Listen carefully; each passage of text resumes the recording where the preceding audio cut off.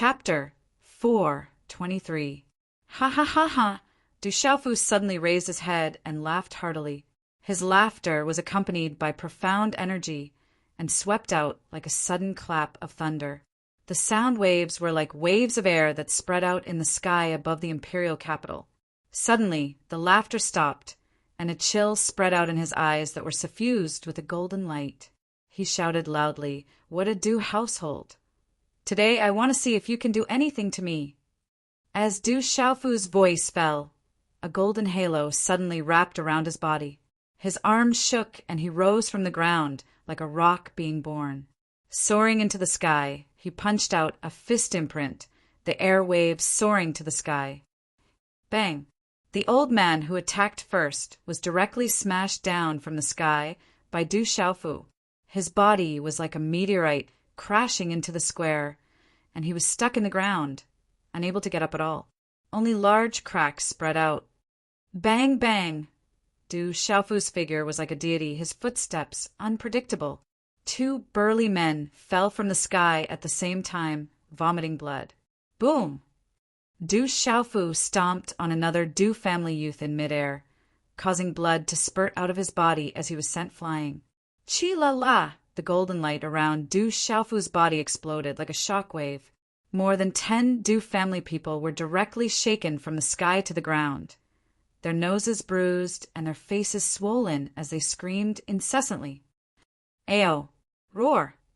Some of the Du family people activated their pulse spirits. Beast shadows entrenched themselves, roaring in the sky with astonishing power. Destroy! Du Xiaofu lightly shouted. Wherever his figure passed, the aura of the golden rock would explode, like a peerless, ferocious beast appearing. With a raise of his hand, all the pulse spirits were destroyed into pieces. Pucci, no! With their pulse spirits shattered, many Du family people were seriously injured. One figure after another fell from the sky to the ground of the square. This scene caused the hearts of the spectators in the distance to tremble. There was actually someone who dared to make a move in the Du household. The most shocking thing was that purple-robed youth, who was actually so terrifyingly powerful. Under the purple-robed youth's terrifying strength, the Du household's people were simply no match for him. They were simply swept away.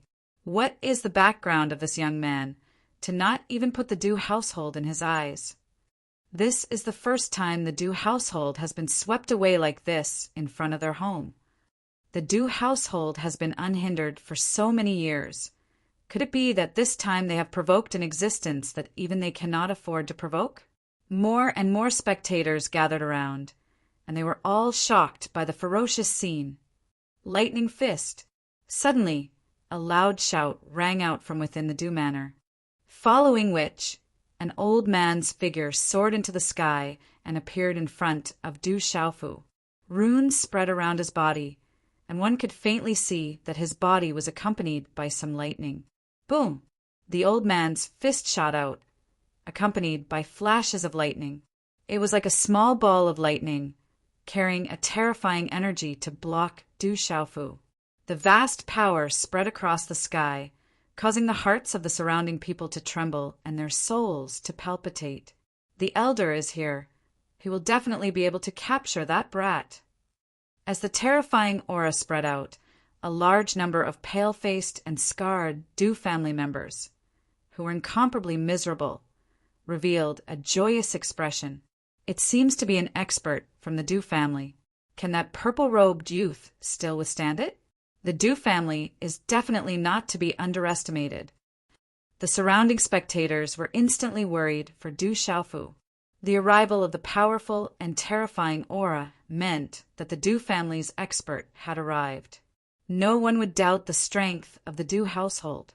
Before the lightning fist, the surrounding space suddenly trembled, as if there was an invisible energy of the heavens and earth fluctuating. Finally, with an astonishing speed, accompanied by the pressure of the lightning, it suddenly appeared in front of Du Xiaofu's chest. Martial Lord Nirvana Realm. Du Xiaofu's eyes moved. The Martial Lord Realm's Nirvana Realm cultivation was not bad, especially the power of thunder and lightning. It seemed that many disciples of the Du family had the power of thunder and lightning in their martial arts. With a wave of his hand, golden light erupted. Du Xiaofu resisted the power of lightning, and a domineering aura erupted, blocking the terrifying fist. Boom! When the two energies collided, the golden runes and the lightning radiance wreaked havoc and exploded. The surrounding space immediately collapsed and a gale swept out. The energy runes did not dissipate in the collision. Instead, they suddenly blossomed with dazzling light. The younger generation is not allowed to be presumptuous in front of the Du household. The runes were dazzling, and the figure of the old man took the opportunity to appear in the air in front of Du Xiaofu. A powerful and terrifying aura filled the sky, passing through the obstruction of space, and turned into a huge light screen. Accompanied by the flickering of lightning, it once again enveloped Du Xiaofu. Martial Lord Nirvana Realm, you are not qualified to be arrogant in front of me. Du Xiaofu coldly snorted, and immediately formed a seal with his hand.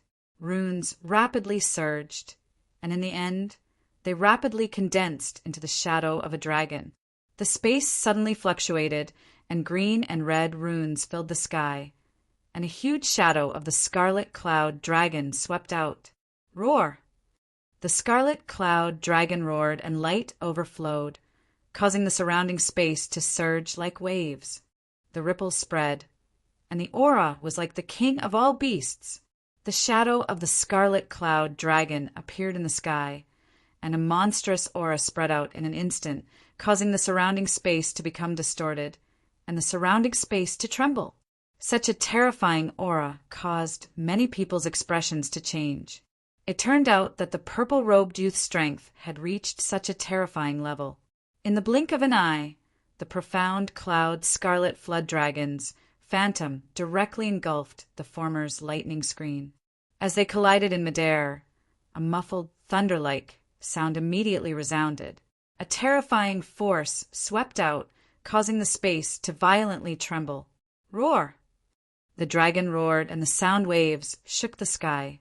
The terrifying aura caused people's hearts to tremble, and then it ruthlessly slammed into the lightning screen, and a terrifying force swept out, surging and terrifying. With such a terrifying energy pressure, the air in the surrounding space of the square was crushed and scattered, forming a vacuum.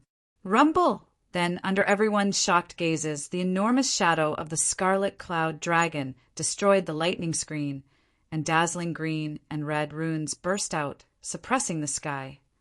Crackle! The lightning screen of the Du family elder was deadlocked for a moment, before it was also destroyed and turned into lightning runes that blotted out the sky and covered the earth, scattering everywhere. Pucci! The old man's body was also sent flying. His body finally landed on the ground, and he staggered back a dozen steps before stabilizing his body. Wherever the old man's feet passed, the ground cracked and collapsed. After that, he spat out a mouthful of blood. Immediately after, the aura on his body withered, and his eyes revealed a look of shock. Even the elder was defeated. The crowd trembled. The Du family elder was actually blasted down. Just how powerful was the purple-robed youth? No matter who you are, since you dare to be so impudent in my Du household, I will definitely not let you off today. Just at this moment, an indifferent and dignified voice suddenly slowly came out from the Du household. Then, the space in the Du household fluctuated, and a group of figures appeared in the air from the Du household. This group of figures were mostly elders, but there were also women and a few middle-aged men. Following the appearance of this group of figures, the sky and earth inexplicably trembled, as if the air in the entire space was frozen. At the same time, Du Xiaofu's eyes slightly raised, and his pale, golden pupils slightly shrank. Those are the elders of the Du family, even more experts of the Du family, have come out. The surrounding onlookers were shocked. Under the pressure of that aura, the profound energy in their bodies was blocked, and their heartbeats accelerated. a purple-robed youth actually attracted so many experts of the Dew household. One by one, the experts of the Dew household stood in the air, looking at the dozens of people on the ground who were riddled with injuries. It was a tragic sight. Many of them had broken bones and were dripping with blood, and miserable shrieks continuously sounded out. This caused the gazes of all the experts to twitch. Since when had such a thing happened in the dignified Dew household of the Protector King? Just as the elite practitioners from the Dew family appeared, a middle-aged, burly man with distinct facial features stared at the figure of the purple-robed youth with a broadsword on his back in midair. Immediately, a violent fluctuation gushed out from his eyes. "Brat, to be so impudent in my Dew household, you're courting death!" Seeing that the Dew family disciples on the ground were riddled with injuries, a yellow-robed elder roared. If he did not capture this youth, the Dew household would lose all face in the future. It could be seen that the youth was also an extremely powerful and abnormal individual. His figure flashed out and immediately formed a blood-veined spirit. Roar! Runes flickered and formed a blood-veined spirit. The yellow-robed elder's body was instantly condensed into a giant tiger-veined spirit that was covered in a dazzling light. It looked like a tiger eyeing its prey, ready to pounce. It was incomparably powerful and shook one's soul. The yellow-robed elder merged with the veined spirit. At the same time, the aura of a martial lord at the peak of the Nirvana realm erupted. Compared to the elder who attacked just now, his aura was even stronger. Activating the veined spirit, it was even more ferocious and terrifying, suppressing the sky. Roar! The tiger's roar shook the sky, and its aura was terrifying. In an instant, it pounced towards Du Xiaofu. Under the ferocious aura of a tiger pouncing on its prey, the tiger's claws waved, causing the ground to crack. Its power was ferocious and shocking, as if it could tear Du Xiaofu into pieces. Above the tiger-veined spirit, a dazzling rune bloomed, like a volcanic eruption, drowning a large area of space. Roar! Right at this moment, a soul-shaking tiger roar suddenly sounded out in the sky. Under this roar, the ferocious tiger, veined soul phantasm, also paused for a moment. Everyone in the sky felt fear for no reason, and their profound energy was blocked. Xiaoyu, continue writing. There are only a few hours left. Brothers, don't forget to send flowers. Otherwise, they will be cleared by the system tomorrow. Roar! Chapter 4:24. Following that even more ferocious and terrifying tiger roar, a large number of gazes could not help but look up. Immediately, they saw a gigantic black, flying tiger flapping its wings in midair. That gigantic black tiger was surrounded by a dazzling light. Its body was pitch black, and black runes soared into the sky. The tiger's roar stirred up spatial ripples that soared into the sky. It was as if a huge wave was surging, shaking the heavens and the earth. The gigantic tiger flapped its wings, and a terrifying air wave swept out, bringing with it a tornado-like spatial airflow that swept across the vast sky. It was incomparably domineering, causing the surrounding spatial airflow to undulate endlessly. It was as fast as lightning and inexplicably ferocious. Roar! This gigantic black tiger swooped down like a ferocious tiger pouncing on its prey. Its speed was much faster than the pulse soul gigantic tiger activated by the old man. It opened its mouth ferociously and roared, as if it did not take the pulse soul phantom seriously at all. The figure that swooped down like a black thunderbolt raised its tiger claw and waved it. Overbearing golden runes flickered, and a tiger claw that was extremely domineering directly crashed onto the pulse soul phantom that seemed to have been crushed into a daze at this moment. The gigantic black tiger's claw landed on the pulse soul phantom, as if it wanted to tear the vast sky apart. Accompanied by a domineering and ferocious wave that swept across, it instantly brought about a huge gust of wind that swept out and spread out, shaking the surrounding space until it was on the verge of collapse. Swish! Swish!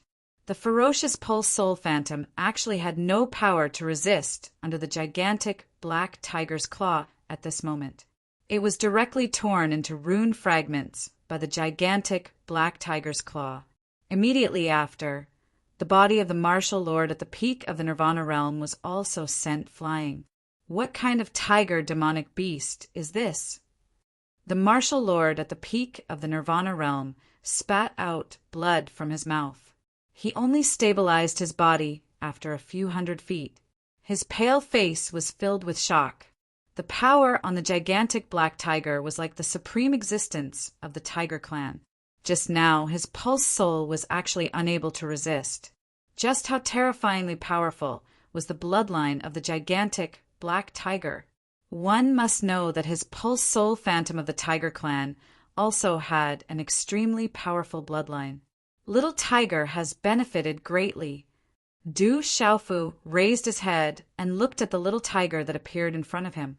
The little tiger had broken through to the mysterious level of the Beast Lord realm not long ago and was already able to easily defeat a martial lord realm expert of the Du royal residence at the peak of the Nirvana realm.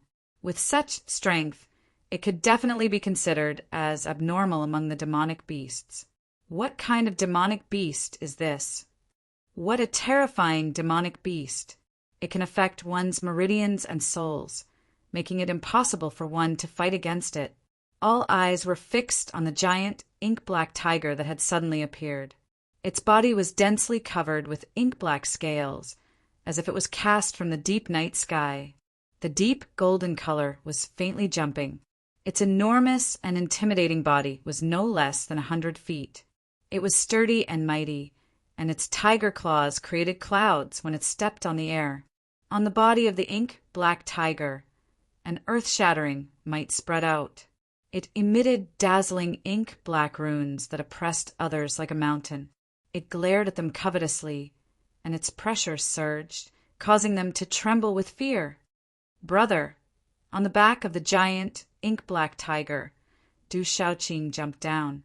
Her green dress fluttered in the wind, and her ethereal big eyes were like twinkling stars. She was like a lotus that had just sprouted, elegant and pure. But at this moment, when she looked around and saw a large group of people surrounding her brother, anger gradually surged out from her pure and innocent eyes. "Are you okay?" Du Xiaoyao jumped from the back of the king-scaled demonic tiger to Du Xiaofu's shoulder. Her pale, golden, spiritual eyes glanced around, and she didn't pay much attention to it. "I'm fine, just some small troubles," Du Xiaofu said softly. "That terrifying black tiger is with that purple-robed youth. That purple-robed youth's background must be extraordinary." Everyone could see the relationship between the terrifying ink-black tiger and Du Xiaofu, and they were once again shocked. To be able to have such a terrifying, demonic beast following beside him, one could imagine his background. Normal forces definitely wouldn't be able to take out such a thing. One by one, the experts of the Du family floated in the air. At this moment, their hearts trembled as they looked at the terrifying ink-black tiger. Du Xiaofu looked at the surroundings of the Du household, and then his gaze swept around. His foot stomped on the ground, and his figure instantly swept onto the back of the little tiger. He slightly raised his head and said to Du Xiaoqing, "Little Qing, let's go back." Humph! Du Xiaoqing's delicate face was filled with anger. She was originally happily shopping when suddenly, second brother Du Xiaoyao felt that her brother was in trouble and immediately rushed over. At this moment, seeing that her brother was about to go back, she had no choice but to turn around and leap onto the back of the little tiger, intending to leave. This little child is extraordinary. This demonic tiger is also extraordinary. But since you've come to the Du household today, then stay for a few more days. Among the experts of the Du family, an old man in his 70s leapt out and said while looking at Du Xiaofu, "The second elder is also here. It's rare for him to show his face. It's the second elder. He's about to make a move." Looking at the old man in his 70s, the experts of the Du family below were filled with anticipation. With the second elder making a move, they would definitely be able to capture the tiger. The second elder was known as the number one person under the Martial King realm. He was famous throughout the entire empire and was the existence closest to the Martial King realm. He was the top expert of the Du household. I'm just looking around. If I want to leave, I'll leave. If I want to stay, I'll stay. What does it have to do with you? Don't bother me, or else I won't be polite. Du Xiaofu stepped on the giant tiger, his purple robe fluttering in the wind, a broadsword on his back. His eyes began to turn sharp. Although today's encounter with the Du household did not have much to do with them, he could not help but have some expectations for them. Little child boasting shamelessly. Do you really think that there's no one in the Du household? A group of old men shouted loudly, their auras surging. Waves of terrifying auras erupted, causing the entire space to tremble. Some old men channeled the power of lightning, faintly forming dark clouds in the sky. Lightning flashed and thunder rumbled in midair, their auras suppressing the vast sky. What a powerful Du household! Amongst the spectators, everyone was trembling in fear. The experts of the Du household were not just for show. There were many martial marquis experts, and there were even experts scattered outside. In the entire empire, who could shake such a colossus like the Du household? Little child's temper is not small. Come to the Du household to cultivate your body and mind for a period of time. It will definitely be beneficial for your future cultivation. On the face of the 70-year-old second elder, there were some creases squirming. His tone was casual, but everyone could hear that the meaning behind his words was to capture Du Xiaofu and bring him back to the Du household to be imprisoned. As his voice fell, lightning runes suddenly erupted from the body of the old second elder. In the sky, the dark clouds suddenly trembled. Silver snakes flickered, and its power suppressed the vast sky. A lightning palm print condensed, and the old man's figure appeared like a ghost. His aura was majestic and vast, and it suddenly suppressed Du Xiaofu, Little Tiger, Du Xiaoqing, and the rest. Peak of the complete martial marquis stage. Du Xiaofu's eyes narrowed, a frightening and severe glint flashed across his eyes. Suddenly he said to Du Xiaoqing, "Little Qing, leave them alive." "Yes, brother." Du Xiaoqing understood. She was already angry, and at this moment she could no longer hold back her anger. Before her lovely voice had completely faded, she had already disappeared from the tiger's back. In this short period of time, when her figure reappeared, it was a graceful green girl's figure that seemed to be able to affect time, and strangely appeared in front of the second elder's lightning palm print. "So many people are bullying my brother. I will not let you off." Du Xiaoqing was furious. Her slender hand reached out and clenched into a fist. Green light erupted from her body, and her fist directly collided with the second elder's lightning palm print. In a flash, the fist and the palm print directly collided. At this moment, the second elder seemed to have sensed something. His old face suddenly changed drastically. Soon after, he involuntarily spat out blood from his mouth. Then, the lightning runes around his body directly exploded. His old body was like an old bird with broken wings as he was violently smashed down. Finally, he was heavily smashed into the hard stone ground below. Boom! The ground trembled, as if the mountains were collapsing and the earth was splitting. The second elder of the Du household, who was hailed as the number one person under the Martial King stage, was smashed down like an ant in front of everyone's eyes. It was as easy as crushing dry weeds and was unmatched. The surrounding space abruptly turned deathly silent. Everyone's eyes were lifeless, especially the Du family members. Their expectant gazes had already turned into shock and fear. Goo-goo! After a brief moment of silence, the surrounding onlookers looked at each other and sucked in a breath of cold air as they looked at the beautiful girl in green. In the air, the group of Du family experts' gazes suddenly turned to shock and fear. Everyone looked at the girl in green, as if they had seen a ghost. "And all of you." Du Xiaoqing's charming face was cold, and her tender voice was clear and ethereal. Her entire body was wrapped in a dazzling green light, and her demonic and holy aura was enchanting. She actually disappeared from her original spot like a ghost, and her afterimage was difficult for people to see clearly. When her figure appeared again, she had already appeared in front of the group of Du family experts. Rumble. Green light erupted, and her delicate hands danced. Du Xiaoqing furiously attacked. The mysterious green runes on the talisman were dazzling, and her aura solidified, suppressing the entire sky. Everyone could feel the terrifying aura that had erupted from the graceful figure's body, and the pressure caused the profound energy in their bodies to stagnate. Their meridians and souls did not dare to move, and their souls were afraid. Bang! An old man was smacked down from the air by Du Xiaoqing. His blood was dripping, and it was a horrible sight to behold. The huge force swept across, and the sky also shook violently.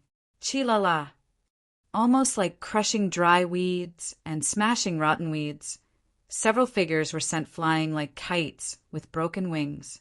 One figure after another fiercely fell from the sky, like meteorites crashing down, and hit the ground of the square.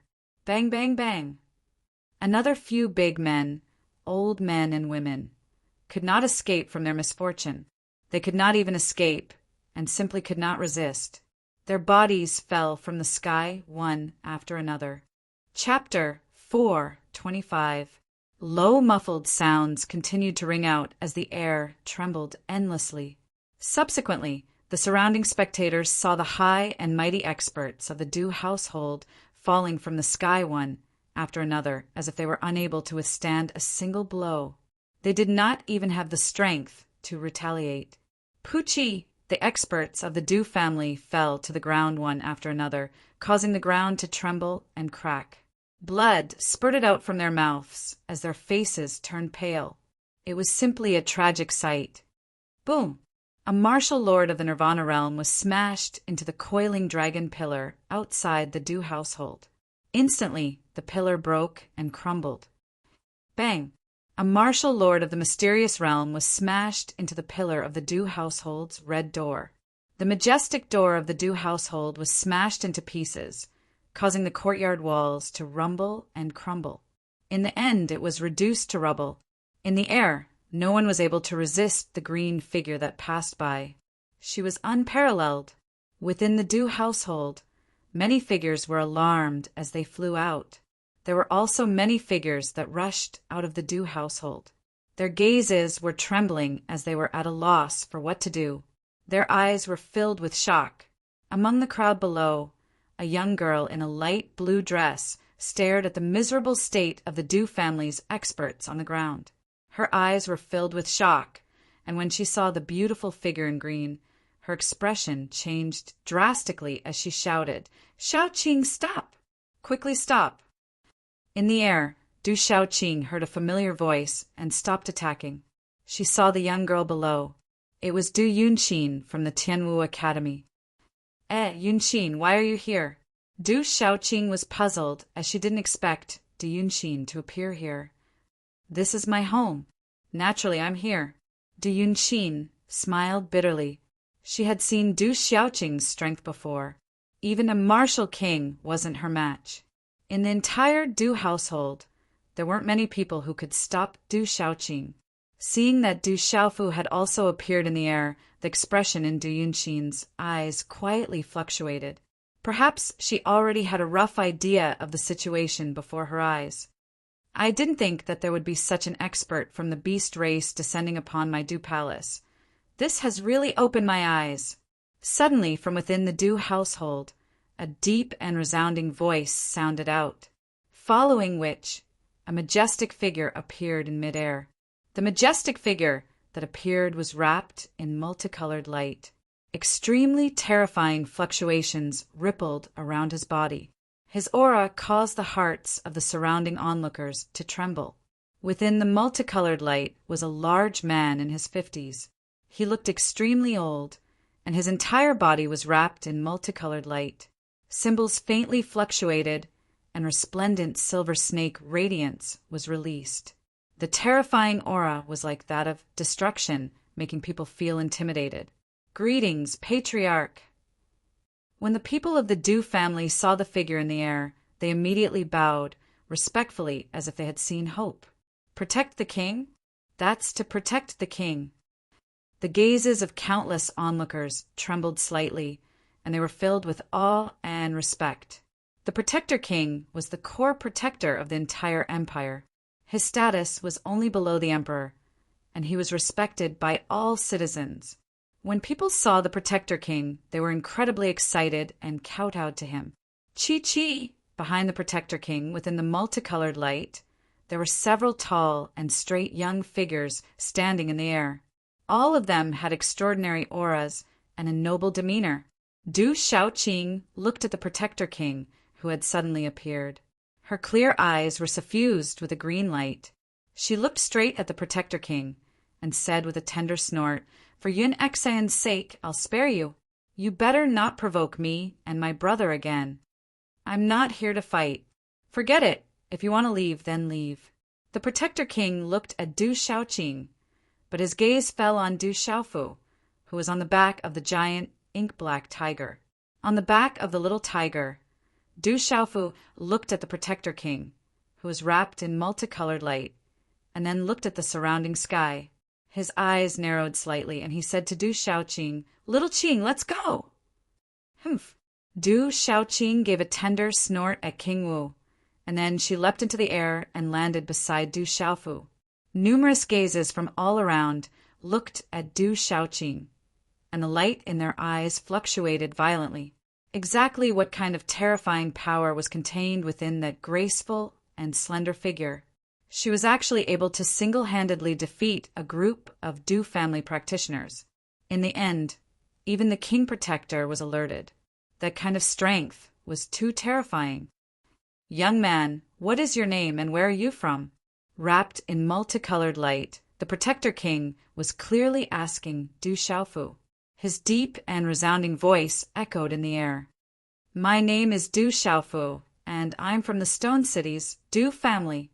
Du Xiaofu looked at the Protector King from afar, and his voice was like thunder rumbling in the air. He did not hide anything. The Stone City's Du family was definitely not a disgrace, and there was nothing to hide. "Du Xiaofu, and I'm from the Stone City's Du family."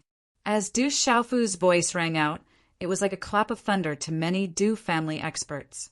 In an instant, it caused the pale faces of many people to change, and many of their gazes were fixated on Du Xiaofu. However, there were still many Du family juniors, servants, and branch family members who were at a loss.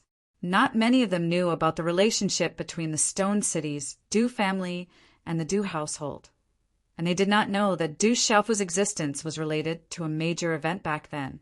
Du Xiaofu's voice was mixed with profound energy, and it was clearly heard by many people. Suddenly, the gazes of many trembled. "It's him. He's Du Xiaofu, the #1 on the Tianwu Academy's inner martial ranking. Du Xiaofu! Is it him? The Du Xiaofu who is rumored to have refined a high-grade Dao artifact and attracted a lightning tribulation? So it's that ferocious fellow. No wonder he's so powerful. He's indeed incomparably ferocious. Even this ferocious youth has come to the capital. I heard that Du Xiaofu has outstanding talent and is incomparably terrifying. He truly lives up to his reputation." Voices of discussion immediately rang out.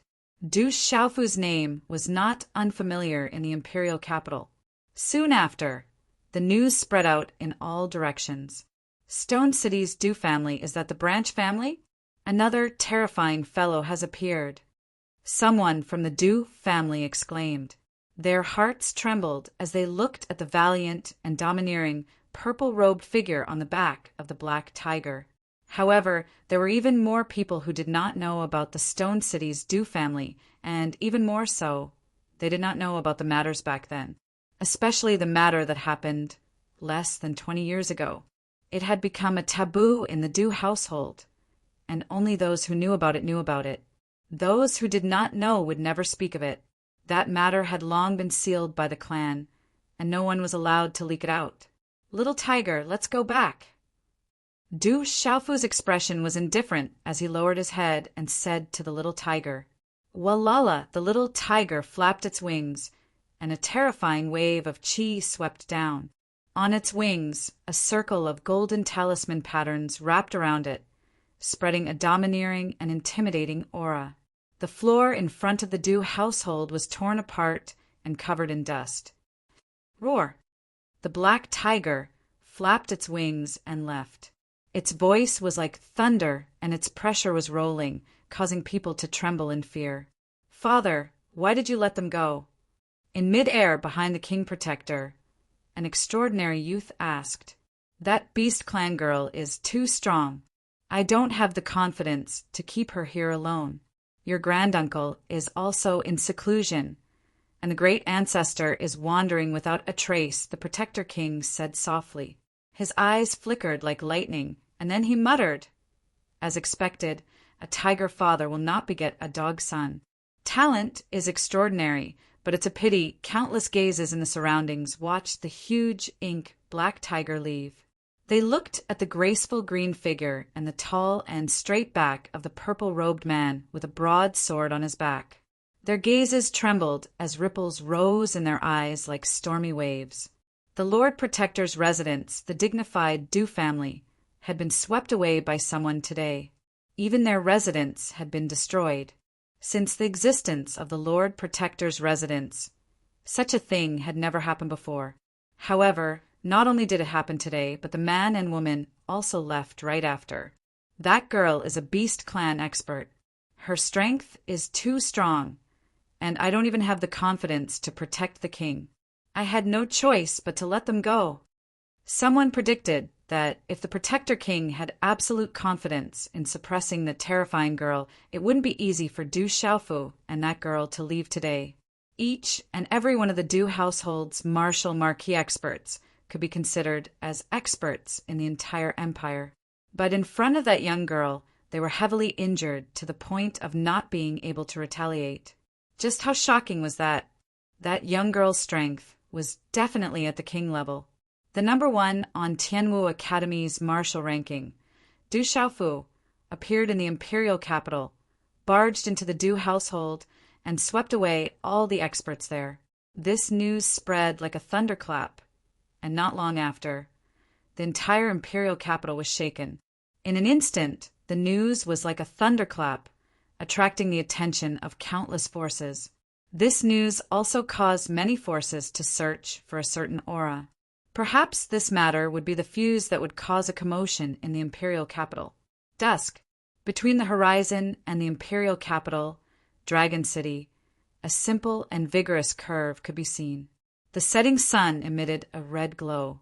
When Du Xiaofu, Du Xiaoqing, Du Xiaoyao, and the little tiger returned to the guest inn, it was already dusk.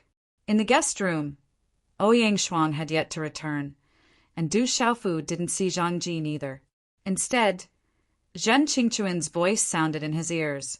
"Kid, there are quite a few people here who are too strong for you. You should restrain yourself. Just now, there were quite a few people spying on you." Following his words, Zhen Qingchuan's illusory figure appeared in front of Du Xiaofu. 7 o'clock, the last 3 hours. Brothers who still have fresh flowers, please give them to me. Little you, continue to write.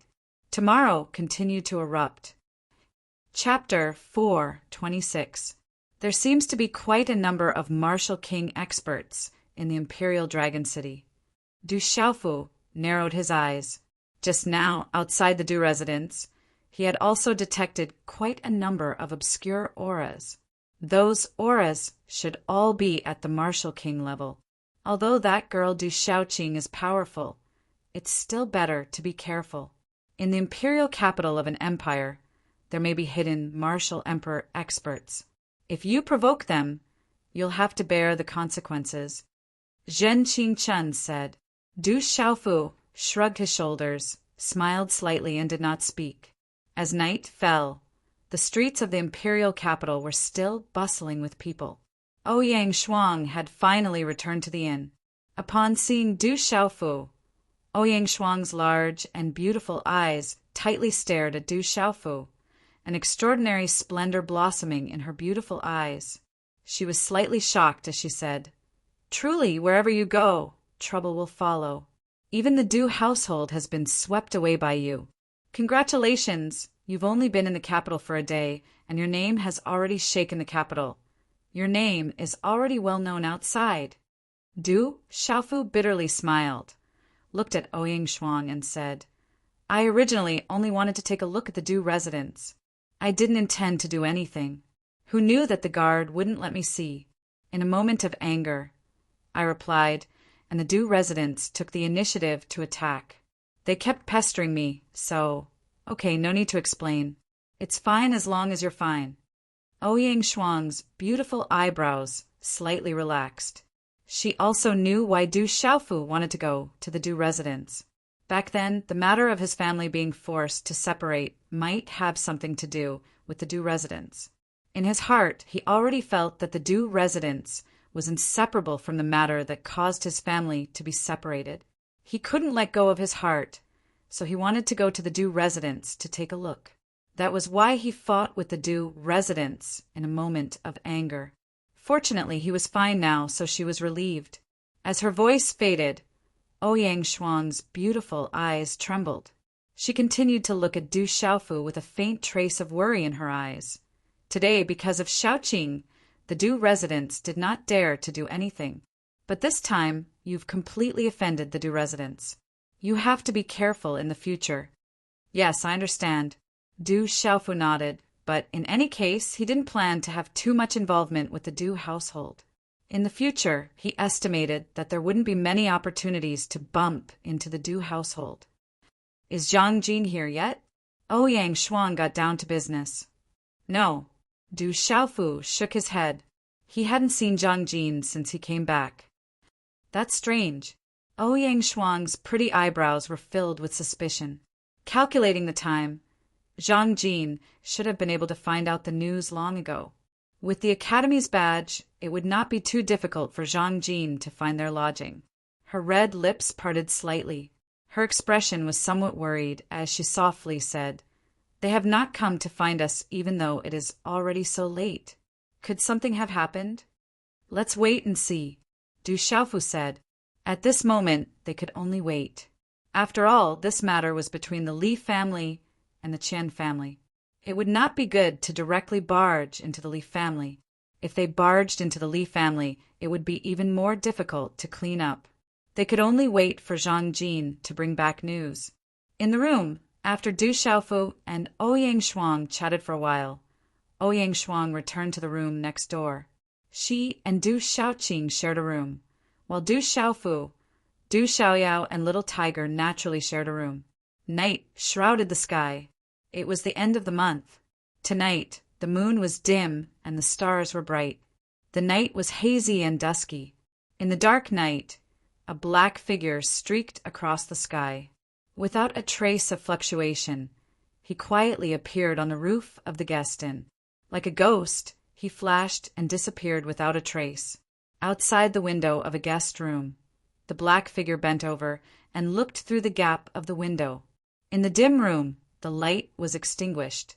On the bed, a young man in a purple robe with a purple broadsword on his back was sitting cross-legged. He was adjusting his breathing and did not notice the black figure's approach. "Kid, we don't know each other and we have no grudges.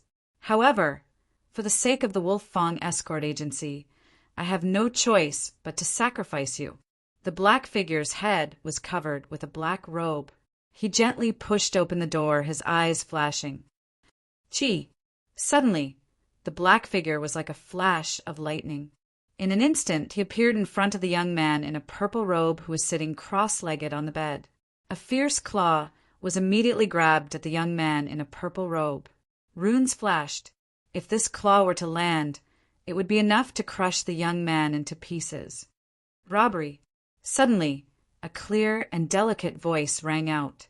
The black figure's claw was about to land on the young man in a purple robe. However, at this critical moment, a green lightning suddenly flashed behind him. The entire space suddenly froze, causing him to be unable to move. Oh no, there's a strong person. The black figure's face changed. He was shocked as if he had a premonition. However, at the same time, it was already too late for him to dodge. His shoulder trembled and a terrifying force surged. A slender claw was directly grabbed at his body. A terrifying force directly destroyed the profound chi in his body. His fierce rune claw was shattered. Then the profound chi in his body stopped and was instantly restrained. Chi, the room was brightly lit. Outside the door, a petite and tall lady walked in and gently closed the door. Her peerless face and cold temperament made it impossible for strangers to enter. The black figure looked around. At this moment, there was a black kitten and a golden little macaque in the room. For pairs of eyes glanced at him indifferently. He did not know why, but the 4 pairs of eyes made his hair stand on end. The black kitten's gaze, in particular, made the black-clothed figure's hair stand on end. Quick! Hand over the Qingquan bag. Du Xiaoqing's face appeared in front of the black figure. Her pure and innocent eyes were currently filled with the expectation of robbery. She extended her hand and lifted the black robe of the black figure, revealing his scarred face. He was over 40 years old and had a muscular body that was yellowish. He gave off an explosive aura, and the scar on his face made him look even more ferocious. However, at this moment, he was like a little chick in front of an eagle while being detained by Du Xiaoqing. Little Qing, you've restrained him. How is he going to give you the Qingquan bag? On the bed, Du Xiaofu opened his gently shut eyes. A faint glow flickered within them as he exhaled a mouthful of turbid air. His body immediately leaped off the bed as his gaze landed on the large scarred man. The gradually clear gaze of his caused the large scarred man's heart to emit an uneasy feeling for no reason. That's true. Then I'll take it myself. Du Xiaoqing smiled and immediately nodded her head. She directly took out the Qingquan bag from the large scarred man's chest. Looking at Du Xiaoqing, the large scarred man's eyes trembled. This seemingly slender and delicate girl was actually a terrifying expert. He was like an ant that could not be contended with. Only at this moment did he understand why Li Yu had asked him for help and not the experts of the Li family. Perhaps Li Yu had specially set him up. Who are you, and why do you want to kill me? Du Xiaofu looked at the large scarred man and asked in an indifferent manner. A martial marquis of the mysterious level should not be an ordinary person. During the day, Du Xiaofu had already noticed that someone was secretly following him. Sure enough, someone was secretly trying to harm him at night. This caused a chill to appear in Du Xiaofu's eyes. A person who could make a martial marquis of the mysterious level assassinate him would not have a simple background. He did not know who would bear such a grudge against him. Since I've been captured by you, kill me if you want. This time I've been tricked. I asked for it if I lost my life. The large scarred man looked at Du Xiaofu. His scarred face twitched slightly. This time he had failed miserably. How could these people let him go? Since he was going to die, he might as well die quickly. If you don't say it, I have more than 100 ways to make you say it. Why do you have to suffer?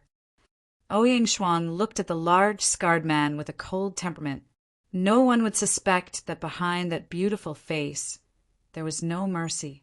The large scarred man looked at Ouyang Xuan.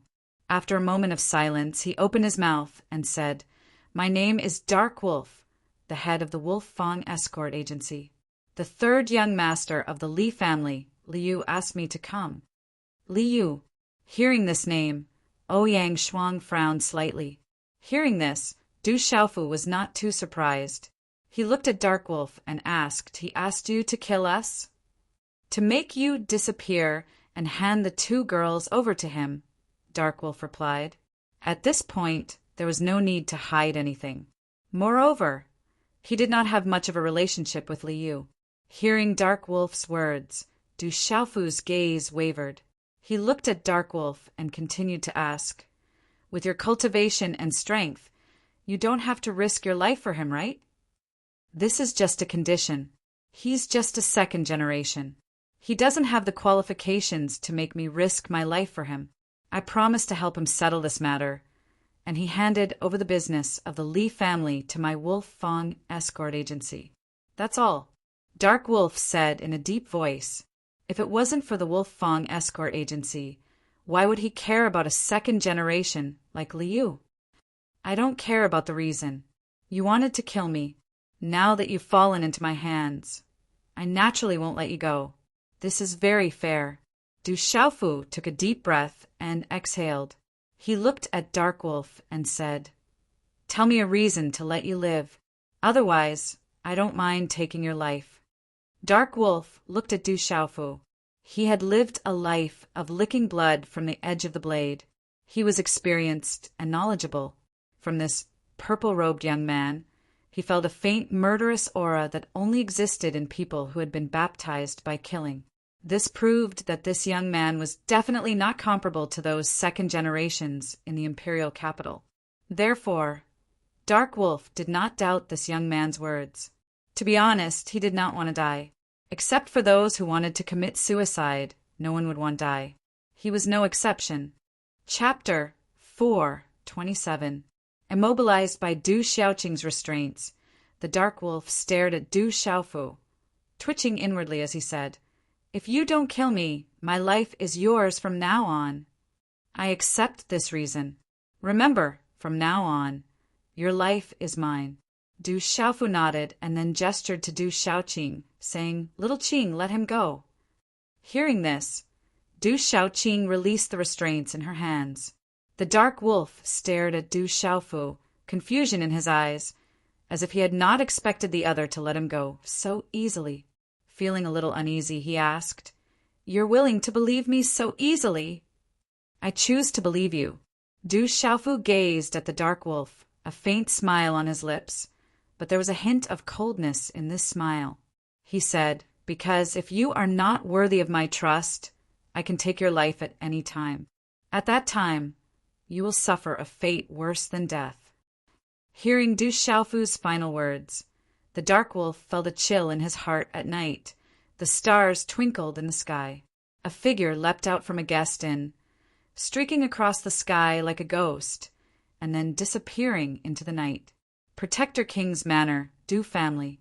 In the great hall, a large group of elders and burly men with extraordinary auras were now mostly pale, looking wretched and extremely disheveled. That Du Xiaofu actually dared to go against the main tribe. We must not let him go. Going against the main tribe is treason. We must not tolerate it. Who would have thought that Du Tingshuan's son would actually be so powerful? With that mysterious beast girl by his side, it will not be easy to deal with that brat. Du Xiaofu's wings have already formed. If we can take him into our Du family, it will undoubtedly benefit our Du family. A pair of father and son from a branch clan. Each of them is stronger than the other. I reckon they must have obtained a great opportunity. Maybe some treasure has appeared in the branch clan. We have underestimated them. I reckon that some treasure must have appeared in the branch clan. That father and son pair are too bizarre. We should go to the branch clan and take a look. If our main clan can obtain that treasure, that would be the true glory of our clan. Someone suggested that they should go to Stone City's Du family to take a look. Stone City's Du family had produced a terrifying pair of father and son. Perhaps a treasure had appeared in the branch family. If the main family could obtain it, the Du family would definitely flourish. I think we should go to Stone City and take a look. That pair of father and son are both extraordinarily strong. How could such talents appear in the branch clan? There must be something special about the branch clan. The suggestion of that person was met with the agreement of many people. In fact, some of their gazes were even filled with greed.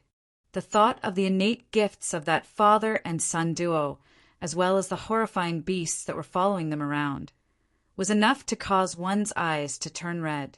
Everyone, can't we think of a way to get Du Xiaofu to join our clan? With his talent, It would be a pity to let him go.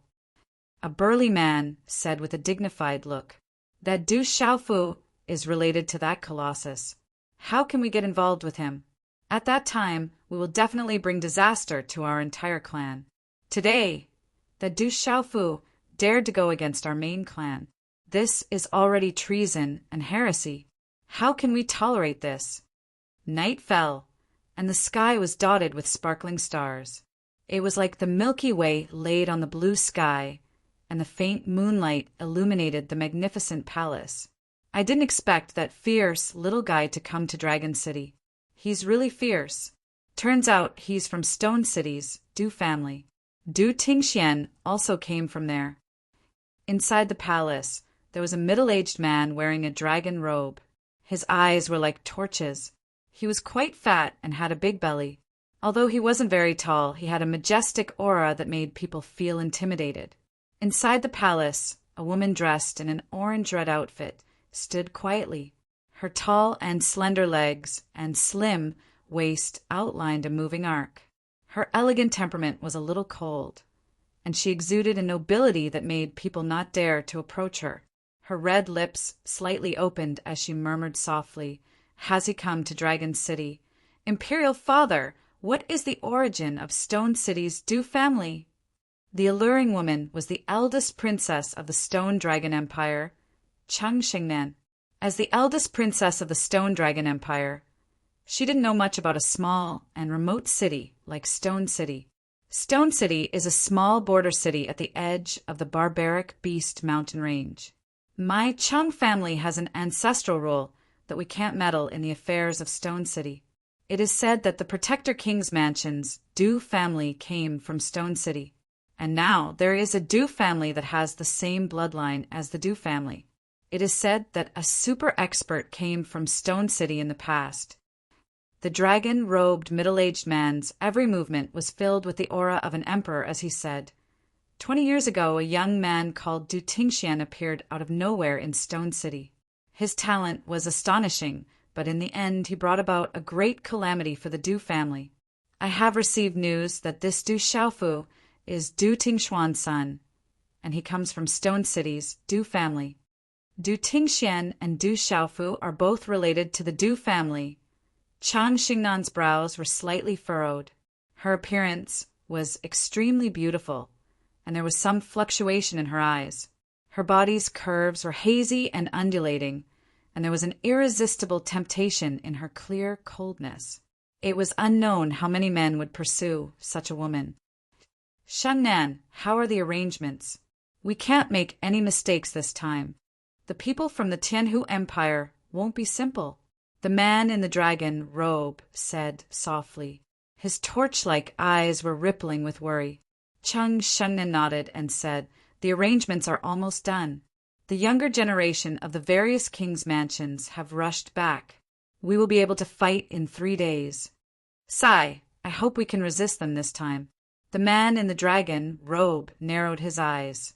He then raised his head to look at Chang Xingnan and said, "How is the divine court?"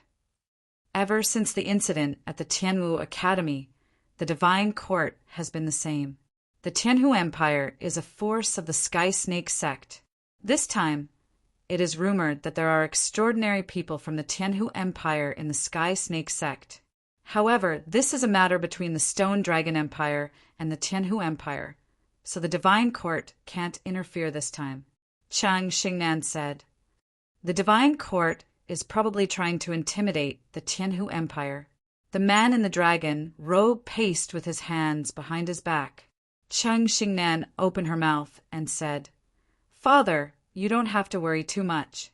Although the people from the Tianhu Empire are extraordinary, the general of the Jiang family and Gu Xinyan of the Gu family have just come out of the Tianwu Seal realm. Their strength should have improved tremendously.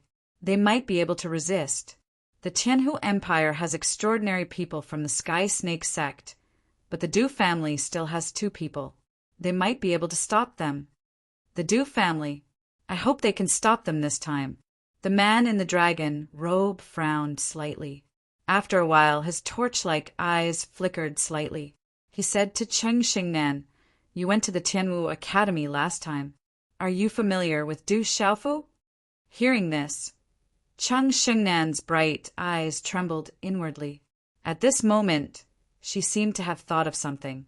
Her delicate hand involuntarily went to her perky, but she suppressed the anger on her beautiful face and said to the man in the dragon robe, "Father, I don't have any interactions with that brat.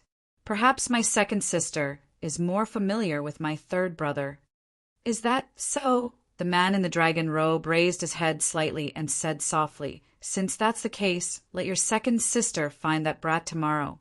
Speaking of which, I have met his father several times. He can be considered the son of an old friend. Since I've come to the Dragon City, I naturally have to meet him. Father, that Du Xiaofu just caused a ruckus in the Du family today. If you want to meet that Du Xiaofu tomorrow, I'm afraid the outside world will think too much." Cheng Xingnan said with a frown, "I only want to meet the son of an old friend. If the outsiders want to think that way, then so be it." The man in the dragon robe smiled faintly, although there were no fluctuations of aura coming from his body. At this moment, no one dared to look directly at him. Cheng Xingnan raised her eyebrows, and a trace of surprise flashed across her bright eyes. She then nodded her head, and the corner of her lips curled up into a charming smile. Her smile was so moving that it could cause the downfall of a country. She raised her head and said to the man in the dragon robe, "I understand. I'll look for my second sister tomorrow to make the arrangements. Stinking brat, last time you ruined my sex-import matter and seriously injured my junior brother Guyu, causing me to be punished. In the barbaric beast mountain range, you even disrespected me. This time, don't let me find an opportunity. Otherwise—" Cheng Xingnan raised her eyebrows and pouted her delicate red lips. She thought about the secret place that had never been touched by the xenomorph. She still didn't know if that stinking brat had other tricks up his sleeve. In short, she couldn't let that guy off so easily. Chapter 428. So that brat is related to the Du family. What a surprise! That old fellow from the Du family must be having a headache now. In the bamboo forest, shrouded by the faint moonlight at night, a skinny and tanned old man gently reclined on a bamboo chair. He smiled slightly, appearing extremely happy. Then, as if recalling something, he said, "It's a pity that the old fellow from the Du family seems to be in closed-door training. If he were here, it would definitely be even more lively. Grandpa, the Du family has been dealt a heavy blow today. If you are so happy, others might think that you are taking pleasure in their misfortune." In the bamboo forest, a charming girl smiled faintly. Her charming hair was casually tied into a loose bun, with a light purple flower inserted diagonally. She did not wear any makeup, and her red lips were not dyed red. "What are you afraid of? Seeing the Du family suffer, so what if I am happy? Who would dare to be dissatisfied?" The old man smiled. On his skinny and tanned face, his eyes were bright without any turbidity. He looked at the charming girl and said, "That brat is really fierce. I am liking him more and more. It's a pity that you are not moved. If only we could make that brat a member of our Xie family. At that time, that old fellow from the Du family would probably die of indignation." "Grandpa, I have already said that he is still a little boy." The girl's beautiful eyes flickered as she smiled sweetly, revealing her cleverness. "Cough, cough." The old man suddenly coughed. His breathing was disorderly, appearing extremely uncomfortable. His withered chest heaved up and down, as if his ribs would break at any moment. "Grandpa, how are you?" The girl's expression changed, her face full of worry. "It's an old problem. There will be a day when that happens." After the old man coughed a few times, he stabilized his breathing. Then he looked at the charming girl and said, "Girl, go find that brat tomorrow. Coming to the Imperial City is also fate. I want to meet that brat." "All right." The charming girl nodded. She knew what her grandpa meant. It was likely that he did not just want to meet him, but more so for the future of the Xie family. In the night, a figure silently appeared in the Li family residence. then quietly entered the Li family residence and disappeared. In the inner courtyard of the Li family, in an exquisite courtyard. Within a room, a rather heroic middle-aged man and a woman, who emitted the aura of a lady from a wealthy family, were looking at a delicate and pretty girl. The light in their eyes sighed slightly. "Father, mother, let me go. Don't tell me that you're also going to watch cousin Li Shui fall into the fire pit?" In the room, Zhang Jin sat upright. However, her body was obviously sealed by a restriction placed on her acupoints. She was unable to move. "Shui is my most beloved niece. For the sake of the entire Li family, I have no other choice. Your second uncle is also very upset. It's a pity that the Li family is not strong enough, so he has no choice but to lower his head." The woman looked at Zhang Jin and sighed. "Don't go out and cause trouble. When you attend the wedding tomorrow, I will naturally let you go." Creak! With that, the middle-aged man and the woman pushed open the door and left, leaving Zhang Jin alone in the room. This is troublesome. Is there really no way to change it? Zhang Jin sighed. Her body was restricted, and she couldn't move at all. Even if she wanted to leave the Li family, she couldn't. Chi! Suddenly, the door opened slightly, and a figure appeared in the room like a ghost. He was wearing a long black robe, and his face was covered in it. Zhang Jin raised her head, and her eyes flickered. "It's me." The black robe was lifted, revealing a purple-robed young man carrying a mysterious broadsword on his back. A small golden macaque was perched on his shoulder. It was Du Xiaofu and Du Xiaoyao. Without any news of Zhang Jin and the fact that Li Yu had sent people to ambush him, Du Xiaofu felt that something was amiss. Thus, he had Xiaohu Ouying Shuang and Du Xiaoqing wait in the tavern while he sneaked into the Li family with Du Xiaoyao. With Tianwu Academy's emblem on him, it was easy for him to find Zhang Jin. Zhang Jin's appearance was just as Du Xiaofu had expected. Something had indeed happened. "Junior Du, why are you here?" Upon seeing Du Xiaofu, the shock in Zhang Jin's eyes turned into joy. "I guessed that you were in trouble, so I came to take a look." Du Xiaofu undid the seal on Zhang Jin's body and frowned. "What happened?" "Li Yu discovered my intentions.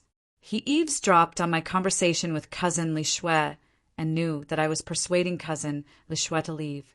Thus, he informed the elders and sealed me," Zhang Jin said. "How is Li Shui now?" Du Xiaofu asked with a slight frown. "Perhaps we came for nothing." Zhang Jin sighed. Her eyes were filled with sorrow and helplessness. From Zhang Jin's mouth, Du Xiaofu learned that Zhang Jin had already met Li Shui and explained the purpose of her visit to Li Shui. However, Li Shui had already insisted on compromising. She only asked Zhang Jin to thank Du Xiaofu and Ouying Shuang for their kindness. In a continuous courtyard, in a beautiful and fragrant girl's room, a charming and seductive figure stood in front of the window. The curves of her body were moving. She raised her head slightly and looked at the crescent moon in the sky. The light in her eyes was faint, making one's heart ache. Creak! The door was pushed open and a figure walked in. The woman did not turn her head. She opened her mouth and looked out of the window.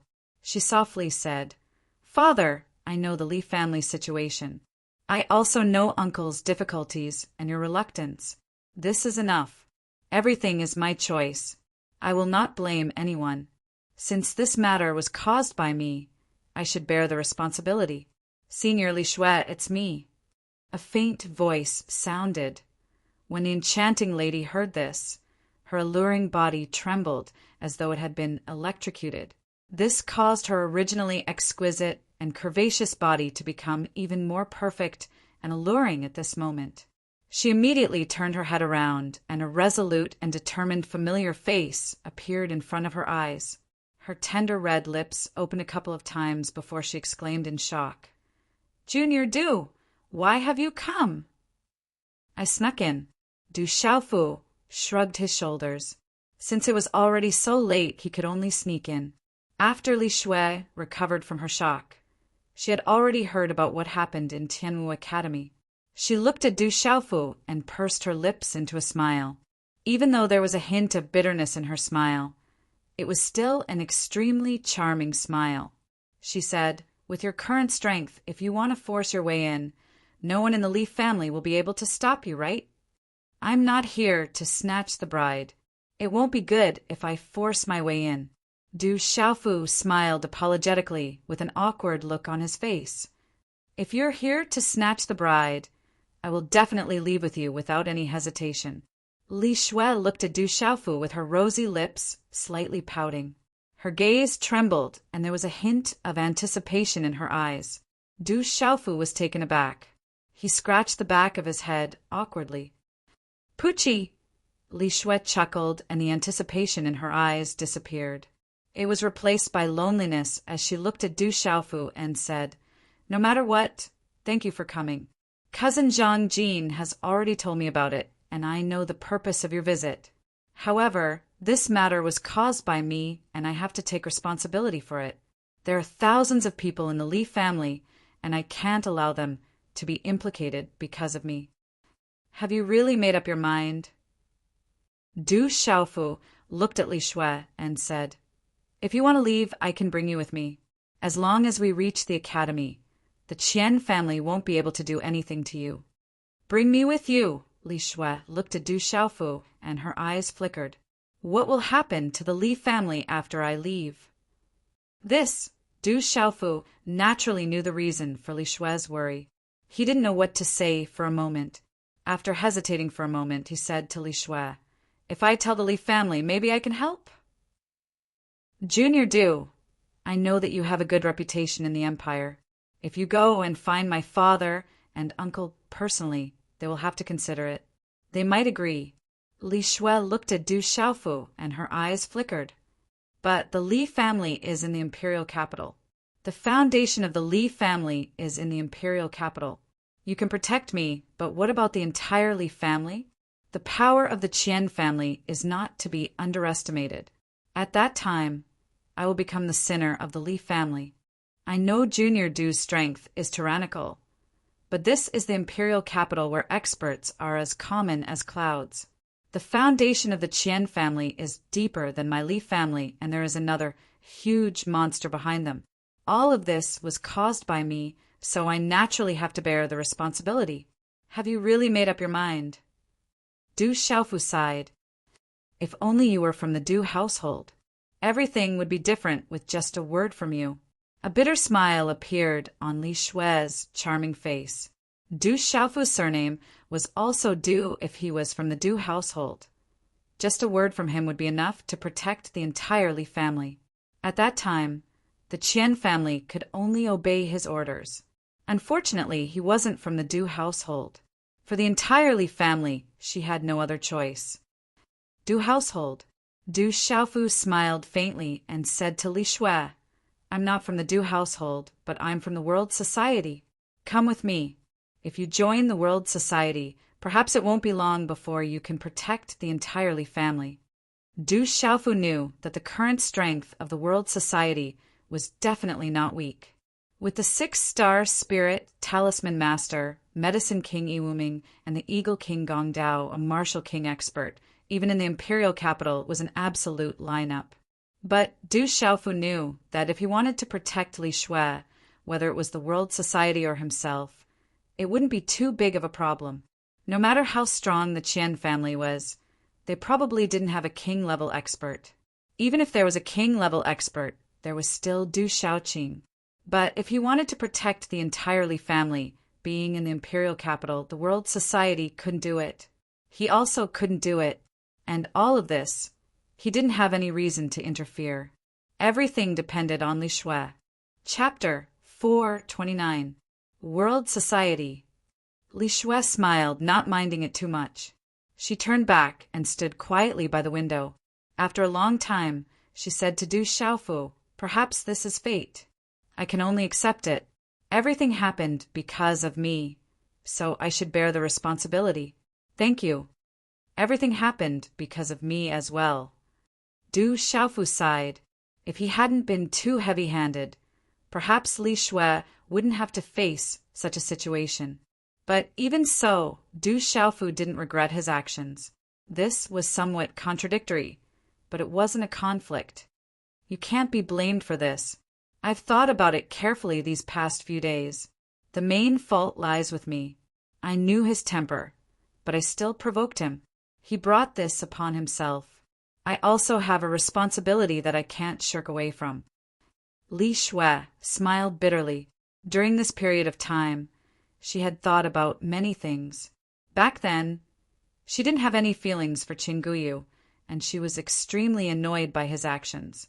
But no matter what, Qin Guyu had been very attentive to her. The current situation was also caused by her. If she hadn't known about Qin Guyu's personality and intentionally dragged Du Xiaofu into this, perhaps things wouldn't have turned out this way. Li Shui said softly, "Perhaps I also owe Qin Guyu. Now that I've married into the Qian clan, I hope that everything will be resolved." Du Xiaofu didn't say anything else. He didn't know what else to say. A moment later, he bid farewell to Li Shui and turned to leave with Du Xiaoyao. "If you're really here to snatch the bride, then I—" Li Shui's eyes flickered as she watched Du Xiaofu leave.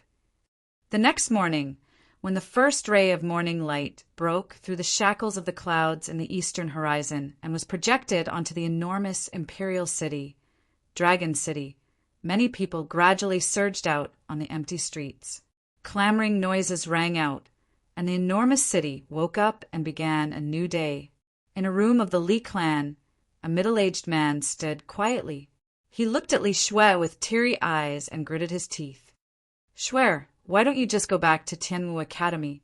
No one can do anything to you there. Father will take care of the Qian clan's matters." "Father, this isn't a grievance." "Don't worry, I'm fine," Li Shui said softly. Her eyes revealed a faint smile, but no one could see the sadness hidden in them. Early in the morning, Du Xiaofu, who was sitting cross-legged on the bed, opened his eyes, and Li Shui, editor, "Tennis Shui, what do you plan? Have you thought?" Oh, Yang Shuang's words. Li Shui. "Of course, Li. Du Xiaofu, Li. Du Li. Today is a joyous occasion for the Qian clan. There must be many famous people in the capital. Why don't we go and take a look? I would like to take this opportunity to meet the famous people in the capital. Otherwise, my trip to the capital would have been a waste." Du Xiaofu looked at Yang Shuang with a smile. "Are you really going to the Qian clan?" Yang Shuang stared blankly at Du Xiaofu. She knitted her brows and said, "You should know that if the people from the Qian clan see you, they won't let you off. Today is a joyous occasion for the Qian clan. They shouldn't make things difficult for me. There's no harm in going and taking a look." Du Xiaofu replied, "All right, I'll go with you. I hope that the Qian clan won't end up like the Du clan yesterday." Yang Shuang sighed. She couldn't help but worry. Du Xiaofu smiled bitterly and said, "Don't worry, I won't cause any trouble." "Great, we can go and play again. Are we going to attend a wedding?" Du Xiaoqing happily twirled in circles. Her green dress couldn't hide her alluring curves. On her young face, there was a pure and innocent look in her eyes. Who could imagine that such a harmless-looking girl would be terrifying to the extreme once she was angered? Today, the Qian clan was filled with a joyous atmosphere. Large red lanterns were hung up high, embellishing the vast Qian clan. However, within this joyous atmosphere, it was not difficult for one to feel a faint sadness and regret. But no matter what, the joyous occasion for the Qian clan was an extraordinarily lively event for the entire capital. Moreover, the marriage alliance was a similarly large clan, the Li clan. This made the atmosphere even livelier. The Qian clan was originally a first-rate clan within the capital, Dragon City. They had been rising in the capital for a long time. Later on, the younger brother of the Du king married the younger sister of the head of the Qian clan, causing the Qian clan and the Du king to become in-laws. Hence, this caused the status of the Qian clan to rise. They were already vaguely known as the #1 clan below the 8 great king palaces. After this marriage alliance with the Li clan, there was no doubt that the Qian clan would become the #1 clan below the 8 great king palaces. As the sky gradually brightened, the interior of the Qian clan gradually became lively. In the end, it was practically filled with a sea of people. The Qian clan was originally a large faction, and there were countless people who came to congratulate them. Although there was a faint sense of helplessness and regret in this joyous occasion, the joyous sounds still resounded throughout the sky from early morning. As time passed, the number of guests increased, and the joyous sounds became increasingly dense. Today is a joyous occasion for the Qian clan and the Li clan.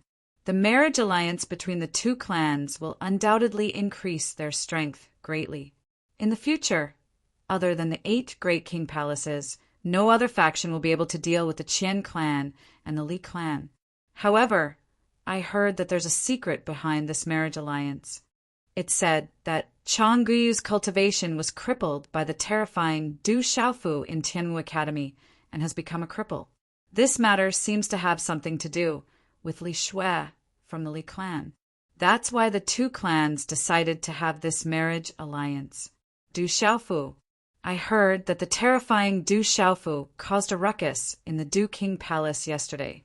Could his arrival in Dragon City be related to Li Shui from the Li clan?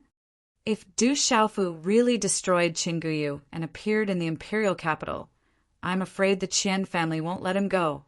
That's not necessarily true. Yesterday, even the experts from the Du King Palace were swept away by Du Xiaofu. What can the Qian clan do?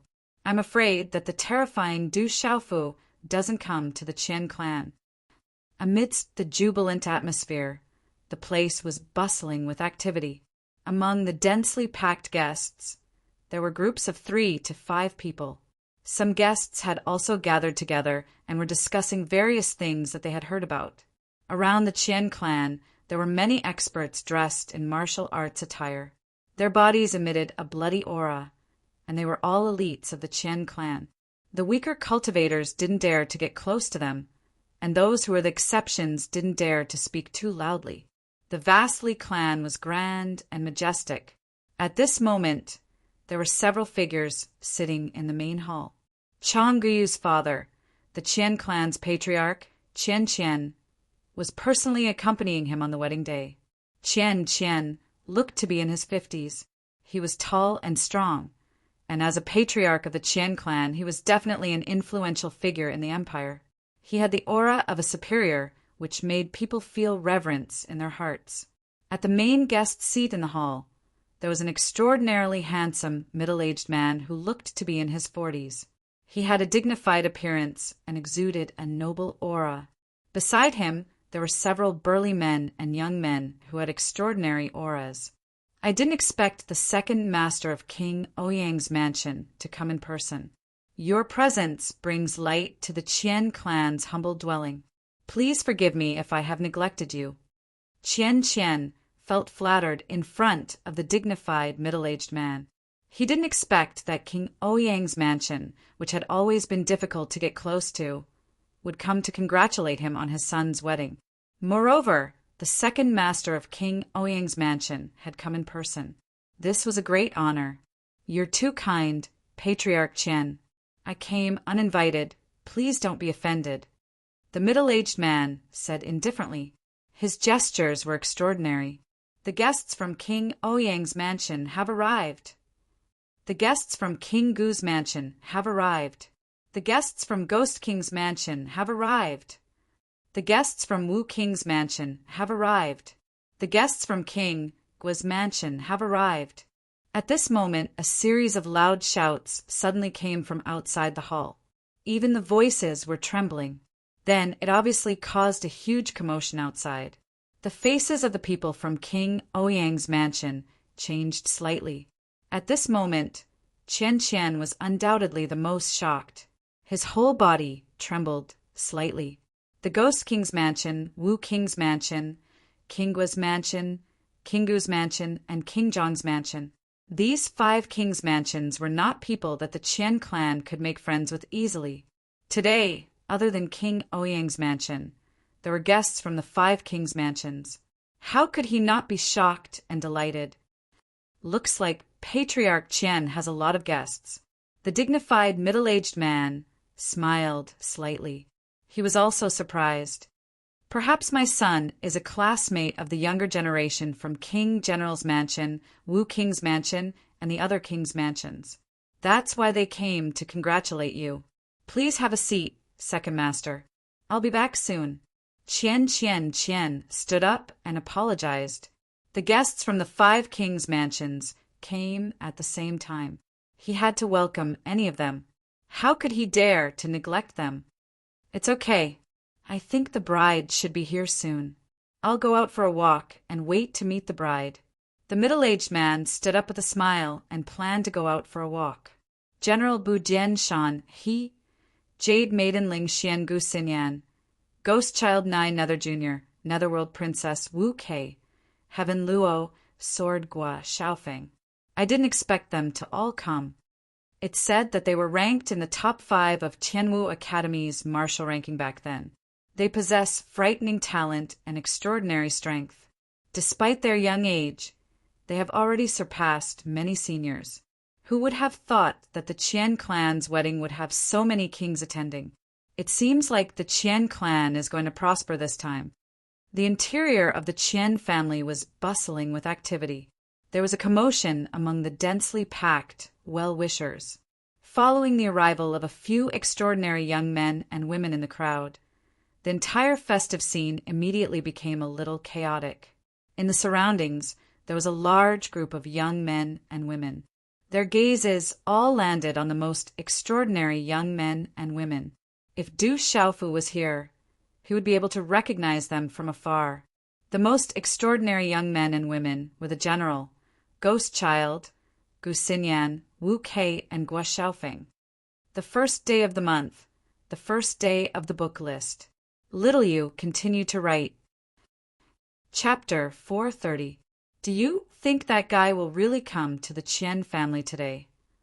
A handsome young man in a black robe asked. It was Ghost Child. As far as I know, that guy didn't come to any of us yesterday.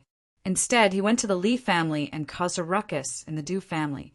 I think he will come to the Qian family today. The general frowned. His face looked like a statue. The aura around him seemed to be able to suppress mountains and rivers. No one dared to approach him. Do you think that guy is here for Li Shui? Princess, Netherworld, looked at the general. She was dressed beautifully. Half of her breasts were covered, and her short skirt was wrapped around her hips. She was extremely seductive. Anyway, that guy shouldn't be here for the Tianhu Empire. Gu Xinyan's beautiful eyes didn't show much emotion. Her eyes were as clear as autumn water. Her body under her red dress was like a willow tree, light and soft. Her temperament was otherworldly. It wouldn't be an exaggeration to say that she was perfect. Welcome.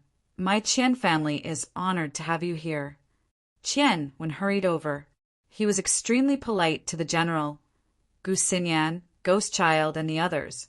He didn't put on any airs and greeted them as equals, not to mention the power behind these young men and women. Just the strength of these 5 young men and women was enough to make Qianwen's heart tremble.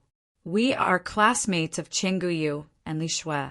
As classmates, it is only right for us to come and congratulate you on this joyous occasion. Gu Xinyan said softly. Her every move was like a pure white flower on the misty celestial mountain, untainted by the mortal world. Everyone could understand what Gu Xinyan meant. They did not come here on behalf of the Wang Mansion, but as private individuals. But this wasn't important. To the Qian family, the outside world had seen his son's wedding. Other than the Xie family, the other 7 Wang families had come. This was enough. At this moment, Qianwen's heart was filled with joy. If Qian Guyu was still intact, it would be the greatest occasion for the Qian family. From then on, the Qian family would be able to prosper. Unfortunately, now, looking at the joyous and lively scene around her, the smile on her face revealed a heartache. Her eyes involuntarily narrowed as a faint, cold glint flashed across them. The groom has arrived. Inside the Qian clan, a young man wearing a wedding robe came out of the inner hall, surrounded by many young people. It was Qian Guyu of the Qian clan, the main character of the day. He had a tall and sturdy figure, an extraordinary temperament, and a handsome face. However, there wasn't much of a smile on his face, and he didn't even respond to the congratulations of the people around him. I can't feel any aura fluctuations. Could it be that he has really become a cripple? Many people in the crowd were curious, but they couldn't sense any aura fluctuations from Chingu Yu's body. After Wan greeted the general and the others, he naturally couldn't get along with the group of youngsters, so he tactfully left. He had a face full of smiles as he chatted with the surrounding guests who came to congratulate him. With the prestige of the Qian family and the backing of the Du household, almost all of the major powers and families of the imperial capital had come today. There were many powers and families that were not much weaker than the Qian family, so he could not afford to be negligent. "You're all here?" Chingu Yu appeared in front of the general, Gue Hua, Gua Xiaofeng, Gu Xinyan, and Wu Quebec.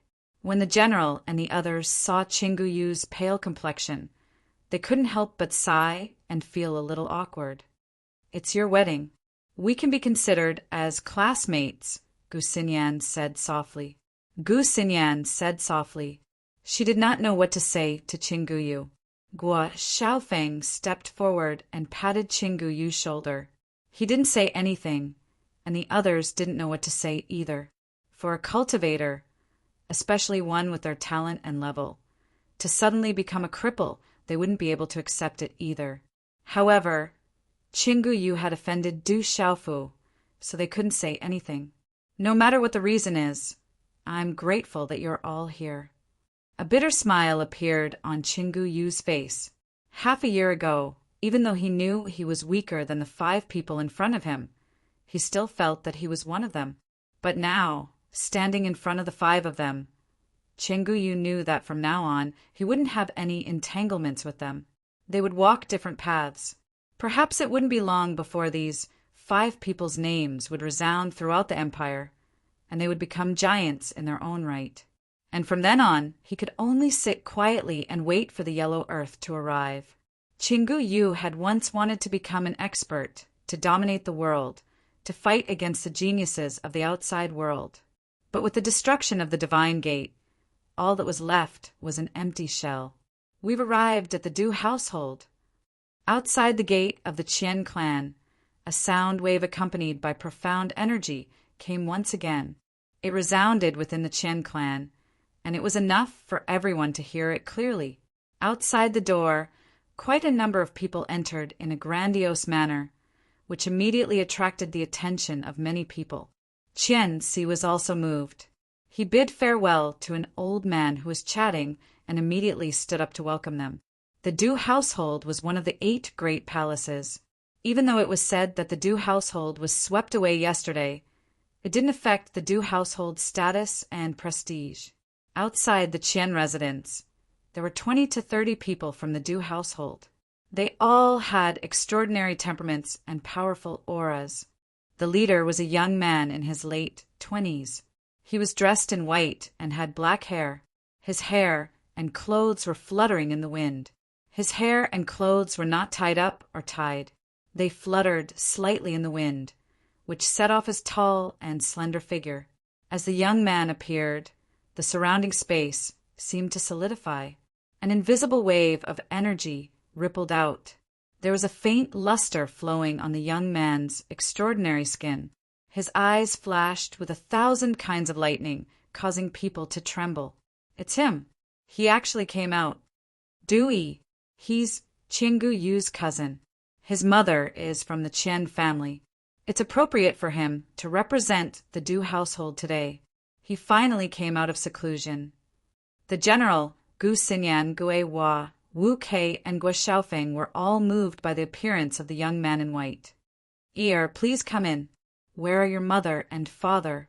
Are they not back yet?" Qian Si greeted him respectfully in front of his nephew. His nephew was one of the best in the younger generation of the Du household. He was the pride of the younger generation of the Du household. Because of this, his Qian family was regarded highly by the Du household. If there was a day when his nephew was able to soar into the sky and reach a new height, the entire Qian clan would definitely be able to receive his protection. My mother has been guarding the border with my father. So this time, the family specially sent me to congratulate you." The young man in white was neither servile nor overbearing. His bearing was extraordinary. The aura that faintly spread out from his body made the surrounding guests not dare to approach him. "When you go back, help me thank the Du family." Qianxi looked at the young man in white and felt his aura. He was secretly shocked and said, "Looks like Yi-Er's cultivation has reached a terrifying level. I'm afraid that no one in the same generation in the Empire can compare to him. I don't dare to say that, but there's still my big brother." As the young man in white spoke, a hint of pride appeared in his eyes. He had absolute confidence in his own strength. Other than his big brother, no one in the Empire could compare to him. Qianxi's eyes dimmed when he heard this. "It's a pity that your cousin—" "I've heard about my cousin. Uncle, don't be too sad.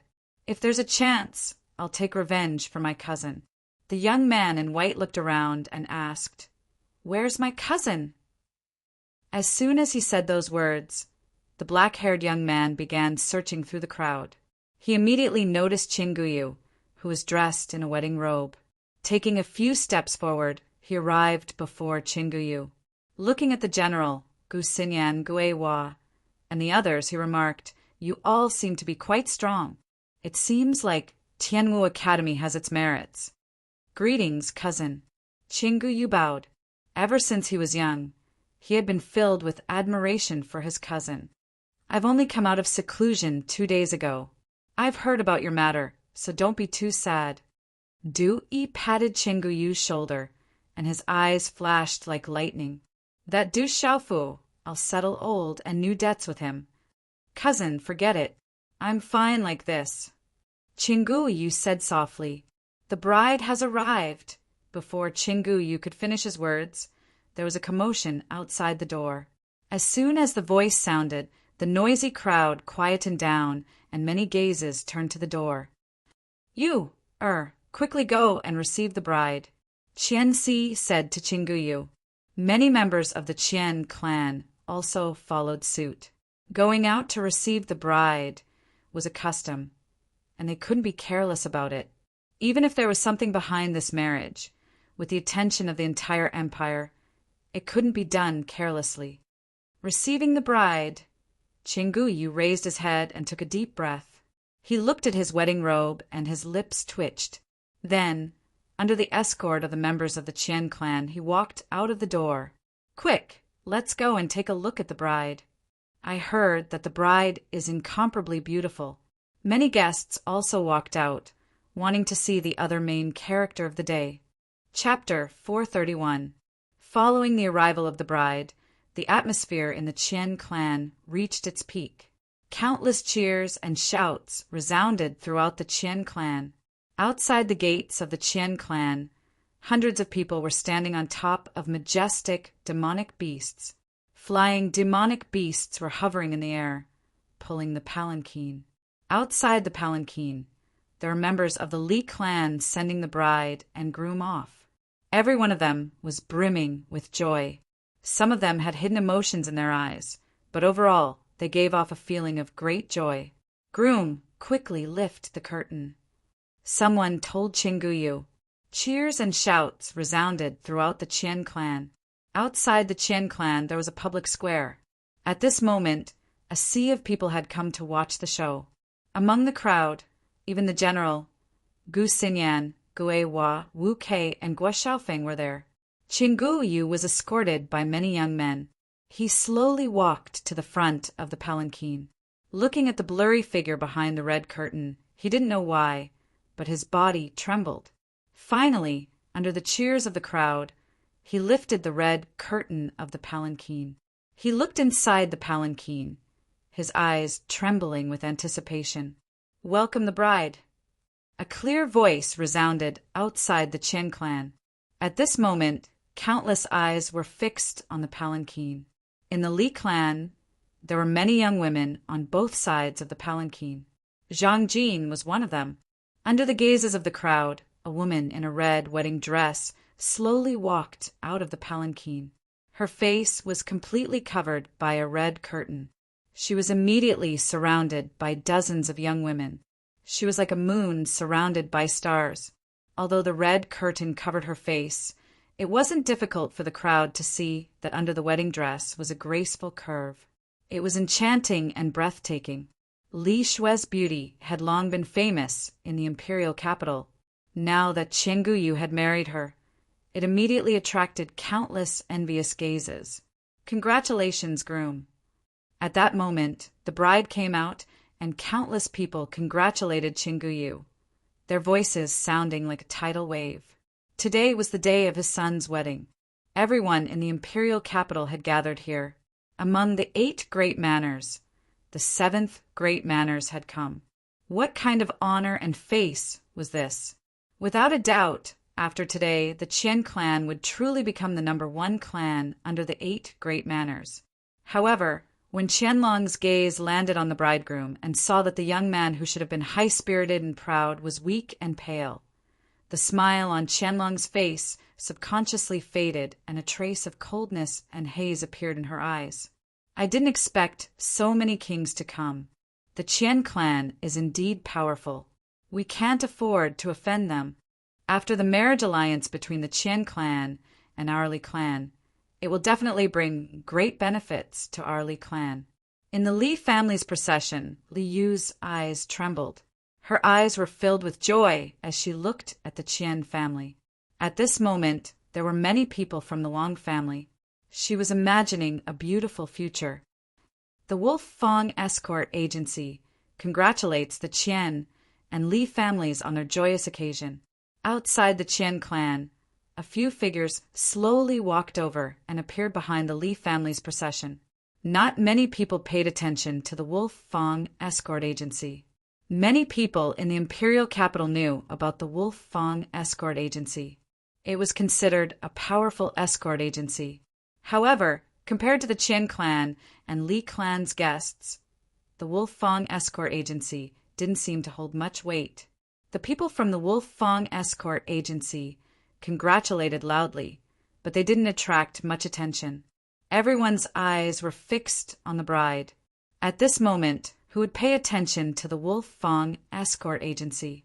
However, in the Li clan, Li Yu was the first to notice. When the words Wolf Fong Escort Agency rang out, she immediately looked over. At this moment, behind the Li family's procession, 4 figures slowly walked out. The leader of the 4 was a burly man with a scar on his face. Following behind him was a young man who seemed to be carrying a broadsword on his back. There was also a big, golden cute little monkey on his shoulder. Its appearance was extremely strange. There were also 2 beautiful women, one big and one small. Any one of them was enough to cause a man to feel uneasy. Behind the 4 people, there was a small black cat following closely behind. It was very strange. Looking at the 4 people, Li Yu was stunned for a moment. Then his originally joyous eyes were filled with joy. His figure passed through the crowd without leaving a trace, and then he arrived beside the head of the Wolf Fong Escort Agency, Dark Wolf. Li Yu was dressed in a festive manner. His gaze swept across the 2 beautiful women, and a trace of greed flashed across his eyes. He lowered his voice and said to Dark Wolf, "Dark Wolf, why did you send them here? Also, I only want the 2 women. I'll leave the man to you, but you did well. When the time comes, I'll definitely help persuade the Li family's trading company to cooperate with your Wolf Fong Escort Agency." Other than being dissatisfied with Dark Wolf for sending them to this joyous occasion, Li Yu was very satisfied with everything else. At this moment, Li Yu did not think of any possibility at all. In his heart and eyes, these 2 women were already being held hostage by the Dark Wolf. Tonight, they would become his exclusive property. How many beauties could there be in the entire imperial capital? And he had already obtained 2 of them. As for the purple-robed young man, he could easily deal with him without anyone noticing. This was the capital. Even if these people were from Tianwu Academy, if they disappeared without a trace, how would Tianwu Academy know? Dark Wolf glanced at Li Yu and didn't say a word. Instead, he turned his gaze to Du Xiaofu. Du Xiaofu didn't say a word. He didn't even look at Li Yu. Instead, he raised his head slightly and looked to the front. In front of him, there were a few extraordinary young men and women walking over. "I knew you would come. I didn't expect you to really come to the capital. You didn't even look for us. Could it be that our relationship is so shallow? You didn't look for us even after coming to the capital. That's not nice of you." The few young men and women walked over and stood in front of Du Xiaofu. The aura from any one of them easily suppressed Li Yu, causing his body to tremble violently. The profound energy in his body stagnated, and he couldn't help but tremble. He had no choice but to stand by the side. The few young men and women didn't even look at Li Yu from the corner of their eyes. At this moment, Li Yu finally felt that something was amiss.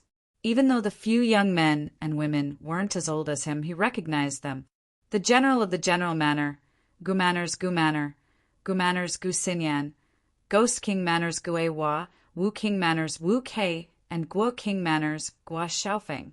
Other than their status, they were the most outstanding figures of the younger generation in the entire empire. It was rumored that they were among the top 5 in Tianwu Academy's martial ranking, and their names shook the entire capital.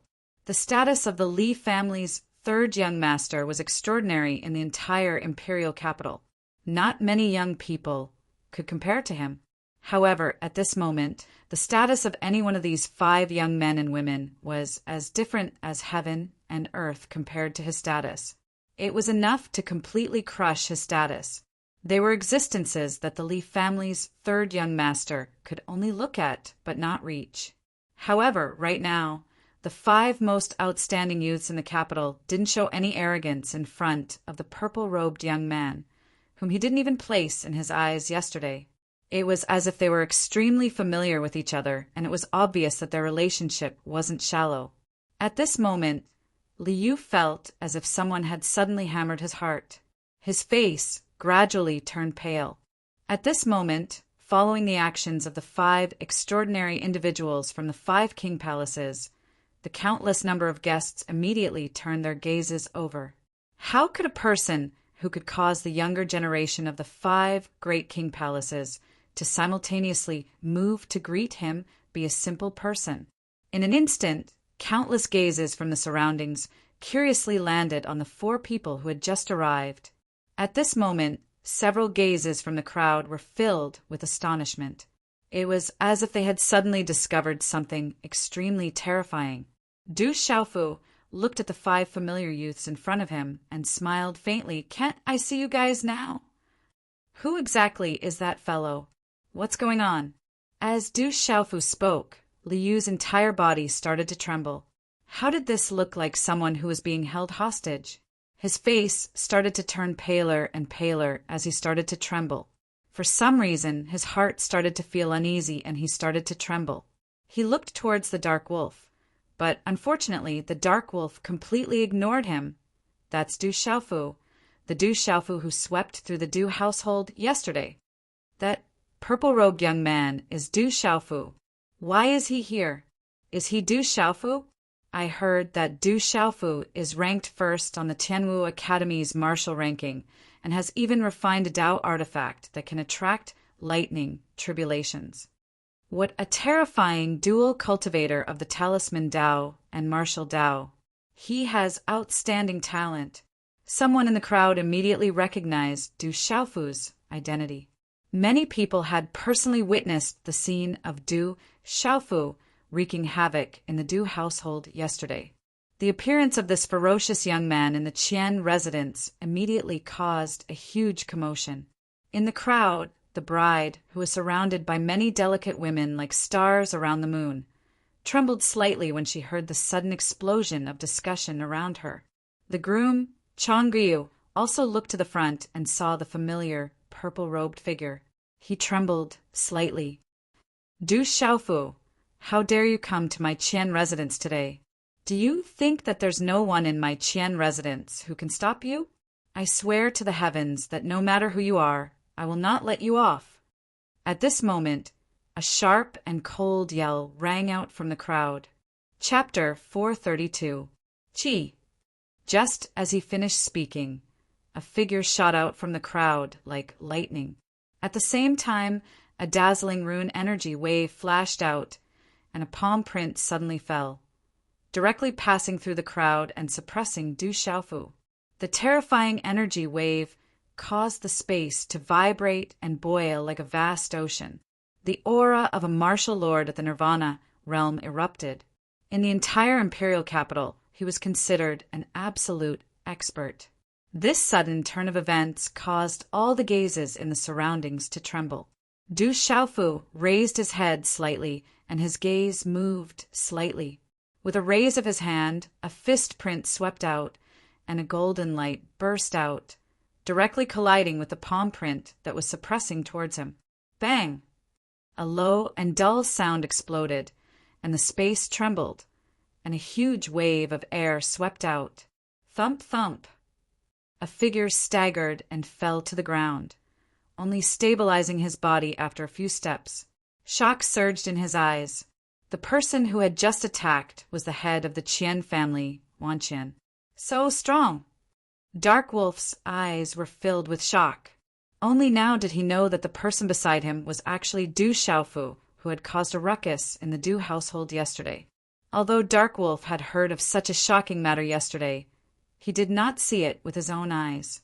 If he had known that the person Liu had asked him to deal with yesterday was Du Xiaofu, who had caused a ruckus in the Du household, he would probably have directly kicked Liu out of the house. It's Qian Guyu's father, Wan Qian, the head of the Qian family. Oh, Yangshuang spoke, softly beside Du Xiaofu. Her long and slender legs and curvaceous figure outlined a devilish and seductive arc. Her beautiful face was so alluring that it could steal one's soul, causing many young men in the surroundings to involuntarily be unwilling to shift their gazes away, wanting to take a few more glances. Today is a joyous day for the Qian family and the Li family. I'm here to congratulate you. Why do you have to fight? Du Xiaofu slightly raised his head and looked at the 10,000 million sea snakes. They looked somewhat similar to Qin Guyu and gave off an extraordinary aura. However, their eyes were extremely cold. Du Xiaofu had already expected that the Qian family would not welcome his appearance. Therefore, Du Xiaofu understood that he did not hurt anyone. If he was bullied, then his drunkard father would not be polite. Du Xiaofu was not afraid of the Qian family, so he did not want to hurt them. Whoosh, whoosh! Just as Du Xiaofu had expected, after the tens of thousands of phantoms were forced back, the Qian family's fierce aura spread out, and a large number of phantoms suddenly rushed out, as if they were facing a great enemy. Their auras were tightly locked onto Du Xiaofu. Outside the Qian family, the festive atmosphere suddenly became heavy and tense. In the crowd, the white-clothed and black-haired young man from the Du family looked through the crowd and saw the purple-robed young man. His eyes flickered. The middle-aged man from Prince Ye's mansion also looked curiously at the purple-robed young man, who had a broadsword on his back and a golden macaque squatting on his shoulder. In the Li family's wedding procession, many people looked at the purple-robed young man curiously. Since you're here to congratulate us, then you're an honored guest of the Qian family. Qin Guyu broke the tense atmosphere. He walked up to Du Xiaofu and said, I didn't expect you to come. Many people looked at him with complicated expressions. Qin Guyu's eyes were black and white, but they had lost their usual vigor. I didn't expect you to come. I didn't expect you to come either. Du Xiaofu looked at Qin Guyu. He didn't expect to meet Qin Guyu again under such circumstances.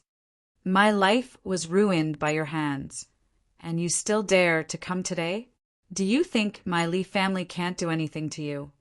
Or do you want to humiliate me again? As he looked at Du Xiaofu, Qin Guyu's eyes, which had lost their usual luster, began to ripple violently. Half a year had passed, and Du Xiaofu had gone from being a heaven's pride to being a cripple. This was difficult for him to accept, and it was likely that no one would be able to accept. You brought this upon yourself. Today, I came to the Qian family to take a look, that's all, Du Xiaofu said. You're right. I only have myself to blame for all of this. In the past half a year or so, I've thought about a lot of things. I've also thought about ending my life, but I'm unwilling to do so. Perhaps I don't have the courage to do so. Chinguyu looked at Du Xiaofu as the intense emotions in his eyes subsided. He looked at Du Xiaofu and said softly, "Just like how I looked down on you before, I thought you weren't qualified to compare to me. Later, I found out that it was just wishful thinking on my part, just like how I treated Li Shui." Du Xiaofu didn't say anything. Ouyang Shuang didn't say anything. The general, Gu Xinyan, and Guo Xiaofeng didn't say anything either. They just stood to the side and listened to Chinguyu. It's not bad to be able to see all of you again. Since you're here, since we're classmates, you can bear witness to this. Chinguyu looked at Du Xiaofu, then at Ouyang Shuang, then at the general, Gu Xinyan, Guo Xiaofeng, Guiwa, and the others. In the end, he turned around and walked back to the woman in the bridal gown. Whoosh! Chinguyu fell silent for a while before taking a deep breath and saying, "I've waited for this day for many years, and I've even looked forward to seeing you in your phoenix coronet and robes. I wonder what you'll look like. Today, seeing you in your phoenix coronet and robes can be considered as fulfilling my wish. However, today is not the right time. I like you, but I don't want to wrong you. For the sake of the Li family, I'm afraid that you must have suffered in the past half a year." Hearing Chingguyu's words, Chingguyu's body trembled slightly, and she raised her head slightly. It was impossible to see her expression, but it was most likely that she was moved by Chingguyu's words. "Everyone, thank you for coming to the Qian family today. On behalf of the Qian family, I, Chinguyu, thank you all for coming." Chinguyu raised his head and looked around as he said, loudly, "Secondly, as many people have said, my Chinguyu Shinkei has been destroyed, and from now on, I've become a cripple." Chinguyu has really become a cripple. The news isn't fake. It seems like everything is true. There's no smoke without fire. As soon as Chinguyu finished speaking, the guests outside the Qian family were in an uproar. Chinguyu had personally confirmed that the young master of the Qian family, Chinguyu, had really become a cripple. This news was like a bomb to the guests. Everyone in the Qian family looked at Chinguyu, then at Du Xiaofu. Their gazes were filled with coldness, anger, and coldness. "What is he trying to do?" Wu Kei said softly, her alluring figure leaning against Ghost Child's side. "Finally, I want to announce." Chinguyu looked at the uproar in the crowd and continued, "My wedding with Li Shui is cancelled today. The Qian family and the Li family have cancelled the engagement. Once again, thank you all for coming today." As soon as he finished speaking, Chinguyu bowed deeply to the crowd. "The wedding is cancelled. The engagement is cancelled. What's going on?" As soon as Chinguyu finished speaking, the crowd went into an uproar. Everyone was shocked. Everyone from the Li clan who was sending off the bride had complicated expressions on their faces. This scene was completely out of everyone's expectations. "You, or what are you doing?" Chingguyu's expression changed drastically as he shouted at Chinguyu. "Father, forget it. This matter ends here. It has nothing to do with the Li family or Li Shui. Let me make the decision." Chinguyu looked at his father and bowed deeply. "I will not be able to revitalize the family in the future. I have let you down. Please forgive me." The joyous Qian family was completely silent at this moment. Everyone's eyes were fixed on Chinguyu. No one had expected such an unforeseen event to take place at the wedding that was supposed to shock the entire capital. This guy has some redeeming qualities. If his cultivation wasn't destroyed, he would definitely have a place on the path of cultivation in the future. The general sighed. He didn't have much contact with Chinguyu, but it seemed like Chinguyu had some redeeming qualities. Du Xiaofu's eyes moved, but he didn't say anything. However, there were some ripples in his clear eyes. "TSK!" The red curtain was lifted, revealing Li Shui's beautiful face. Today, she was wearing a phoenix coronet and a robe. Her beauty was indescribable. What a beautiful bride. She's even on Tianwu Academy's martial ranking. She's extremely talented. Someone in the crowd sighed. Such a beautiful bride, who was on Tianwu Academy's martial ranking, was actually rejected by Qinguyu. Li Shui's eyes trembled as she looked at Qinguyu. Her lips parted slightly as she asked, "Why?" "Because I'm not worthy of you. I don't want to see you suffer. Remember, you don't owe me anything. You tried to persuade me back then, but I didn't listen. It's enough for me to see you in a phoenix coronet before me." Qinguyu looked at Li Shui and said, "I've imagined you in a phoenix coronet many times, but you're even more beautiful than I imagined." Li Shui's eyes trembled as she looked at the man before her. Chapter 433. All right, you. I'll let you make the decision as long as you're happy. Looking at Changguyu and Li Shui, pain flashed through Qian Qian's eyes, and he nodded. He then looked at the leader of the Li family's entourage and said, "Today, the Qian family and the Li family annulled the engagement, and the wedding is cancelled. From now on, the Qian family and the Li family are not enemies, but they are definitely not friends either." "Forget it," the tall and skinny man murmured. The Li family's entourage had complicated expressions.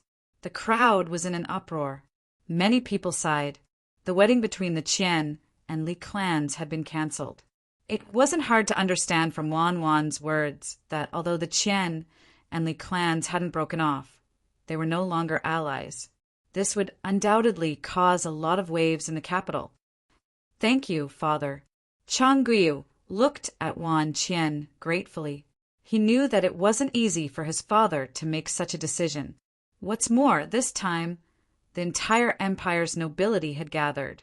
If the wedding ended up being cancelled, it would be disadvantageous for the entire Qian family. "As long as you're happy, I'm willing to do anything.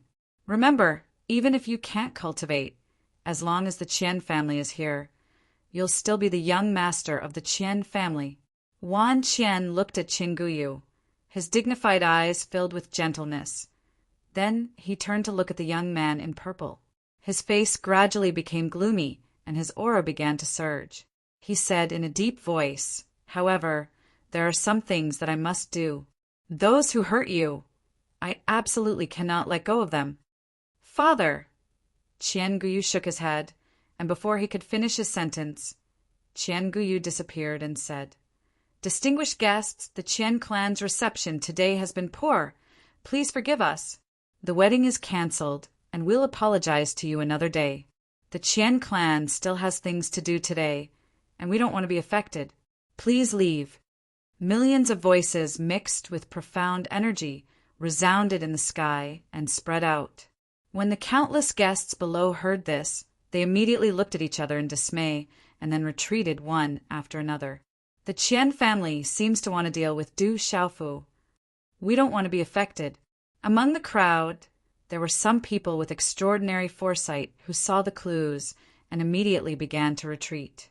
They were afraid that Wan wanted to deal with Du Xiaofu at this time. How could the Qian family endure facing the culprit who crippled their son?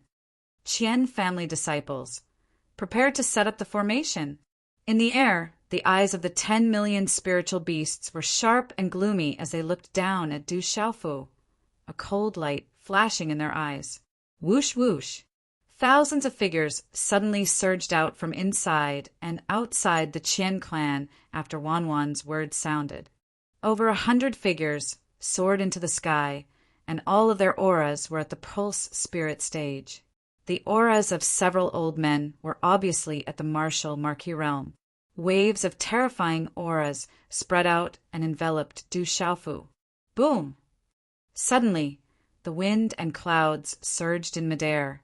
Waves of aura rippled, and runes could be faintly seen flashing about. It had the power to suppress the sky. The profound qi in the bodies of the weaker cultivators instantly stagnated under the sudden release of this aura, and their bodies trembled from the pressure. Judging from the strength displayed by the Qian family, It was not without reason that the Qian family was one of the top families in the capital. Such strength was not something that any family could produce. Do it. Kill them, and it'll be fine. In a corner of the Li family, Liu had already secretly hid in the crowd. Through the crowd, he looked at the purple-robed youth and narrowed his eyes. Outside the Qian family, a great battle was about to break out. The atmosphere was tense, and everyone retreated, afraid that they would suffer an unexpected calamity. However, there were some people who did not retreat and did not move at all. The general, Gu Xinyan, Guo Xiaofeng Guihua, and Wu Kei stood by Du Xiaofu's side the entire time. They watched the Qian family as they drew their swords. Their expressions didn't change much. Everyone, there are matters between the Qian family and Du Xiaofu that need to be settled. Please move. 10 million ghouls floated in the air as the aura of the runes around them drifted out. They looked at the general, Guihua, and the other 4 who did not move. Patriarch Qian, let's just forget about this matter. Guo Xiaofeng sighed. He knew very well that if the Qian family really did take action against Du Xiaofu, the Qian family would probably send out all of their forces. The final result could be imagined. Not to mention that Du Xiaofu's strength was not something the Qian family could do anything to. There was also the terrifying Du Xiaoqing. Even 10 Qian families would not be enough to slap that terrifying girl. Du Xiaofu is our friend. If he encounters any trouble in the capital, then blame us for not being a good host. Patriarch Qian, let's end this matter here. General opened his mouth and looked at the 10 million ghouls. His aura that could suppress mountains and rivers made the 10 million ghouls in the air feel uneasy. The people from the 5 great princes' palaces are all standing beside Du Xiaofu. It seems like the people from the 5 great princes' palaces are not here for the Qian family, but for Du Xiaofu. As General and the others spoke, they retreated to a nearby guest area. Immediately, there were discussions among the guests. Looking at the situation, the relationship between the people from the 5 great princes' palaces and Du Xiaofu was much stronger than the Qian family. However, at this moment, not many people could tell that the general, Guo Xiaofeng, and the others were standing beside Du Xiaofu on the surface. In fact, it was the same as well. However, the general, Guo Xiaofeng, and the others' actions could be considered as giving the Qian family a way out. They wanted to secretly prevent the Qian family from finding trouble with Du Xiaofu for the sake of Qinguyu. They were very clear that if the Qian family were to take action, the consequences would definitely be unimaginable. Wan Qian's expression changed as he hovered in the air. At this moment, he naturally understood that the main reason why the people from the 5 great king palaces came to the Qian clan was not because of the Qian clan, but because of Du Xiaofu. Yesterday, Du Xiaofu caused havoc in the Du residence and swept away the experts of the Du residence. As the head of the Qian family, how could Qian not know? However, after all, he did not see it with his own eyes. Moreover, at this moment, the enemy of his exiled son was right in front of him, and they could not live under the same sky. Qian was enraged. How could he let it go so easily? It was precisely because he knew how terrifying Du Xiaofu was and what happened to the Du residents yesterday that he set up a formation to deal with him from the beginning. Head of the Qian family, this matter is settled. My Ouyang Palace and Du Xiaofu have some relations. If the Qian family really wants to do something, my Ouyang Palace will definitely not stand by and watch. Amidst the crowd, an extraordinarily handsome and dignified middle-aged man that seemed to be in his 40s walked out. Every single move he made revealed a noble aura, and the few burly men and young men by his side all possessed extraordinary bearings and extraordinary auras. It's the second master of the Ouyang Palace, Ouyang Qiu, who was the first to arrive. Ouyang Palace is also related to Du Xiaofu. Looking at the dignified, middle-aged man, some people in the crowd were discussing and were quite surprised. Ouyang Qiu's meaning was very clear. There was toughness in his politeness. If they dared to touch Du Xiaofu today, the Ouyang Palace would also take action against the Qian family. Ouyang Qiu walked out, and under the gaze of many people, he slowly walked to Du Xiaofu's side. Greetings, second uncle. Ouyang Shuang bowed with a smile. Yesterday, she left for a period of time and went home. Girl, you ran home yesterday to inform me, and then ran away again. The old master was a little angry, and asked me to bring you back today, no matter what. Ouyang Qiu smiled and stared at his niece, who had grown up. Then he looked at Du Xiaofu and said, Good boy, you are indeed the son of brother Tingxian, like father, like son. At this moment, Du Xiaofu was in a daze and looked at Ouyang Shuang. Listening to the words of Ouyang Qiu, the tomboy seemed to be a member of the Ouyang Palace. This Ouyang Qiu seemed to know his drunkard father. Looking at Du Xiaofu, who was in a daze, Ouyang Shuang blinked her big, beautiful eyes and said with a little embarrassment, This is my second uncle. I have also met Uncle Tingxian before. There are 8 imperial palaces in the imperial capital. My grandfather is the Jinnan Wang. However, I have always lived with my parents in Lanling City, so not many people in the imperial capital know of my existence. Phew, Du Xiaofu took a deep breath. Yesterday, the tomboy said that she was going to make some arrangements. She probably went back to the Ouyang Palace. That was why the people of the Ouyang Palace appeared in the Qian clan today. Then Du Xiaofu looked at Ouyang Qiu. This person was Ouyang Shuang's second uncle, and he also knew his drunkard father. He bowed slightly and said, Greetings, second uncle. You are welcome. Ouyang Qiu smiled. His actions were extraordinary. In the air, thousands of eyes twitched. They did not expect that the Ouyang Palace would come for Du Xiaofu. Their relationship with Du Xiaofu was obviously different. Ouyang Qiu had even made it clear that if the Qian clan attacked Du Xiaofu, the Ouyang Palace would also intervene. The Qian clan was not enough to contend against the Ouyang Palace. Originally, I wanted to congratulate the Qian clan and the Li clan. However, I did not expect that the outcome would be so regretful. I have come at the wrong time. Please forgive me. However, let's forget about today's matter. Du Xiaofu and my Xie clan have some relationship. If the head of the Qian clan wants to attack, my Xie clan will not stand by and do nothing. Following a delicate voice, the cry of a demonic beast resounded. A large white condor that was as white as snow and emitted an icy aura appeared in the sky, accompanied by a gust of cold air as it flapped its wings. A lady wearing a light blue dress stood on the large white condor. Her waist was slim and her skin was smooth. She did not wear any makeup and her red lips were not red. A few strands of hair casually fluttered around her waist.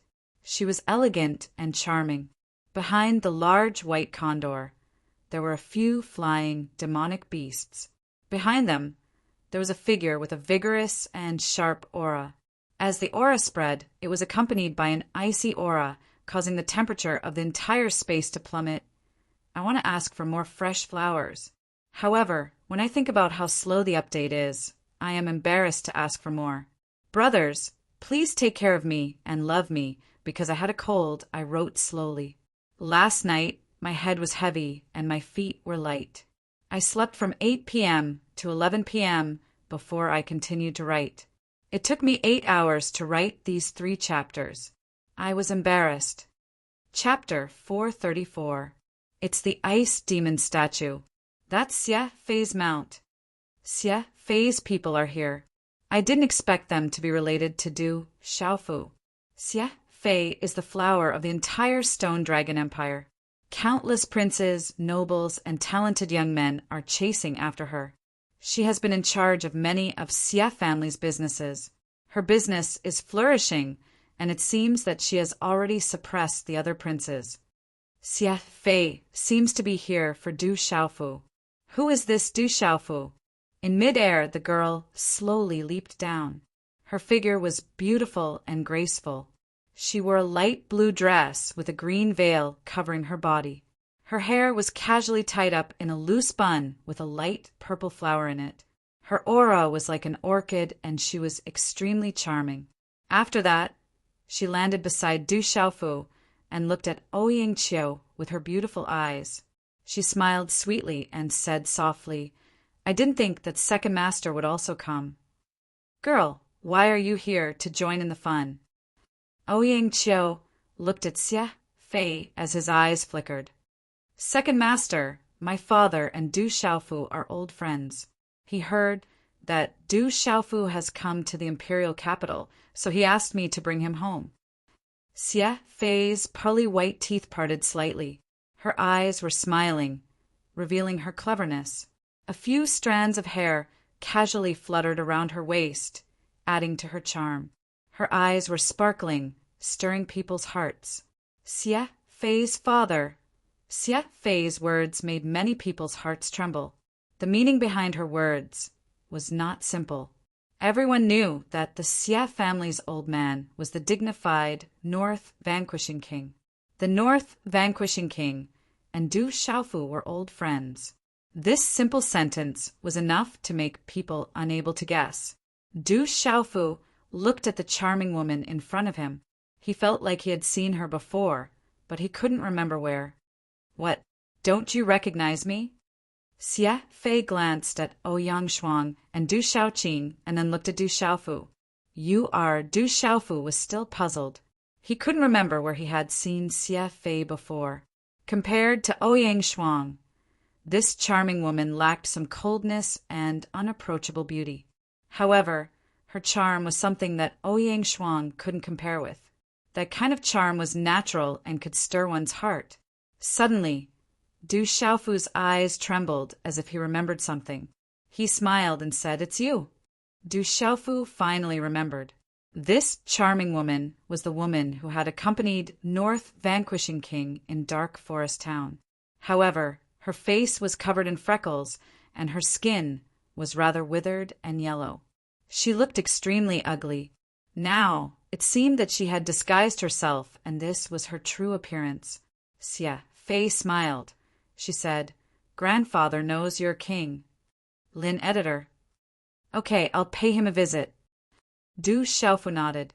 He owed North Vanquishing King a favor, and now that he sent someone here, he naturally had to pay him a visit. Du Xiaoqing looked at Xie Fei with her innocent eyes and said, "What a beautiful sister." Xie Fei smiled and looked at Du Xiaoqing. "You're beautiful too. You must be Du Xiaoqing." "That's right." Du Xiaoqing nodded, and her relationship with Xie Fei became much closer. "Hiya!"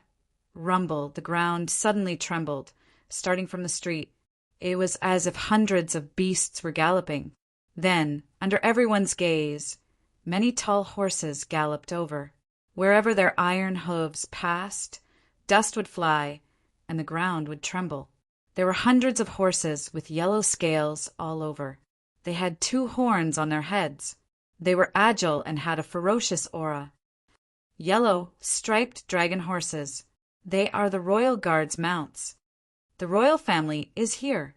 When they saw that the horses were the yellow, striped dragon horses, everyone was shocked. Those were the royal guard's mounts. If the royal guards were here, it meant that the royal family was here. "The second princess is here." A loud shout reverberated in the air. Hundreds of royal guards stood in a neat row. They were all wearing yellow armor and had long swords on their waists. Their aura was so powerful that it made the air tremble. A delicate and pretty girl immediately jumped down from the yellow striped flood dragon horse that had the most extraordinary aura. She had 2 short braids, and under her slender eyelashes, her eyes were sparkling like black gems. "Greetings, second princess." Seeing the girl jump down from the yellow, striped dragon horse, the surrounding people all bowed respectfully. The onlookers in the distance all knelt down on the ground.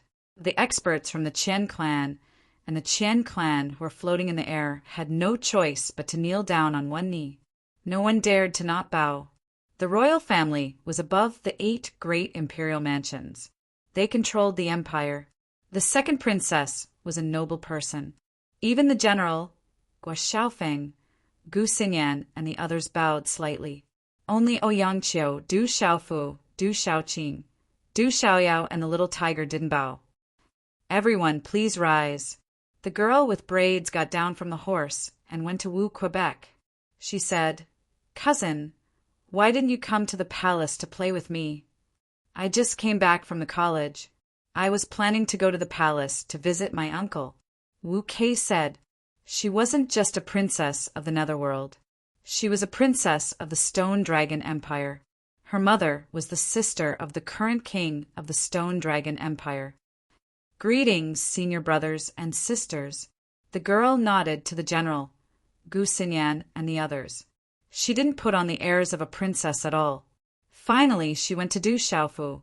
Her face was delicate and beautiful. Under her long eyelashes, her big eyes were sparkling like black gems. She looked at Du Xiaofu and said, "We meet again. I went to the inn where you stayed, but couldn't find you, so I came here. Luckily, I finally found you. Why are you looking for me?" asked Du Xiaofu. He naturally knew this girl. Her name was Cheng Yan. She was an influential person among the new students of Tianwu Academy.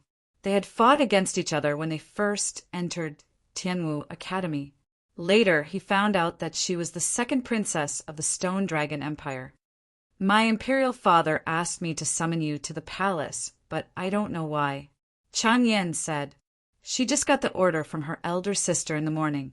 She didn't know what her father wanted to do with Du Xiaofu, but thinking that it was to find Du Xiaofu, she didn't know why she immediately went out of the palace to look for him, with some inexplicable little expectations in her heart. This, Du Xiaofu frowned. He didn't know why the king of the Stone Dragon Empire wanted to see him. Du Xiaofu didn't know if he should go or not.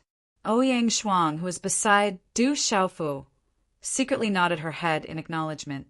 Since the emperor of the empire had summoned her, she had to go. "All right, but I have to go to Prince Xie's mansion to visit the North Vanquishing Prince first.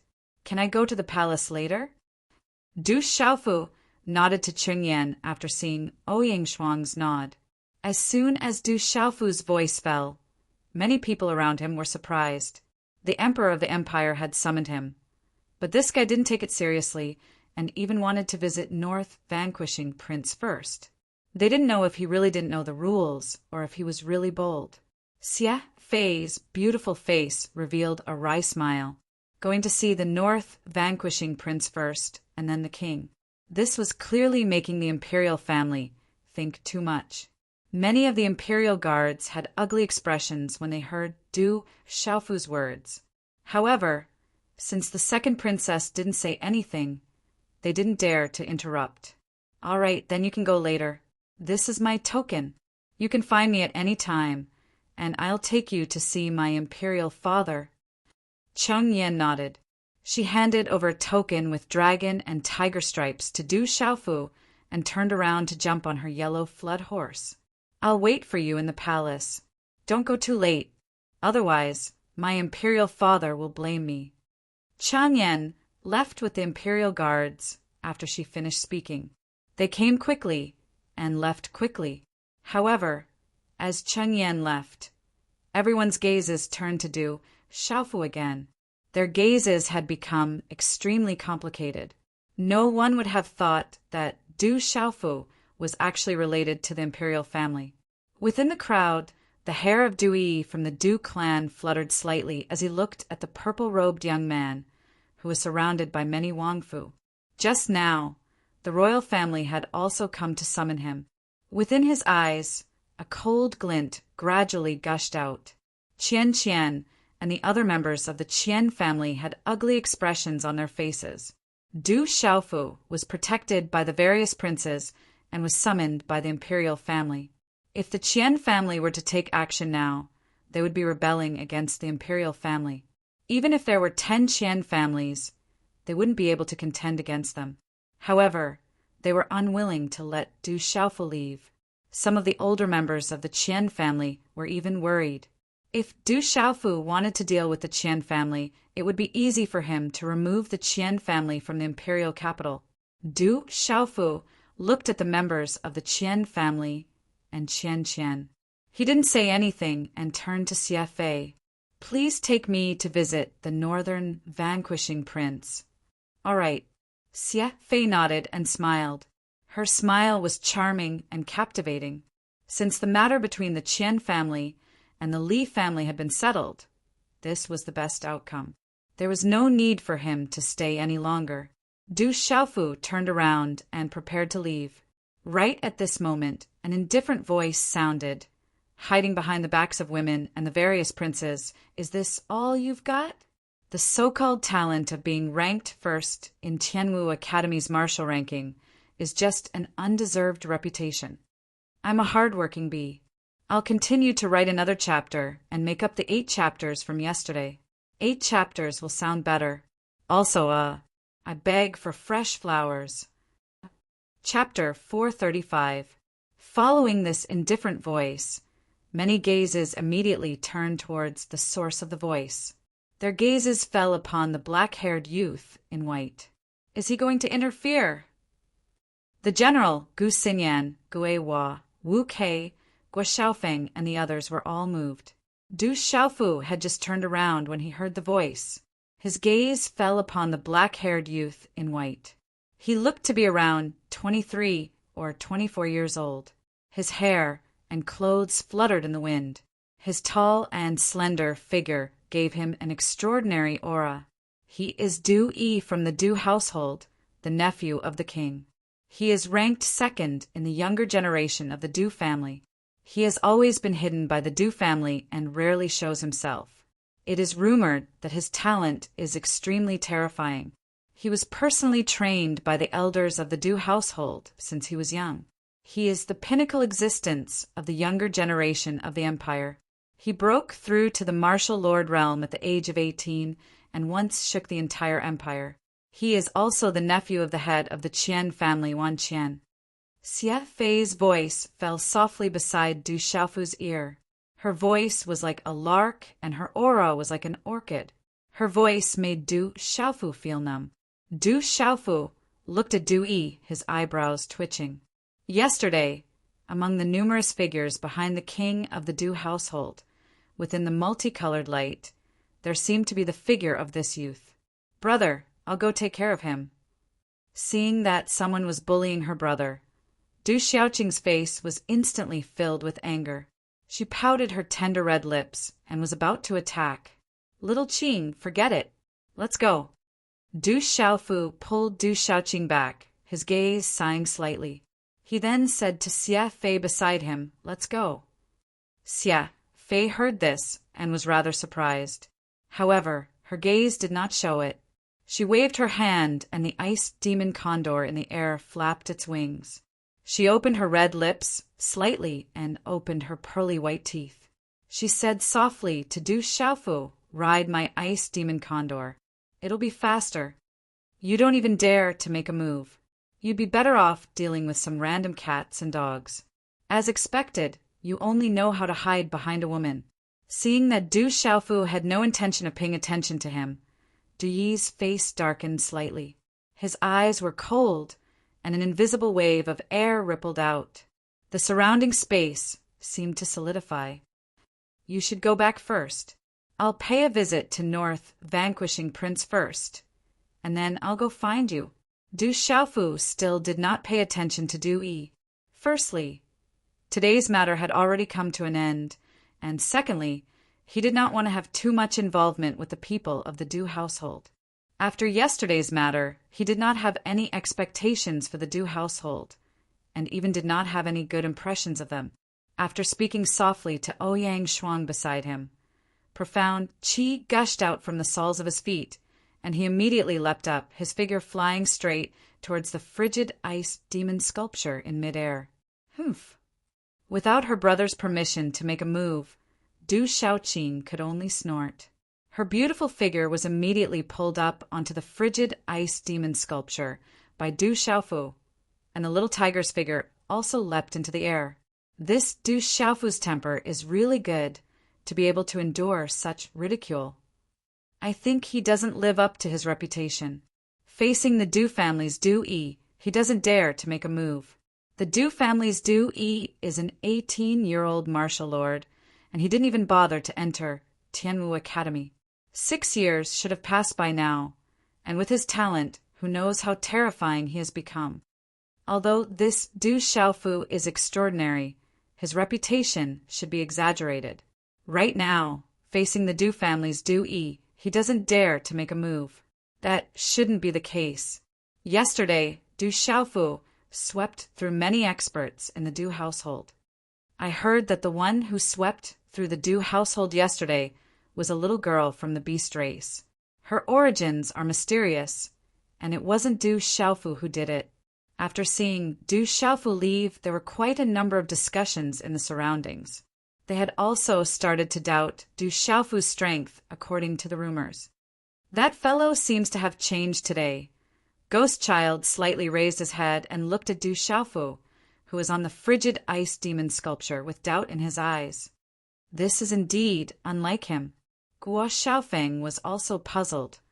This is him, losing his patience after being ridiculed by others. That's not his character. The general crossed his arms in front of his chest, and a light flickered in his eyes as he said, "I'm afraid that he doesn't even care about Du Yi.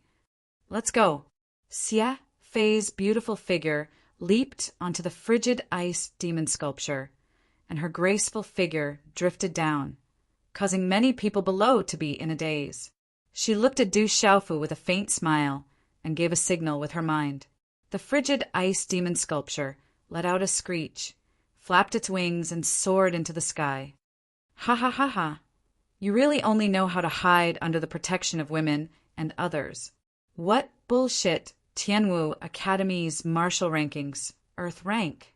As expected of a descendant of the Stone City's declining branch family. You're just a figurehead. If it wasn't for first uncle sparing you on account of the Stone City's Du family, you would have long been killed in the Du household. Du Tingshuan's son is nothing more than that, a coward." Looking at the frigid ice demon sculpture leaving, Du Yi sneered. A faint luster flowed on his skin, and a lightning-like glow flickered in his eyes, causing others to tremble uncontrollably. Du Yi is too arrogant. Wu Kei's eyes darkened. As a member of the Tianwu Academy, Wu Kei felt extremely uncomfortable when Du Yi looked down on the Tianwu Academy. He has the qualifications to be arrogant. I feel that we won't be able to resist him, unless that fellow is on the same level as Qi Yeshi. There's a reason why the Du household has existed for so many years. Gu Xinyan's beautiful eyes shone brightly. It seems that Du Xiaofu is just so. His reputation is a little exaggerated. Seeing is believing. It seems that Du Xiaofu is just so. Even though he's a little extraordinary, he's still far from being comparable to the Du household. Among the crowd, many sighed and discussed. The Du household was still the Du household, the #1 household in the empire. Qi. Suddenly, just as everyone was discussing, a sharp sound of wind breaking resounded in the sky, following which, a figure wrapped in golden light flashed across the sky like a bolt of golden lightning and landed on the ground. Boom! The golden figure landed on the ground, causing the ground to tremble violently.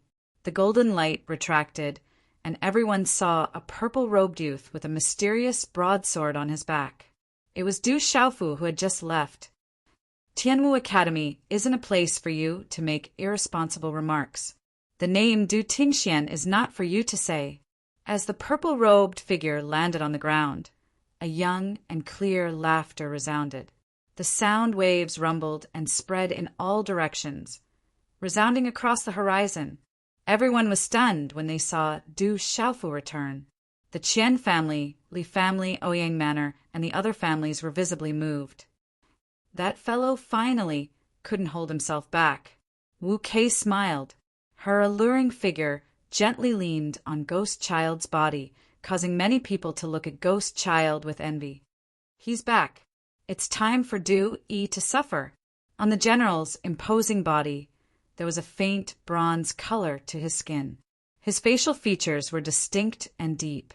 He smiled faintly and said, "I really want to know how far he has progressed in the Tianwu talisman realm in half a year." Gee! In the air, the frigid ice demonic condor returned. Xie, Fei, Du Shaoqing, Du Xiaoyao, and the little tiger stood on the back of the frigid ice demonic condor. They looked down and had no intention of jumping down. Looking at Du Xiaofu, who had suddenly returned, Du Yi and many members of the Du family were stunned. It seemed like they had not expected this. Humph. Looking at Du Xiaofu, a tall youth stood behind Du Yi with his hands behind his back. He was the influential figure among the freshmen of Tianwu Academy. Du Qi, his tall and straight figure, made him look more handsome and noble. On his handsome face, there was a trace of coldness in his clear eyes. He said, "Do you really think that a branch family member can contend against the main family? Why, aren't you going to hide under the protection of a woman?" Looking at Du Xiaofu, who had left and returned, Du Yi took 2 steps forward. His eyes flickered with a cold glint. A trace of disdain flashed through his sneering eyes as he said, "Since you want to prove Tianwu Academy and your father, Du Tingxian, I'll give you a chance. As long as you dare to fight with me once, regardless of the outcome, I'll let you leave. In fact, I can even allow your Stone City's Du family to return to the main family." Hearing Du Yi's words, many gazes flickered and an uproar broke out. From his tone, they could tell that Du Xiaofu's background was related to the Du family. "How about it? If you don't dare, then scram back to Stone City. In the future, you can rely on a woman to protect you for the rest of your life. But remember, don't use the surname Du in the future because you're not worthy." After looking around, Du Yi's gaze once again stared fixedly at Du Xiaofu as he sneered in disdain, revealing a trace of ridicule. The general, Gu Xinyan, Wu Kei, Gui Hua, Guo Xiaofeng, and the others all looked at Du Xiaofu. They didn't like Du Yi's arrogance, but they knew how powerful Du Yi was. Back then, Du Yi had left behind too many legends in the capital. The general, Gu Xinyan, Gui Hua, and the others were all prideful individuals, but before Du Yi, they couldn't help but feel some fear. Therefore, they all hoped that Du Xiaofu would fight with Du Yi, whether it was for Tianwu Academy or for the displeasure in their hearts. It was fine as long as they could vent their anger. At this moment, the gazes of the entire audience were all focused on Du Xiaofu. Everyone wanted to know if that ferocious youth in the rumors would dare to fight in the face of Du Yi's provocation and provocation. Was his reputation exaggerated, or did he really have outstanding talent? Chapter 436. Phew! Du Xiaofu slowly exhaled. Du Yi's strength is extraordinary. He cultivates the lightning runes of the Du family. His attacks are domineering and destructive. Be careful. Not far away, the general looked at Du Xiaofu and knew that Du Xiaofu was about to make a move. Du Xiaofu turned around with a calm smile on his face. He smiled at the general and said, "Do you think that the people on the martial ranking would be weaker than the Du family?" When the general heard this, he was slightly taken aback. Then a smile appeared on his chiseled face. He said to Du Xiaofu, "Don't be so courteous. Don't worry about it. I will accompany you on behalf of the general's residence. There's also the Gu residence." Gu Xinyan raised her eyes. Her nose was tall and straight. Her red lips were moist and translucent, and her teeth were as white as pearls. Her beautiful eyes shone brightly. "Don't stand on ceremony. I'll accompany you on behalf of the Ghost King residence," Ghost Child said indifferently. On his handsome face, the radiance in his eyes was not to be underestimated. "There's also the Wu King residence." Wu Kei smiled.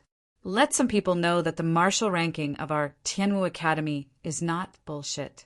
Don't worry about it. If anyone dares to do anything, the Gu residents will accompany them."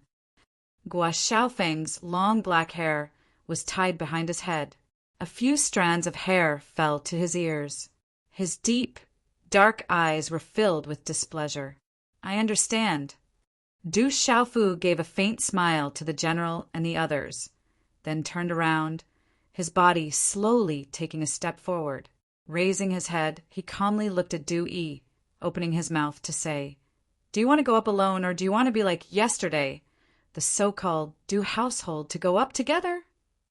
As Du Xiaofu's indifferent voice sounded out, the blood in the entire area instantly boiled for no reason. Everyone knew that under Du Yi's provocation and ridicule, Du Xiaofu was finally unable to endure it any longer and was about to make a move. Everyone once again began to retreat, not wanting to be implicated. Whether it was Du Xiaofu or the Du household, the onlookers knew that they could not offend them for no reason. It was good to watch the show, but they could not interfere, and even more so, they could not be implicated. As Du Xiaofu's indifferent words fell, the faces of the people from the Du household turned ugly. What happened yesterday was the biggest insult to the Du household. All the experts from the Du household were wiped out. Du Xiaofu, Du Xiaofu, Du Xiaofu was undoubtedly Du Xiaofu. Du Xiaofu, Du Xiaofu was the Du household. Of the Du on the ice demon sculpture, Xia Fei stood quietly as she looked below. A strand of hair by her ear fluttered in the wind, adding to her charm. Du Yi's cold and arrogant face instantly turned gloomy at this moment. His eyes glanced at the general and the other 4 people behind Du Xiaofu. A cold glint flashed across his handsome face as he said in a deep voice, "Don't think that you can contend against the main clan just because you have someone backing you. I alone am enough to deal with you." Du Xiaofu raised his head. At this moment, his clear eyes were filled with a domineering aura. A golden light blossomed in his eyes as he looked straight at Du Yi. He opened his mouth and said, "You are not qualified." Ha! Hearing Du Xiaofu's words, Du Yi's cold smile was not angry, but instead he laughed. However, at this moment, anyone could hear the coldness in his laughter that made one's heart tremble. Boom! As Du Yi's laughter subsided, waves of air rippled out from Du Yi's body. Light flickered on his skin and swept across the sky like a storm. The surrounding space trembled for no reason. Above the sky, layers of dark clouds gathered. Lightning flashed and thunder roared, causing people's hearts to tremble. Looking straight at Du Xiaofu, Du Yi's arrogant face revealed a cold smile. He arrogantly shouted, "Brat, you asked for it. Today, on behalf of the family, I will bring down the family law. Crawl." Du Yi's body trembled as his cry sounded. The glow within his eyes was like a lightning glow. His body transformed into a lightning-like afterimage and appeared in the air in front of Du Xiaofu in a short instant. Thunder Fist. Everything happened as fast as lightning. Du Yi's figure swooped down. His hand seals changed. His 5 fingers clenched into fists. On his fists, lightning overflowed. Behind him, the wind and clouds surged. His fist was like a thunderball, ruthlessly sweeping down. The battle between the two was on the verge of breaking out. At this moment, everyone's eyes trembled. Du Yi was too strong. His tyrannical strength exceeded many people's expectations. Sky-shaking wings. Du Yi was very fast. However, at the same time his fist fell, Du Xiaofu also moved. He waved his hand and directly stretched out his right arm. On his hand seal, layers of mysterious golden talisman patterns overlapped. The tyrannical aura was like a volcanic eruption. Bang! Bang! The thunder fist shook the sky. Du Yi's entire body was overflowing with lightning. Du Xiaofu's golden light flashed and soared into the sky. One fist and one hand collided. A low, muffled sound of energy suddenly exploded. Dazzling runes bloomed and waves of air soared into the sky. Chi-chi! A terrifying wind swept out and spread. Du Yi's figure was directly forced to retreat. His fist was numb and his eyes trembled slightly. It seemed that everything was a little different from what he had imagined. Dang dang! Du Xiaofu took 2 steps back and stabilized his body. In the middle of his palm, there was a thunder rune flickering. Du Yi's attack could corrode everything. However, when the lightning energy struck his body, Du Xiaofu felt as though there was an indescribable mysterious energy within his body that was being affected. This mysterious energy directly swallowed and pulled away the lightning energy that was striking his body before it disappeared without a trace. He actually managed to resist it. As expected, he has some ability. His reputation is definitely not exaggerated. Looking at Du Yi's attack in the field, some of the martial Lord Realm cultivators were shocked. Du Yi's attack just now was probably something that even martial lords at the Nirvana realm could not resist. However, Du Xiaofu was able to resist it. It was enough to prove that Du Xiaofu was definitely worthy of his reputation. The so-called Du Royal Residence is nothing more than this. Du Xiaofu raised his head and looked at Du Yi, who was in midair. The corner of his mouth curled into a faint smile. "Kid, don't be so arrogant. I was just testing your strength just now." Du Yi sneered arrogantly. He clenched his fist, and the runes around his body surged. Dark clouds gathered in midair behind him, and a mighty aura swept across the sky from his body. It channeled the energy of heaven and earth. Lightning flashed and thunder rumbled as the air trembled. A terrifying aura spread across this part of the world, causing the celestial chi in the bodies of those below who were not strong enough to stop and freeze. Under the pressure of the aura of lightning and thunder, it made people's hair stand on end and their souls tremble. Martial Lord Realm at the peak of the Nirvana realm. Du Yi has already reached the peak of the Nirvana realm. Gosh, in 6 years' time, from the initial stage of the Martial Lord Realm to the peak of the Martial Lord Realm. What a terrifying breakthrough speed. A 24-year-old Martial Lord Realm at the peak of the Nirvana realm. It is very likely that he will be able to step into the Martial King realm before the age of 30. This talent is too terrifying. As expected of the peak of the younger generation from the Du Royal Residence, facing the terrifying aura that swept across this part of the world, countless gazes in the surroundings trembled. He is really strong. The general, Gu Xinyan, Gua Xiaofeng, and the others were all moved at this moment. Martial Lord Realm at the peak of the Nirvana realm. If they did not enter the heavenly martial talisman realm in the past 6 months in exchange for 5 years' time, they would probably not be able to compare with Du Yi. Even if they had an extra 4.5 years' time now, counting the time of cultivation, they were almost the same as Du Yi. However, in terms of cultivation level, there was still a gap between them. Kid, you must remember this. How can a branch family member compete with the main family? You think you are extraordinary just because you have some talent. Little do you know that in front of me, you are nothing. Looking at the countless shocked gazes in the surroundings, Du Yi laughed proudly. His talent was astonishing since he was young. He stepped into the Pulse Spirit Realm at the age of 13 and the Martial Lord Realm at the age of 18. His name shook the Empire. Among his peers, other than his elder brother, no one could compare with him. Since he was young, he had followed the elders of the Du family to cultivate in seclusion. He cultivated diligently and comprehended, so that he could one day step into the Martial King realm before the age of 30. Recently, after he came out of seclusion, he heard that there was a Du Xiaofu who was said to be an outstanding talent. He practiced both talisman and martial arts, and was ranked first on the martial ranking of Tianwu Academy. He had attracted a lightning tribulation by refining a Dao artifact. He was secretly evaluated by many people in the Empire as the true #1 person in the younger generation. From the elders of the Du family, Du Yi also found out that Du Xiaofu was from the branch family of the Stone City Du family.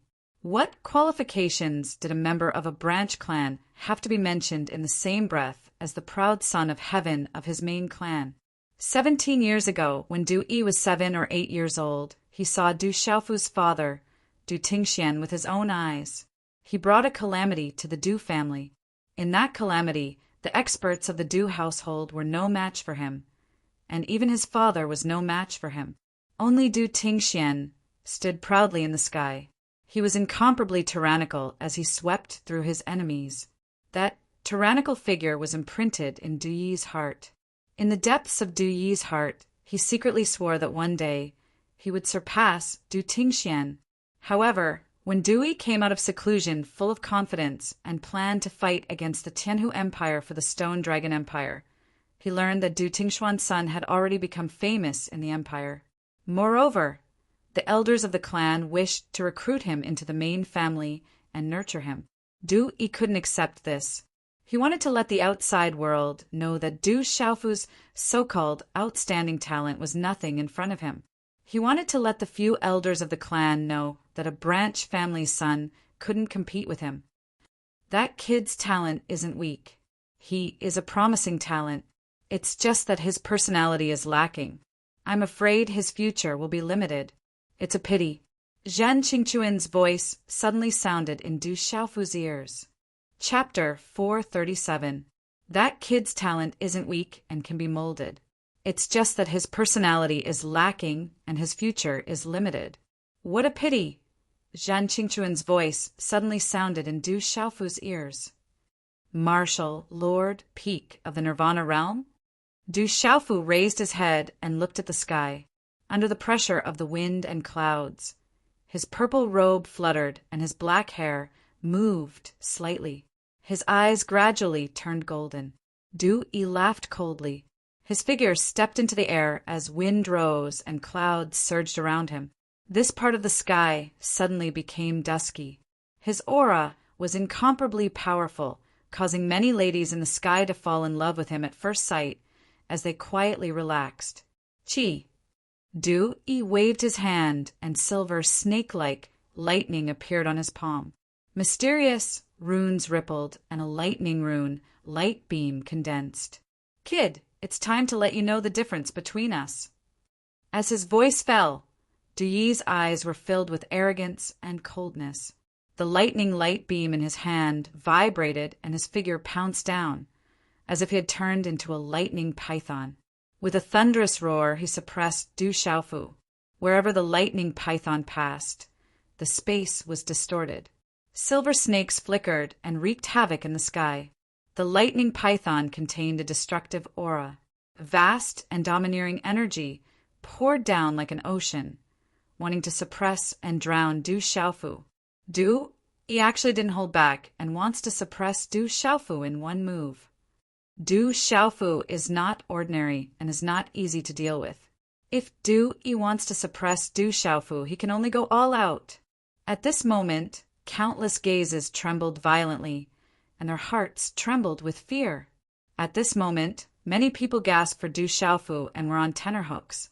At this moment, facing Du Yi from the Du household, the most powerful youth in the entire empire, could Du Xiaofu, who had walked out of Tianwu Academy, truly resist or lose miserably? Du Xiaofu raised his eyes and gazed at the beam of lightning that flashed down from the sky at lightning speed. Golden talisman markings could be faintly seen spreading within his golden eyes. Under the horrified gazes of everyone present, he had no intention of dodging at all. Golden, profound energy enveloped his entire body, and he allowed the terrifying beam of lightning to directly strike down. Under the horrified gazes of the crowd, the lightning bolt in Du Yi's palm, which was like a lightning python, directly bombarded Du Xiaofu's chest like an impact cannon. Boom! Countless lightning runes editor, Chris editor, Chris editor, Chris editor, Chris Du Xiaofu's Chris. Do boom! As the lightning beam from the palm fell, Du Xiaofu's body was suddenly surrounded by terrifying lightning runes. Lightning flashed and wreaked havoc all over his body, just like silver snakes sweeping across the sky. Under the terrifying impact force, Du Yi's eyes revealed a cold sneer. His palm struck against Du Xiaofu's chest. Chi la la. Du Xiaofu's feet, one in front and one behind, was knocked back horizontally. His feet rubbed two deep cracks on the hard stone floor. The stone floor was overturned, broken stones were shot out, and a terrifying storm swept out along with lightning and thunder. Rumble! Rumbling sounds could be heard from the surrounding streets. Large numbers of magnificent buildings in the surroundings exploded one after another, erupting with boundless light energy. lightning runes dyed the entire sky incomparably resplendent, and the ground trembled incessantly. What a terrifying Du-Yi! His cultivation at the peak of the Nirvana realm of the Martial Marquis realm is enough to make ordinary Martial Marquis realm complete cultivators not dare to fight head-on. I'm afraid Du Xiaofu is going to be suppressed and killed. The best outcome is that he will be on his last breath, as expected of the most powerful young generation from the Du household. He's so terrifying. Such a terrifying attack power made people's hearts tremble. Even Ouyang Qiu from the Ouyang household, who was in the crowd, was shocked at this moment. His eyebrows suddenly furrowed. You can't even withstand a single blow. Du-Yi sneered arrogantly. His palm was tightly pressed against Du Xiaofu's chest. He could feel that the vast lightning attack that he had activated poured into Du Xiaofu's body. Under the destructive power of the lightning, Du Xiaofu couldn't even withstand a single blow. He was afraid that his body would explode and die. A person from a branch family with a reputation and some ability, but in the end, in front of him, he was nothing. Is it because you can't withstand a single blow? Or is your attack useless against me?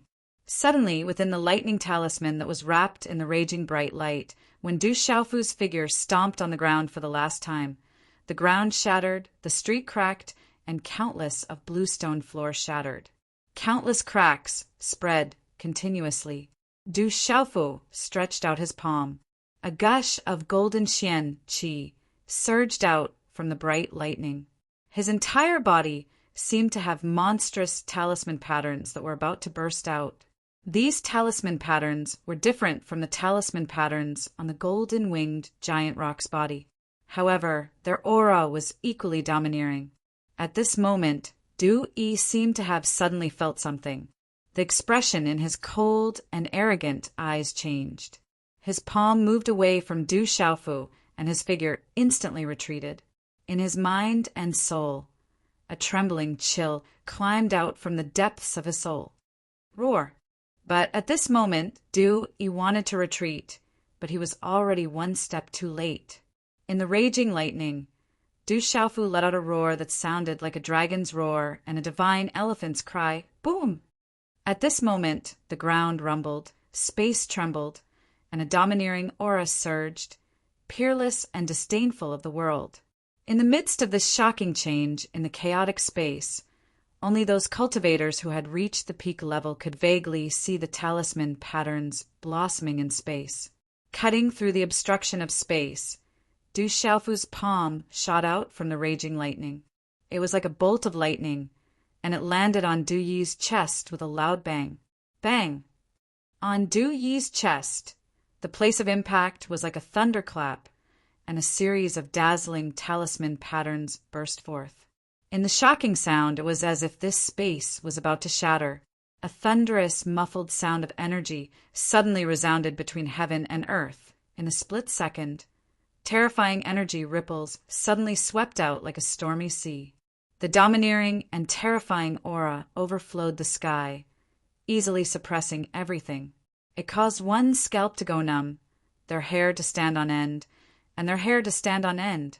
Everything happened extremely quickly. The energy storm that swept out like a storm also came to a sudden stop. Then it quickly dispersed under the shocked gazes of the crowd.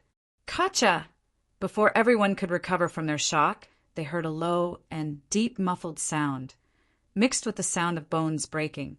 Everyone's vision blurred, and then they saw Du-Yi's figure flying away in front of Du Xiaofu like a kite with a broken string. In the end, he heavily crashed into a courtyard at the entrance of the Qian clan behind him. Rumble! Under the terrifying impact, Du-Yi's body directly shattered and collapsed the entire courtyard with a rumble. Gravel shot out, and in an instant it turned into a pile of ruins. The surrounding ground trembled and cracks collapsed. This is impossible. How can this be? How can Du-Yi be defeated? In the surroundings, Du Qi and the other experts of the Du family who followed Du-Yi were dumbfounded at this moment. In the crowd, the people of the Qian clan were dumbfounded. The surrounding guests and the countless onlookers who were continuously gathering at this moment all sucked in a breath of cold air. This scene, to everyone, was not just a little bit shocked in their hearts.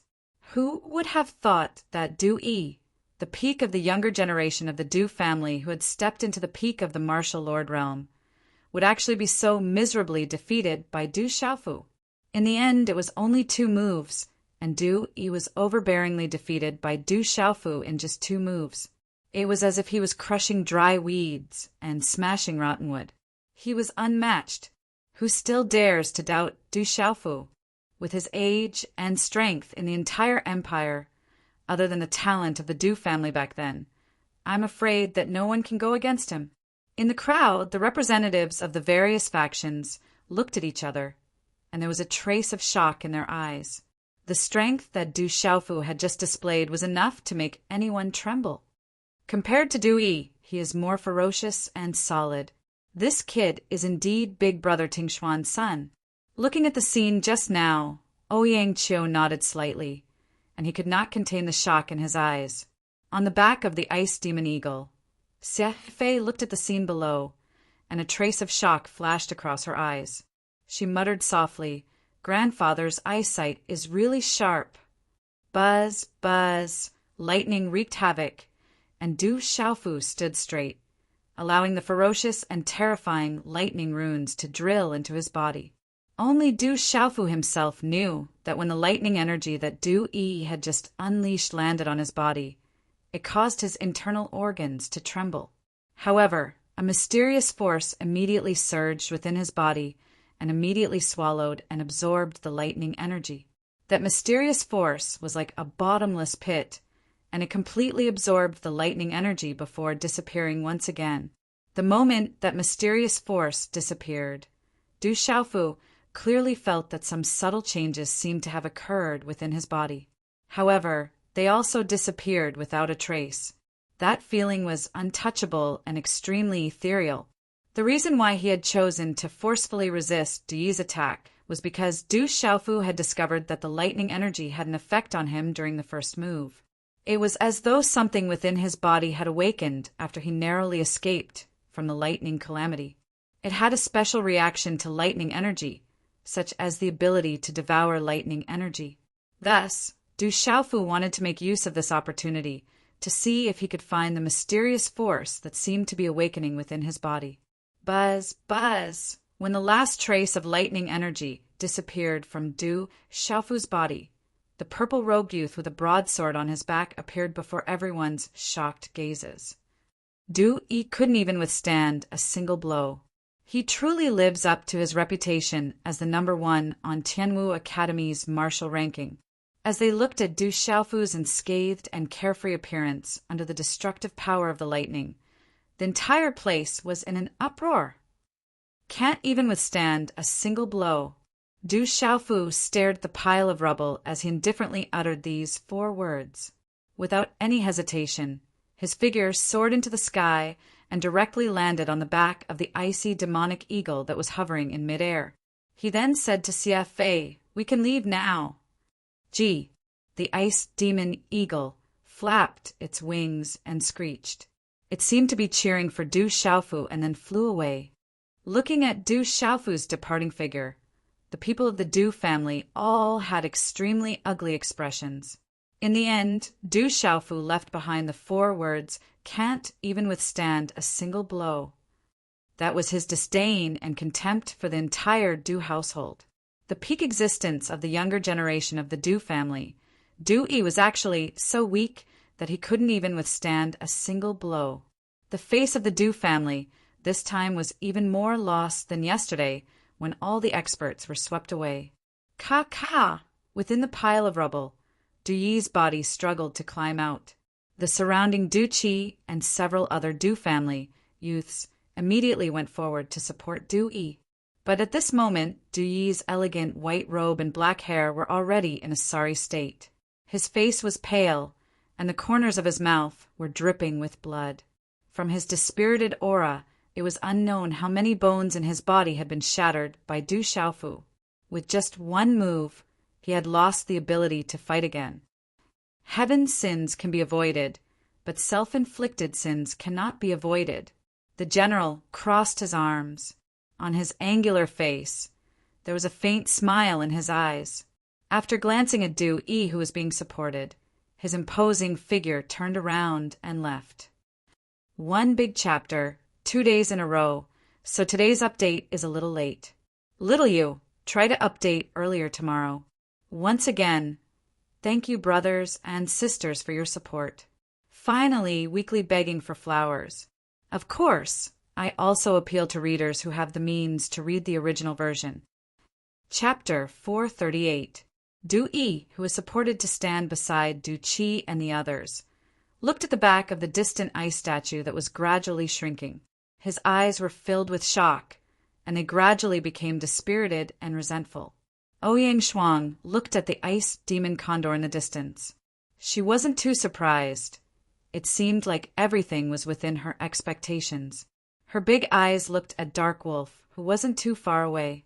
Her eyes turned cold, and she said to Dark Wolf, "You go back first, he will look for you. Remember what you said. If not, my Ouyang Palace will be the first to hunt you down." "Yes, I, Dark Wolf, will definitely remember this." Dark Wolf trembled and immediately bowed.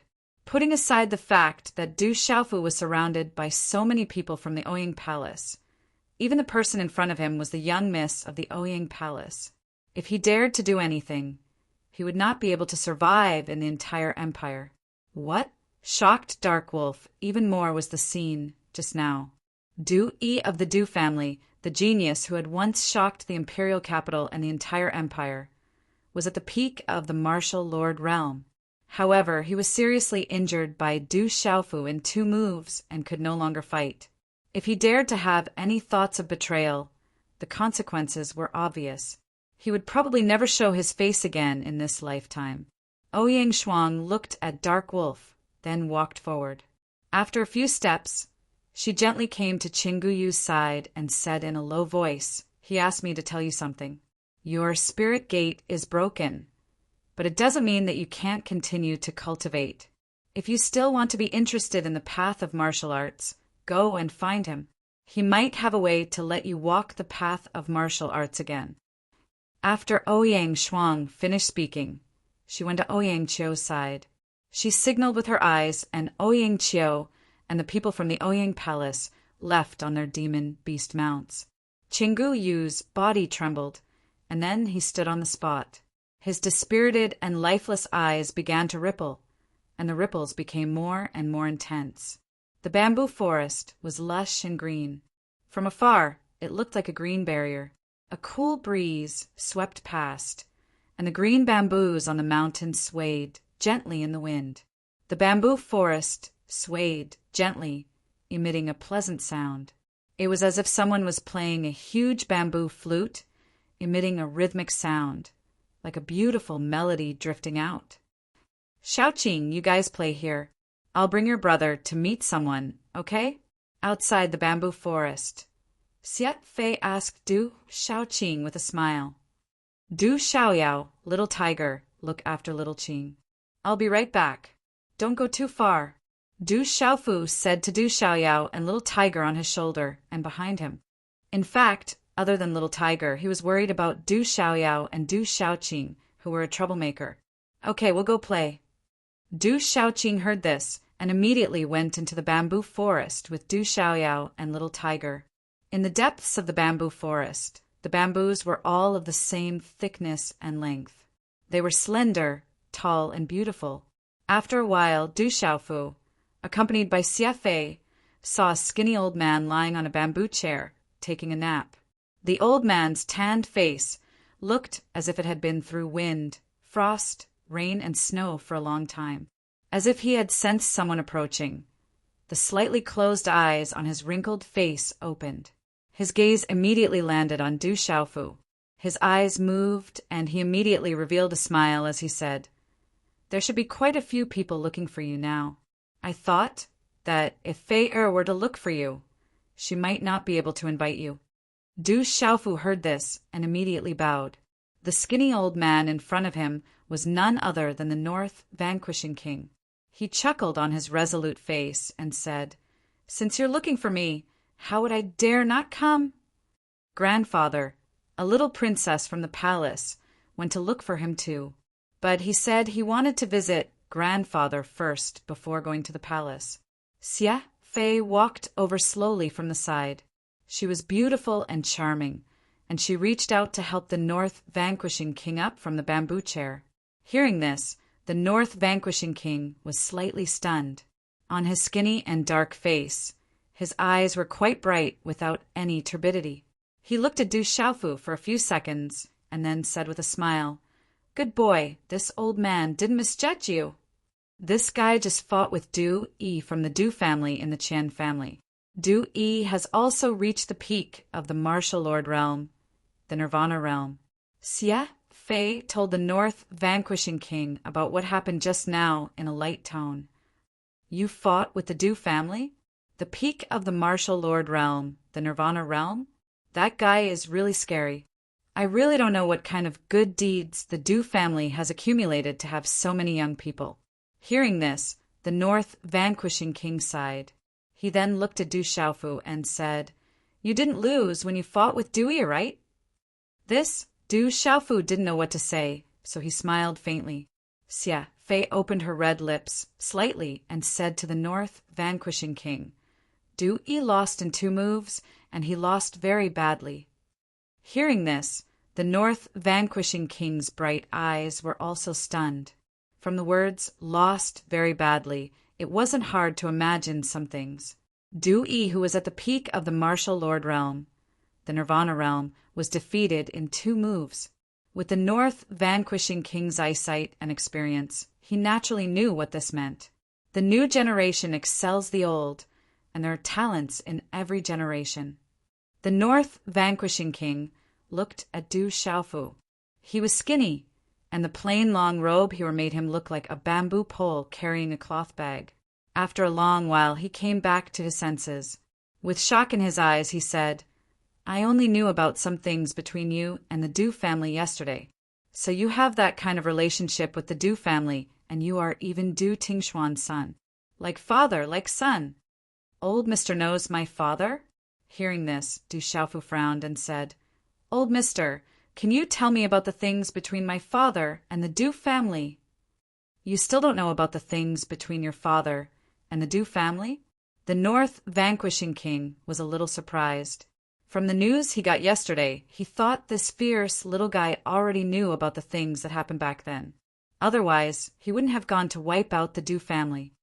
"I don't know much." Du Xiaofu also didn't know much about the drunkard's father and the Du family. He only knew from his elder sister that the drunkard's father was very close to the Du family, and that the Du family and the Du family were of the same origin. "I also don't know much about the things that happened back then. After all, it's a matter of the Du family. If you have the chance, you can ask your father, and he will know." Looking at Du Xiaofu, the North Vanquishing King spoke after a while. There was an obscure look in his eyes, as if there was something that he couldn't say. "Old Mister, how have you been recently?" Du Xiaofu didn't ask any more about the drunkard's father and the Du family. After all, it was a matter of the Du family, and the North Vanquishing King probably didn't know much about it. "I'm still the same, but I'm afraid I won't be able to live much longer." The North Vanquishing King stretched his thin body. His originally thin body now looked more like a long mulberry stick. "Heaven helps the worthy, I'll be fine." Du Xiaofu knew that the North Vanquishing King was injured, and even the King of Medicine couldn't do anything about it. He didn't know if the King of Medicine really couldn't do anything, or if he was just pretending. Du Xiaofu made a mental note that when he went back, he must ask the King of Medicine again. This thin old man in front of him had helped him before, and he must repay his kindness. Maybe this is fate, and it's not up to people at all. It's good that you've thought it through. After living for so long, you're already stronger than many people. You should be content. The North Vanquishing King smiled, looked at Du Xiaofu and said, "At that time the King of Medicine said that I would die in at least half a year, or at most 3 years. Now half a year has passed, but there are still 2 things in my heart that I can't let go of." Cough, cough, before he finished speaking. The North Vanquishing King suddenly coughed. His body that was like a mulberry stick coughed so hard that his chest violently heaved up and down, as if his body was about to break at any time. "Grandpa, slow down a bit." Xie Fei's beautiful face was full of worry. She gently patted the North Vanquishing King's back, hoping that it could ease his coughing. "Sir, you will be fine. After I go back, I will definitely help you think of a way," Du Xiaofu softly said. At this moment, he didn't know how he could help. He really wasn't good at medicine, and he didn't have much research and understanding. "It's enough that you have the heart." The North Vanquishing King stopped coughing and looked at Du Xiaofu. His thin and dark face became a bit more serious.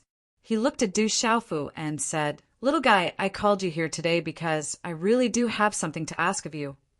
Du Xiaofu nodded, looked at the North Vanquishing King, and said, "Sir, please go ahead. I don't think I will live for much longer. If one day the Xie clan encounters an unsolvable problem after I die, please take care of them for the sake of our friendship." The North Vanquishing King said, "Sir, what do I have to do to take care of the Xie clan?" Du Xiaofu bitterly smiled. The Xie clan, even if the North Vanquishing King wasn't around one day, would still be the Xie clan. However, he was nothing now. Even his cultivation strength was only at the nirvana realm of pulse spirit. "If I say you have it, then you have it. Don't tell me you are going to reject an old man like me." The North Vanquishing King glanced at Du Xiaofu and said, it seemed like he had to agree even if he didn't want to. "All right. If I have the ability in the future, of course, I will remember what you said." Du Xiaofu nodded. He was indebted to the North Vanquishing King. If he had the ability in the future, how could he reject such a request? Hearing Du Xiaofu's words, a smile appeared on the North Vanquishing King's face. He looked at Xie Fei beside him, and then said to Du Xiaofu, "This old man has a second thing that I can't let go of. My granddaughter has always been arrogant. She has never looked down on the young talents in the capital. If this girl is still not married in a few years, how about you marry her? This old man will be completely relieved." "Grandpa, what are you talking about?" Xie Fei's beautiful eyes immediately stared at the North Vanquishing King. She didn't expect her grandpa to say something like this in front of that guy. She instantly became shy, which made her look even more beautiful and charming. Her face was blushing. Chapter 439. Du Xiaofu was also taken aback. Looking at the charming and alluring woman beside him, he said to North Vanquishing Prince, "Old mister, please don't joke around. I really can't help you with this." "What do you mean? Are you looking down on me?" Hearing Du Xiaofu's rejection, Xie Fei's flushed face instantly glared at Du Xiaofu. Her red lips pouted slightly. This brat was young, but he still looked down on her. Was she really inferior to those little girls? "Miss Xie, that's not what I meant. You're noble, beautiful, and have an extraordinary aura. How would I dare look down on you? I'm the one who's not good enough." Du Xiaofu clicked his tongue. He didn't know how he had offended Xie Fei again. However, her coquettish look was actually quite beautiful. If he could marry her, his drunkard father, first uncle, and second uncle would probably be very happy too. "Du Xiaofu, what are you thinking about? How can you think about these things before the whole family reunites?" Du Xiaofu scolded himself silently and put away his messy thoughts. "That's more like it. However, it's not that you're not good enough. It's just that I won't be with you guys anymore. You guys take your time chatting." Xie Fei finally softened her tone towards Du Xiaofu. However, she seemed to have thought of something. Her beautiful face froze, and her face flushed red again. Her beautiful figure flashed away. "Ha ha, this girl!" North Vanquishing Prince was all smiles. He seemed to be very happy today. However, he started coughing again. "Old mister, take it easy." Du Xiaofu immediately supported North Vanquishing Prince. Mimicking Xie Fei, he gently patted North Vanquishing Prince's back, hoping to ease his coughing. Don't call me old mister. Your father, Du Tingxian, and this old man have met a few times before. He also called me Uncle Xie. You can call me Grandpa from now on. You won't lose out. North Vanquishing Prince looked at Du Xiaofu, his dark and wrinkled face full of kindness. Thank you, grandfather, Du Xiaofu said softly. Since his drunkard father had called him uncle, it was indeed not a loss for him to call him grandfather. Good, good, good. Then he looked at Du Xiaofu and said seriously, Good boy, you actually called me grandpa. Then remember, from now on, you are half a member of the Xie family, half a grandson of this old man. In the imperial capital, you just don't bully others. But if someone bullies you, you don't have to be afraid. You have the whole Xie family behind you, so you don't have to give face to anyone. Looking at the skinny old man beside him, Du Xiaofu felt warmth in his heart. He nodded slightly and didn't say anything. Du Xiaofu helped North Vanquishing Prince to sit on the rattan chair. Then he chatted with North Vanquishing Prince about everything under the sun, just like a real grandfather and grandson. Occasionally, there would be laughter from the two of them. A kind grandfather and a filial grandson. It was really enviable. Du Xiaofu finally understood what it meant to have an old man at home was like having a treasure. North Vanquishing Prince knew a lot about astronomy, geography, and interesting stories. As they chatted, Du Xiaofu gained a lot of knowledge. Unknowingly, the old man and the young man chatted until the evening. When the sky was about to turn dark, Du Xiaofu said his goodbyes and left. The sun was setting, and the silvery gray dew shrouded the bamboo forest. A gentle breeze gently blew the green bamboos, making continuous sounds. North Vanquishing Prince was gently lying on the rattan chair. Xie Fei gently walked over. Her aura was like an orchid, revealing her charm. Then she quietly stood in front of the rattan chair. Little girl Fei, have you sent that little guy away? North Vanquishing Prince slowly straightened his body. On his skinny and tanned face, his eyes were bright without any turbidity. He should have gone to the palace. Xie Fei's beautiful eyes slightly looked around.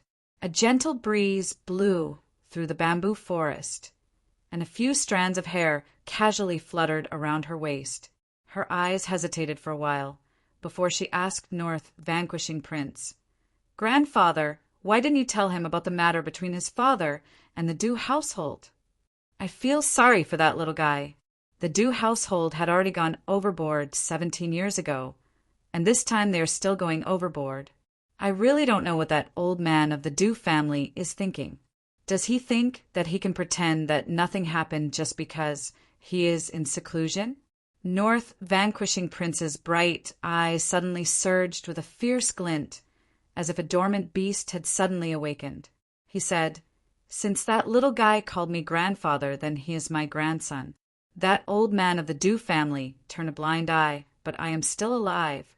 If the Du household goes overboard again, I will not agree. Grandfather, take care of your body. Xie Fei said softly. Her bright eyes were fluctuating. She had not seen her grandfather so agitated for a long time. Phew! North Vanquishing Prince's breath eased a little. He turned around to look at Xie Fei and said, Little girl Fei, keep an eye on the things outside. As long as he is in the capital, you can't let him be bullied. And the palace, there are some things that he is not clear about.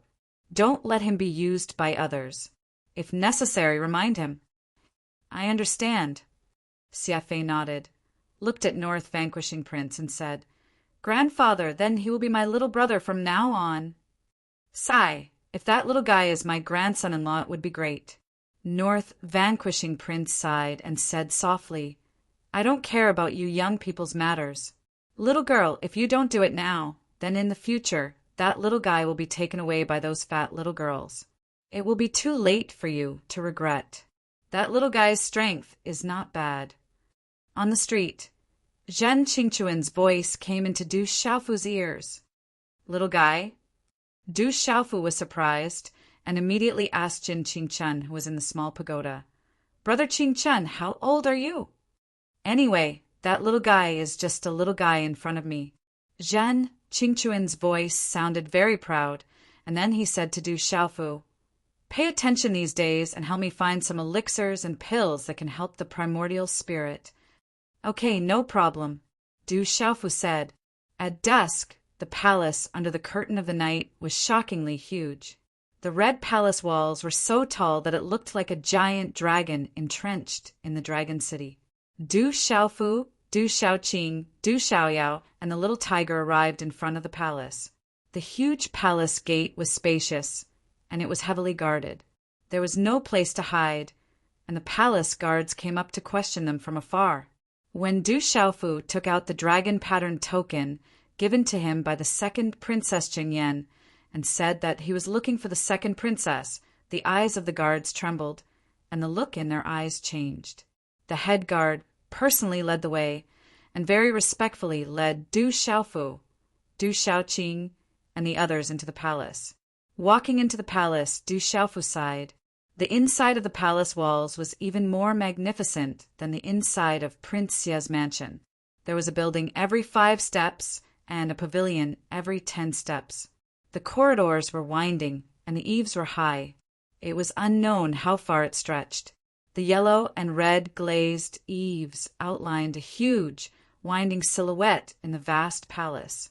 It was magnificent and magnificent. What a powerful aura! What caused Du Xiaofu to be the most amazed was that he could feel a majestic aura crushing down on him the moment he stepped into the palace. It was as if a huge dragon was present in the palace. Could this be the legendary imperial dragon aura? Du Xiaofu thought to himself. Just in the afternoon, he heard some interesting stories from the North Vanquishing Prince, and one of them was the imperial dragon aura. It was said that the imperial dragon aura could only be found in the palace, and it was very powerful. The aura inside is not weak. Du Xiaoqing also noticed the aura inside the palace. Although she was a little surprised, she did not pay too much attention to it. Following the head guard, Du Xiaofu did not know how many palaces they had passed.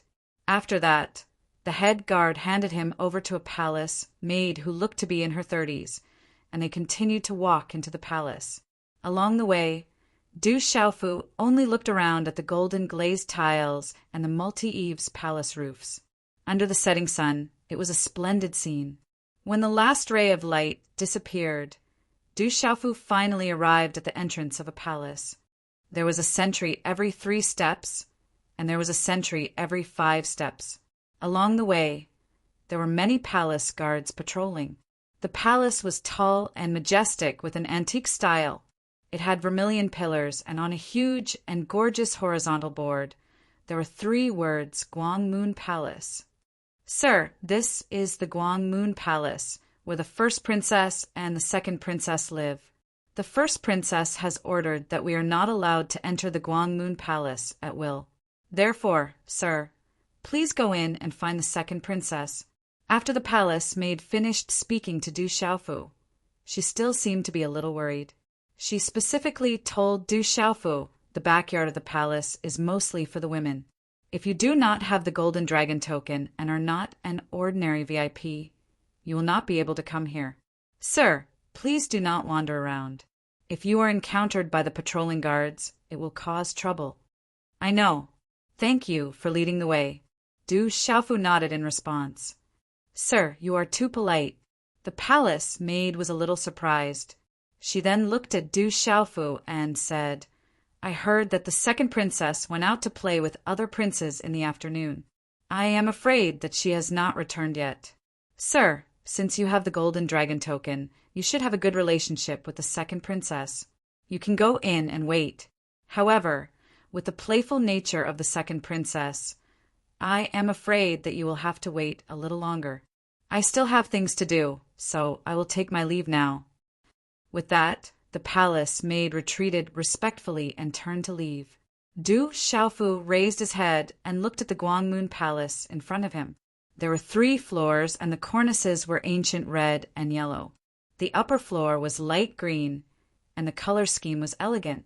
At this time, the sun was setting in the west, and the curtain of night was beginning to fall. The night fog lingered around the palace, and the pavilion was in the haze, appearing and disappearing from time to time. It was extremely beautiful. Xiao Yu continued to write, ask for flowers, recommend coffee. Chapter 440. What a big and beautiful place. I'll go in and take a look. Du Shaoqing gazed at Guangyu Palace. Instantly, her figure skipped into the palace like a butterfly.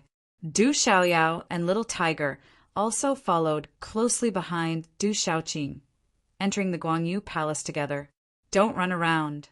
Du Xiaofu had no choice but to chase after them. After all, this was the imperial palace. He could not allow Du Shaoqing and Du Xiaoyao to cause any trouble. However, by the time Du Xiaofu entered the Guangyu Palace, Du Shaoqing and Du Xiaoyao had already run off to who knows where. Du Xiaofu could only follow their auras. There was no one else in the vast Guangyu Palace. Du Xiaofu chased after Du Shaoqing and Du Xiaoyao's auras. His attention was immediately drawn by the resplendent decorations all around him, and he began to look around.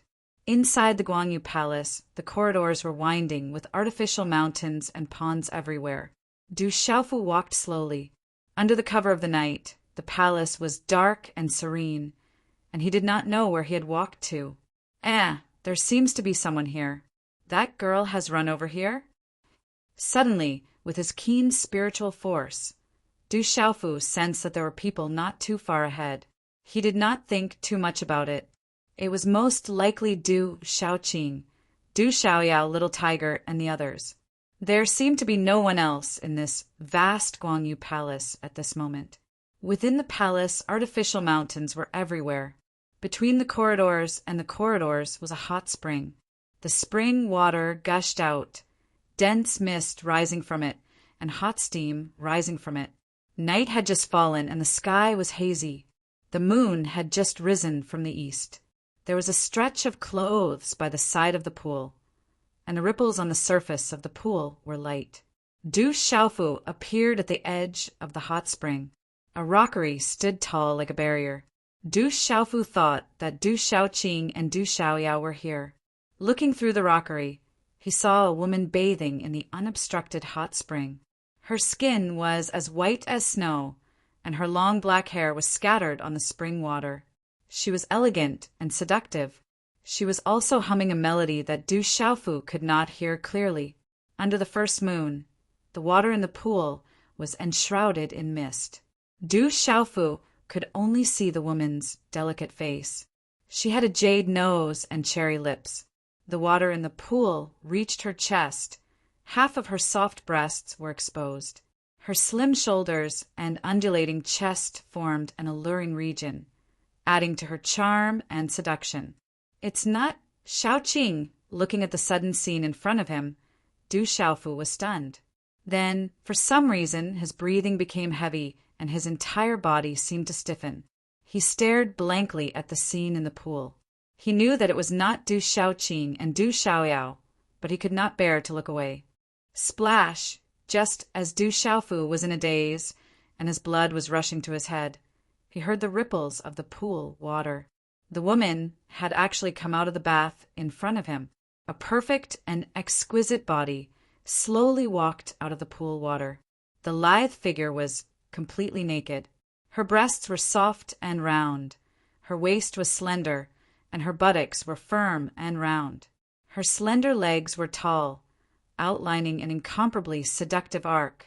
Her skin was like cream, and below her lower abdomen was even more eye-catching.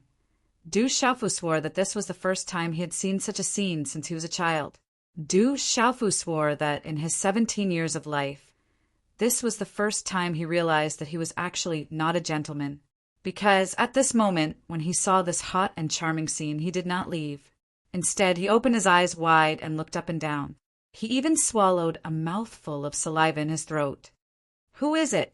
Suddenly, just as Du Xiaofu could not help but swallow a mouthful of saliva, the woman who slowly walked out of the hot spring suddenly shouted. In a short moment, a palm print suddenly slammed on the rockery. Rumble! The rockery suddenly collapsed. The gravel collapsed and fell into the pool water. Quickly, waves of water shot up to the sky. Oh no, I've been discovered. Du Xiaofu came back to his senses. He felt a little guilty. Qi gushed out from the soles of his feet, and he immediately retreated. He did not dare to stay any longer. Qi, however, the woman's speed was as fast as lightning. She was even faster than Du Xiaofu had imagined. Her body suddenly appeared in front of Du Xiaofu as he turned around and was about to leave. Without any hesitation, she directly slapped out with her palm. "Miss, this is a misunderstanding," Du Xiaofu shouted. Due to his guilty conscience, he did not dare to use too much strength. His palm came over and lightly slapped out with lightning speed. "It's you." And in this split second, the woman seemed to have recognized Du Xiaofu. She was so shocked that her entire body trembled.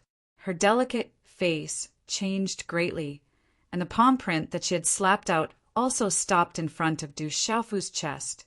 However, in his hurry, Du Xiaofu did not look carefully. Only when he felt the woman scream did he realize that the woman had stopped. However, he was unable to stop himself. Although he hurriedly retracted his profound qi, his right hand still landed on the woman's chest. Immediately, Du Xiaofu felt that where his palm touched, the soft area was smooth and soft. The woman did not realize that she was still naked at this moment, and even more so, did not expect such a thing to happen. She only felt a sudden numbness on her chest, as if she had been electrocuted. "You hooligan little bastard!" With a delicate shout, the woman's slender palm print stopped. A wave of profound qi immediately surged out and landed directly on Du Xiaofu's chest. Walala! Du Xiaofu's body flew backwards.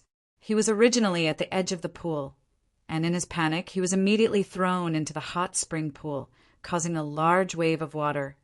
Plop! Just as Du Xiaofu was caught off guard, he choked on a mouthful of water. Just as his body emerged, he saw the figure in front of him descend like lightning. A snow-white arm directly pressed down on his shoulder, and she hurriedly said, "I'm warning you. Quickly close your eyes and hide in the pool. You're not allowed to peek, or else I won't let you off." Before Du Xiaofu could regain his senses, he was forcefully pressed into the hot spring by the woman, and in his panic he choked on another mouthful of water. "Big sister, I'm back. Was there anyone here just now?" Just as Du Xiaofu was being forcefully pressed into the hot spring by the woman, a girl with short braids walked over and looked at the wet surroundings suspiciously. "No, I've been bathing alone." "Why are you back?" The woman didn't know why, but she also felt a little guilty. Thinking about the scene just now, her delicate face immediately flushed red. Fortunately, it was night, and the hot spring water was able to relax the meridians and strengthen the circulation of qi and blood, so it was difficult for people to notice anything strange. The girl looked to be about 16 or 17 years old. Under her slender eyelashes, her big eyes were sparkling like black gems. She looked at the woman in the pool and said, "Is that so? Coincidentally, I also want to bathe. After playing with them for the whole day, my whole body is about to stink." As soon as her voice fell, the girl leaped, and the layers of her clothes immediately fell off. Then a bright and clean body like white jade directly jumped into the pool, causing a large wave of water. "Second sister!" the woman shouted, but before her voice fell, the girl with short braids had already fallen into the pool. The pool water was clear, and under the moonlight, the scales rippled. Du Xiaofu didn't close his eyes as he was told. In the clear pool water, he could vaguely see two seductive bodies in front of him. One was alluring, and the other was carrying Akiji. Faintly, Du Xiaofu heard a familiar voice saying, "Big sister, why do you always put your hand in the water? Help me take a look. Was your chest the same size as mine back then? Why do I feel that mine won't be as big as yours in the future? Sigh, when can I be like you?" In the pool water, Du Xiaofu felt the delicate hand pressing on his shoulder become more and more forceful, as if it was going to crush his shoulder. Pain came from his shoulder. Du Xiaofu struggled a few times, but the strength of the slender hand did not lessen. Instead, it increased in strength. This woman, she must be doing it on purpose. Du Xiaofu thought to himself. He couldn't be bullied for nothing, so he didn't hold back and pinched into the pool. He didn't know where he pinched, but it was firm and smooth to the touch. Ah! In the hot spring, the short-braided girl suddenly screamed. She felt a sharp pain coming from her buttocks. She immediately glared at the woman and stretched out her hand to touch her buttocks, saying, "Big sister, why did you pinch me?" I wanted to see if you've grown sturdy after all these years." The woman immediately understood the reason.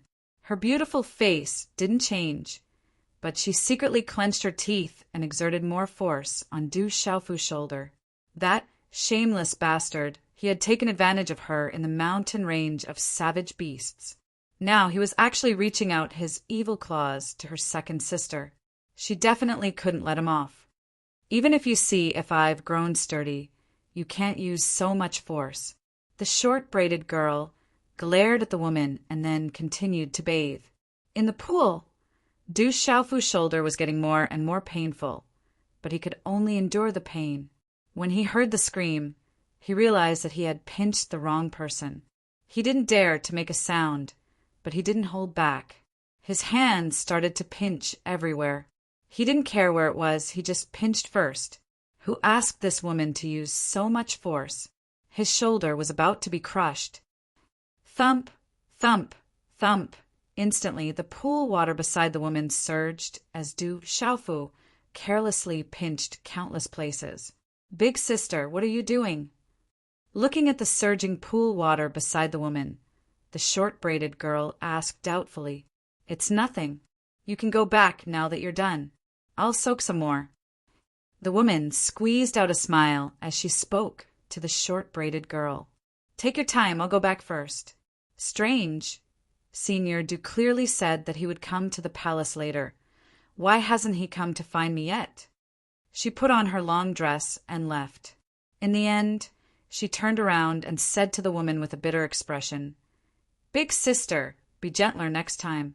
My butt hurts because of you." Today is the third night watch. I personally feel that this chapter should be condensed. However, I also feel that although some ink seems unnecessary, it is related to some of the later plot foreshadowing, so it cannot be omitted. Tomorrow, on the 4th, Xiaoyu will continue to update on the 5th. It should be around 7 p.m. If the fresh flowers reach 2:49 p.m. tomorrow night, Xiaoyu will update 10 p.m. Please don't update 2:50 or I will cry. Chapter 441.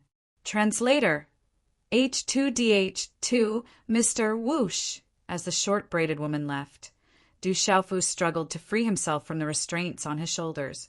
His head poked out of the hot spring, stirring up a lot of waves. "It's you." This time, Du Xiaofu also saw the woman in front of him clearly. Her eyes were bright, and in this hot spring pool, her slender figure was also tall and straight, like a proud snow lotus. There was a hint of coolness in her elegant temperament. Du Xiaofu would never forget this woman. She was the woman in tight clothes who had wanted to snatch his blood infant Lingji back in the savage Beast Mountain range. Later on, he had even kindly applied medicine on her buttocks. "Bastard, that's what you get for being naughty. I definitely won't let you off." Last time, she had been taken advantage of in the savage Beast Mountain range, and this time she was taken advantage of again in the hot spring pool. Her underwater body had already been bullied by him all over. How could the woman hold back any longer? Her slender figure suddenly turned into an afterimage, stirring up a splash of water. Instantly, she appeared in front of Du Xiaofu. "Chi!"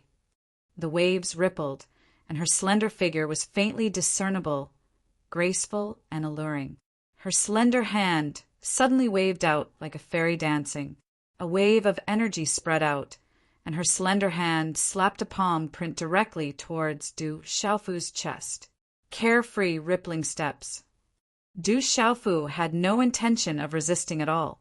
A surge of mystical aura rippled out from his body, and in the pool, the water instantly surged like giant waves. All the water in the pool, which covered an area of more than 10 zhang, began to swirl, forming a huge wall of water in front of him. Whoosh! The woman's palm print passed through, and the energy runes exploded. Instantly, the wall of water shattered, and the pool water poured down like a torrential downpour. However, at this time, Du Xiaofu had also disappeared from the pool. Little bastard, you can't escape. Qian Shengnan was so angry that he stomped his feet. How could he calm down when he thought of everything that had happened in the pool? Du Xiaofu left the hot spring pool and activated his profound qi. A wave of fiery energy spread out from his body, drying his wet clothes and hair. After hurriedly tidying up his clothes, he followed the path he came from and immediately left. When they arrived at the gate of Guangyu Palace, they saw Du Xiaoqing, Du Xiaoyao, and Blackie. "Big brother, where did you go? We couldn't find you. Although this place is big, there's nothing fun here." Seeing Du Xiaofu, Du Xiaoqing sighed slightly.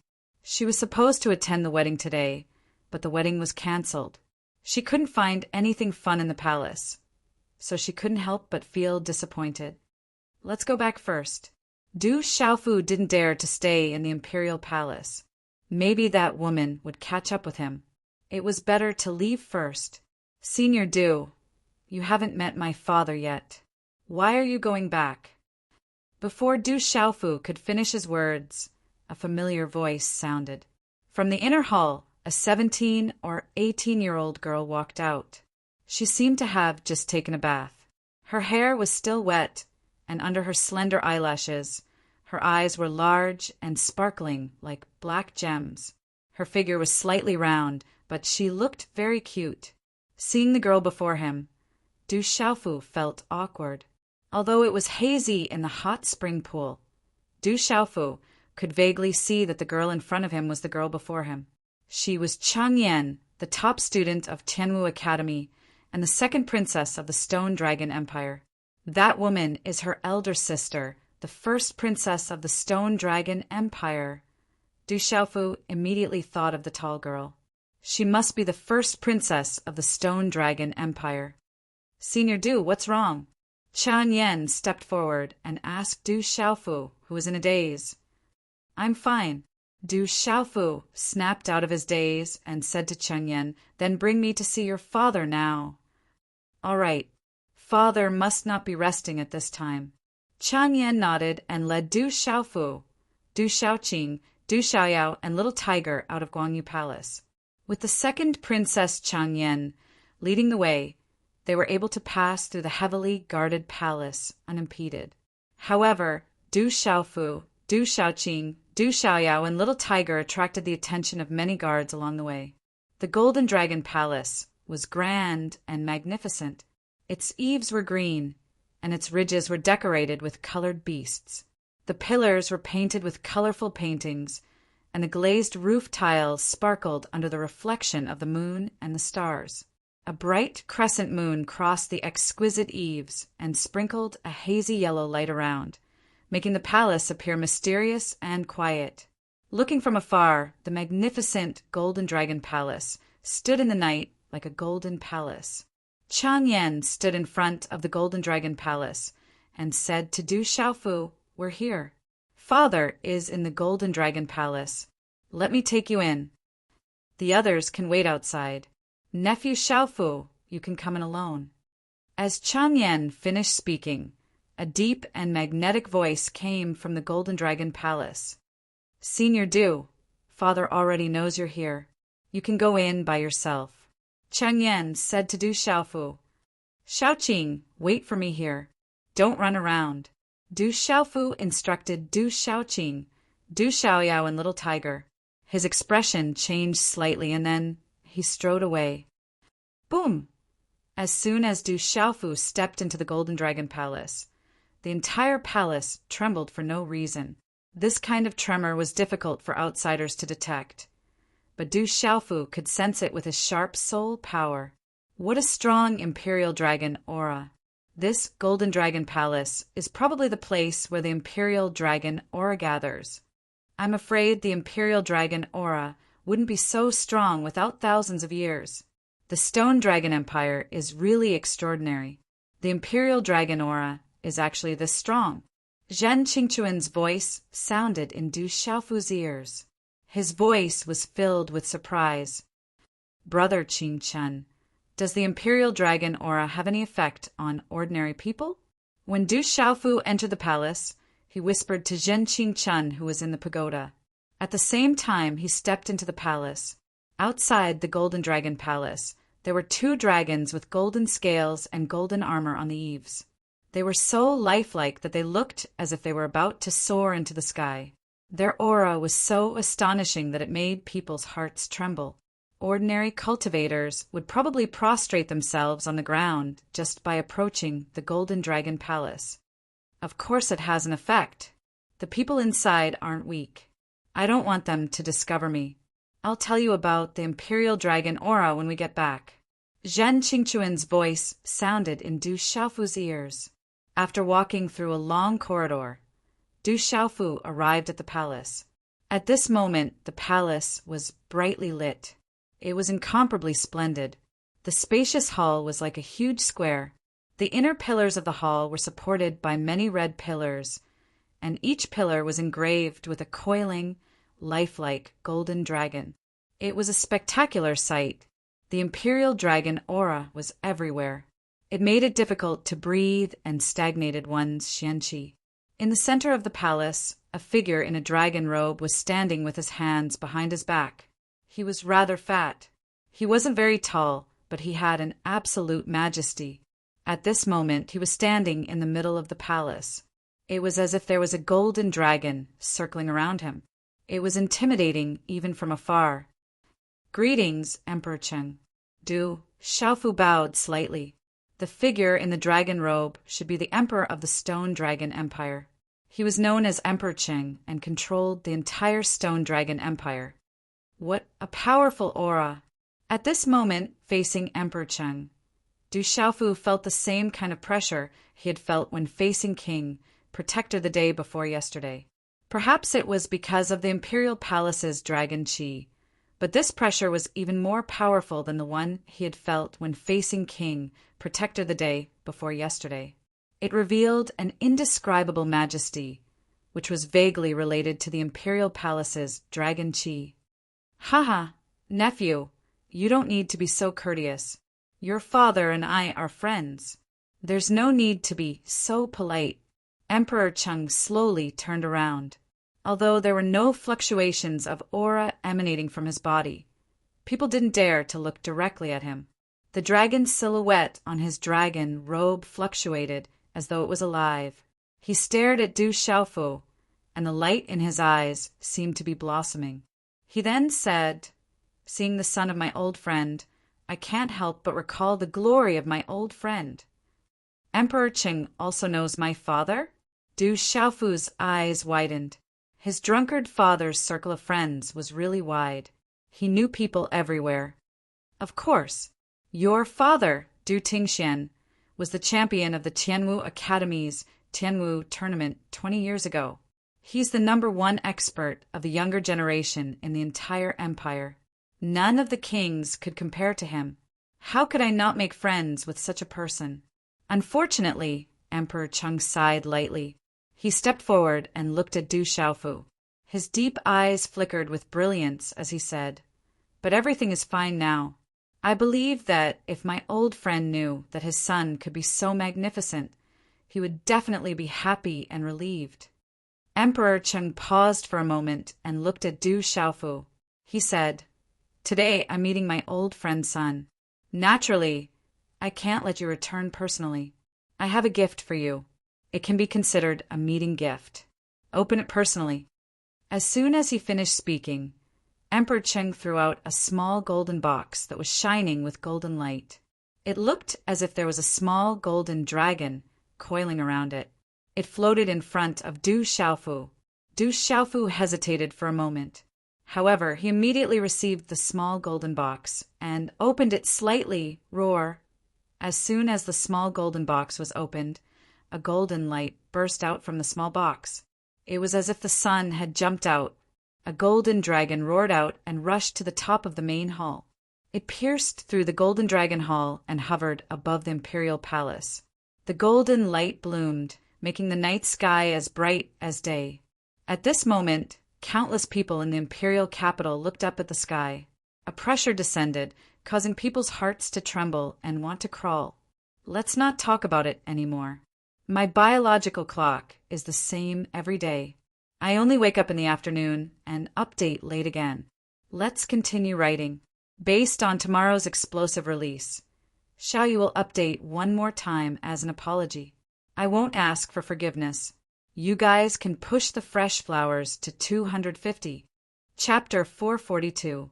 The golden dragon opened its mouth and shouted, Stone City Du Xiaofu, talented and brave, is conferred the title of Brave Marquis. His voice was like thunder, accompanied by an oppressive might that resounded throughout the imperial capital. This is the title of Brave Marquis. Du Xiaofu has been conferred the title of Brave Marquis. Usually, only kings are conferred the title of Emperor. This is the first time a Marquis has been conferred the title of Emperor. Du Xiaofu doesn't seem to be a martial Marquis yet. To be conferred the title of Marquis before becoming a Marquis, what a great honor! Being conferred the title of Marquis is enough to be called the leader of all marquises. Even the talent of the Du family doesn't seem to have the title of Brave Marquis. Within the imperial capital, there was a hubbub of discussion. In an instant, many forces were moved. What was the imperial palace planning to do with the title of Brave Marquis? Were they going to support Du Xiaofu? In the Du family, many auras fluctuated and many gazes flickered. Stone City Du Xiaofu, is the Chung family doing this on purpose? Are they finally starting to act against the Du family? What is the imperial palace trying to say? Are they explaining to Tianwu Academy? Or does it have something to do with the Divine Light Court?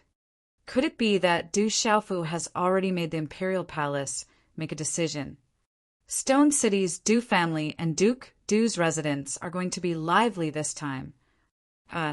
Within the imperial capital, sighs could be heard from the various dukes' residences. In the main hall, Du Xiaofu raised his head and was shocked when he heard the thunderous voice. He then lowered his head and saw a token in the shape of a ferocious tiger within the small golden box. It was shining brightly and looked ferocious. This is your identity as the Brave Marquis. From today onwards, other than the forbidden area for women and my Golden Dragon Palace, you can come to the imperial capital whenever you want. I've already arranged a residence for you in the imperial capital, Emperor Chung said to Du Xiaofu with a smile. Emperor Chung, Du Xiaofu frowned slightly. He was rather surprised by this. What are you worried about? Don't worry as the Valor Divine Marquis. All you need to do is listen to orders. Just be a good Valor Divine Marquis. Unless the Stone Dragon Empire is in danger, you don't need to do anything. Moreover, you have a special status in the imperial capital. With the identity of the Valiant Marquis, it will be beneficial to you. At least from today onwards, some people who want to make things difficult for you will have to ask for the imperial palace's opinion. Emperor Chung said to Du Xiaofu. Thank you, Emperor Chung. Du Xiaofu nodded. This matter had already been settled, and he couldn't change it. At least for now, having the title of Brave Divine Marquis didn't seem to be a bad thing. Stone City still belonged to the Stone Dragon Empire in name. As a citizen of the Stone Dragon Empire, he naturally had to help when the Stone Dragon Empire was in danger. All right, it's getting late. You should head back first. Emperor Chung looked at Du Xiaofu and said, 2 days later, there will be a competition between the younger generation of the Tianhu Empire and the Stone Dragon Empire. You should go and take a look. I will send someone to pick you up. Tianhu Empire, Du Xiaofu's eyes widened. When his master's revered weapon abode opened, people from the Tianhu Empire appeared in the dark forest. He seemed to have killed a few of them. Du Xiaofu nodded to Emperor Chung and left the Golden Dragon Palace. As soon as Du Xiaofu stepped out of the Golden Dragon Palace, Du Xiaoqing happily pulled Du Xiaofu's arm and said, "Big brother, are you the valiant marquis we were talking about?" "I guess so. Let's go back first." Du Xiaofu nodded. Looking at the distant moonlight, there seemed to be a tall and slender figure approaching. He immediately said to the second Princess Chang Yan beside him, "Is there any other way out of the palace? I need to hurry back." "Yes, come with me." Chang Yan nodded and led Du Xiaofu and the others away. Inside the main hall, the imperial palace's dragon qi was dense. Golden dragons circled around the stone pillars as if they were alive. "Father, you have bestowed him the title of divine courage marquis. The Du household and divine hall will most likely be dissatisfied with us." Cheng Xingnan's beautiful figure appeared in the main hall. She originally wanted to look for that guy, but she didn't expect that guy to run away so quickly. In the blink of an eye, he had disappeared. Emperor Cheng clasped his hands behind his back. He looked at Cheng Xingnan with a faint smile on his face. After a while, he smiled and asked, "Xingnan, how long have you known Xiaofu?" "The last time you went to the savage Beast Mountain Range, the Stone City was at the edge." "Have you been to the Stone City?" "Father, I don't know that bastard. I don't know him. I'm not familiar with him." Cheng Xinnan's delicate face blushed for no reason. "Is that so?" Emperor Cheng smiled lightly, and then he said in a low voice, "He's not bad. Little girl, you're not young anymore." When they left the imperial palace, it was already late at night. However, many streets of the imperial capital were still quite lively. "Brother Qingchen, what is the imperial palace's dragon qi?" Du Xiaofu asked Zhen Qingchen, who was in the small pagoda in his arms when there was no one around. "The imperial palace's dragon qi is where the dragon vein is. The emperor of the human world is protected by the imperial palace and can practice the emperor's law. Didn't you find anything special in the imperial palace?" Zhen Qingchuan's voice sounded in Du Xiaofu's ears and into his mind. Du Xiaofu thought for a while and said, "The huge imperial palace is located in the center of the imperial capital. The 4 symbols are connected and the 8 directions are connected. It's like a huge tactical matrix." Zhen Qingchuan's voice continued, "I didn't teach you for nothing. The royal palace is indeed a huge matrix. This matrix encompasses the entire empire, but this matrix is different. It's not an offensive or defensive matrix, but a matrix that gathers the dragon veins and forms the dragon veins. It uses the power of faith of hundreds of millions of people in the empire to transform into dragon qi. The emperor oversees the dragon palace, and the dragon qi of the royal palace protects him. If one's cultivation isn't high enough, no one can do anything about it. If you want to break the dragon qi of the royal palace, you have to destroy the entire empire and break the dragon veins. So the imperial palace's dragon qi is really terrifying." Du Xiaofu secretly clicked his tongue. No wonder he felt the terrifying aura in the Golden Dragon Palace. Outside the guest inn, late at night, a tall and sturdy young man stood quietly at the entrance of the inn. No one knew how long he had been standing there. He was dressed in a blue and white robe, and his eyes were slightly closed. He was not as domineering as he used to be, but he was more steady and restrained. Suddenly, the tall and sturdy young man opened his eyes. There was a slight fluctuation in his gaze as he looked towards the distant street. Under the night sky, a young man in a purple robe and a young woman in a green robe were slowly walking over.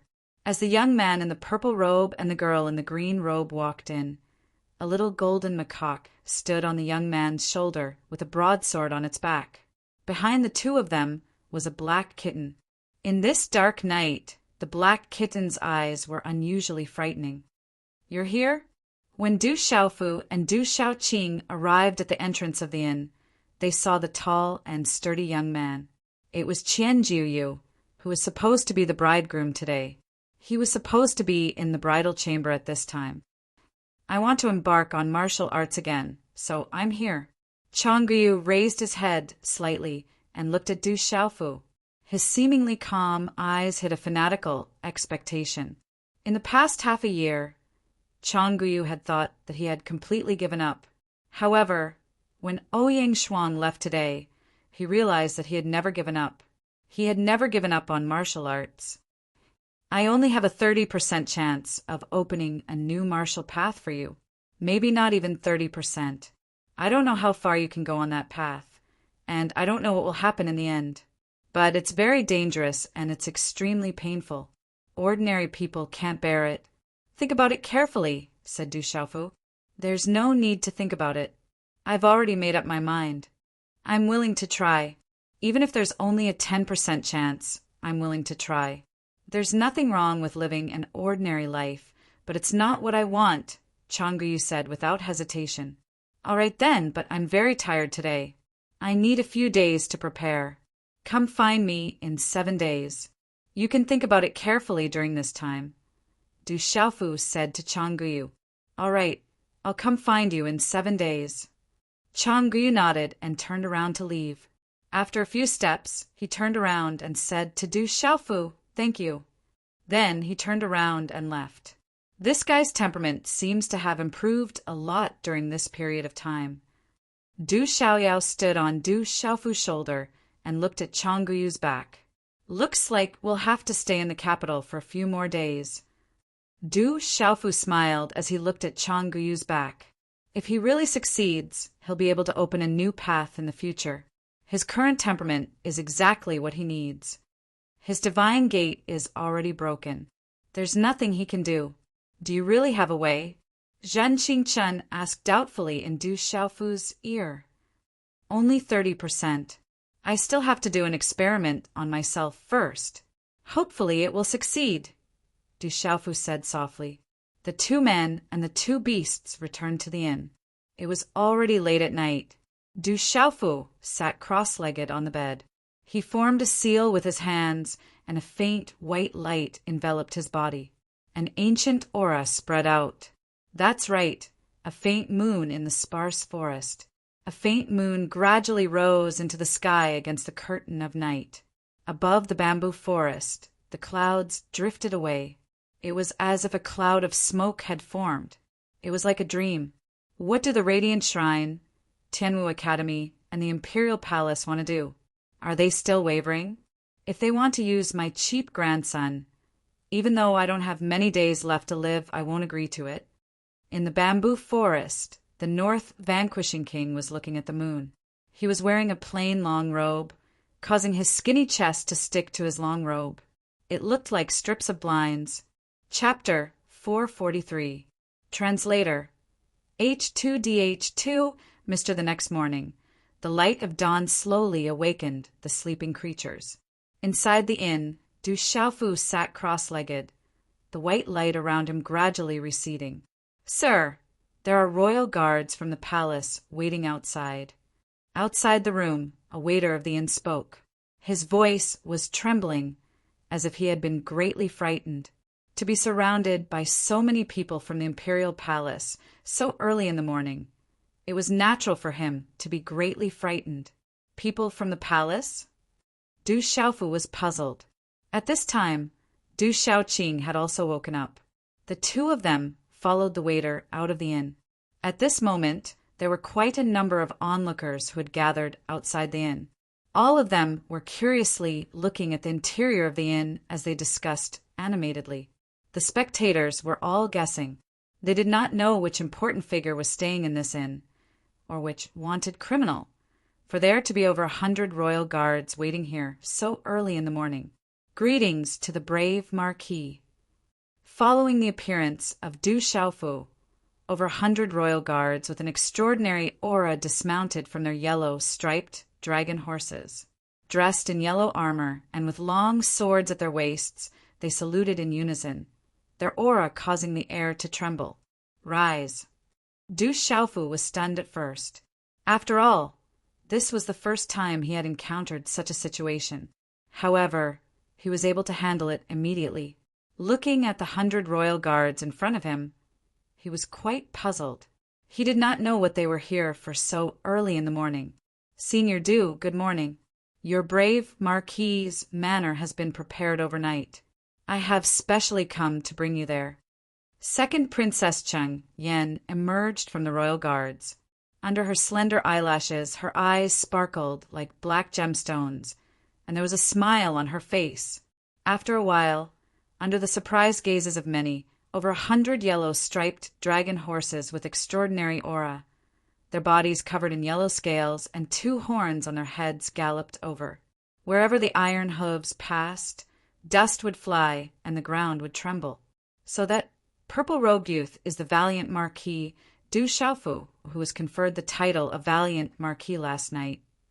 I heard that Du Xiaofu caused havoc in the Du household the day before yesterday, and yesterday he defeated the genius of the Du household, Du Yi, in 2 moves.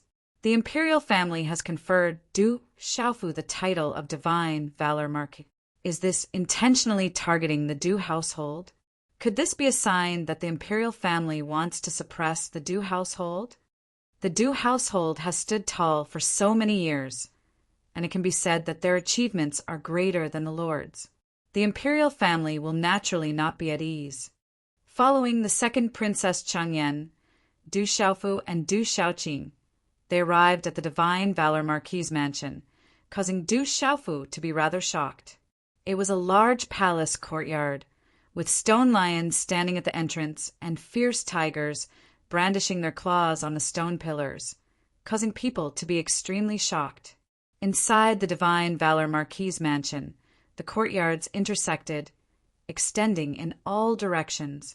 It was majestic and magnificent, with exquisite pavilions and terraces, secluded and beautiful corridors, reflected in the green pines and green cypresses, rockery, flower beds, bonsai, and bamboo.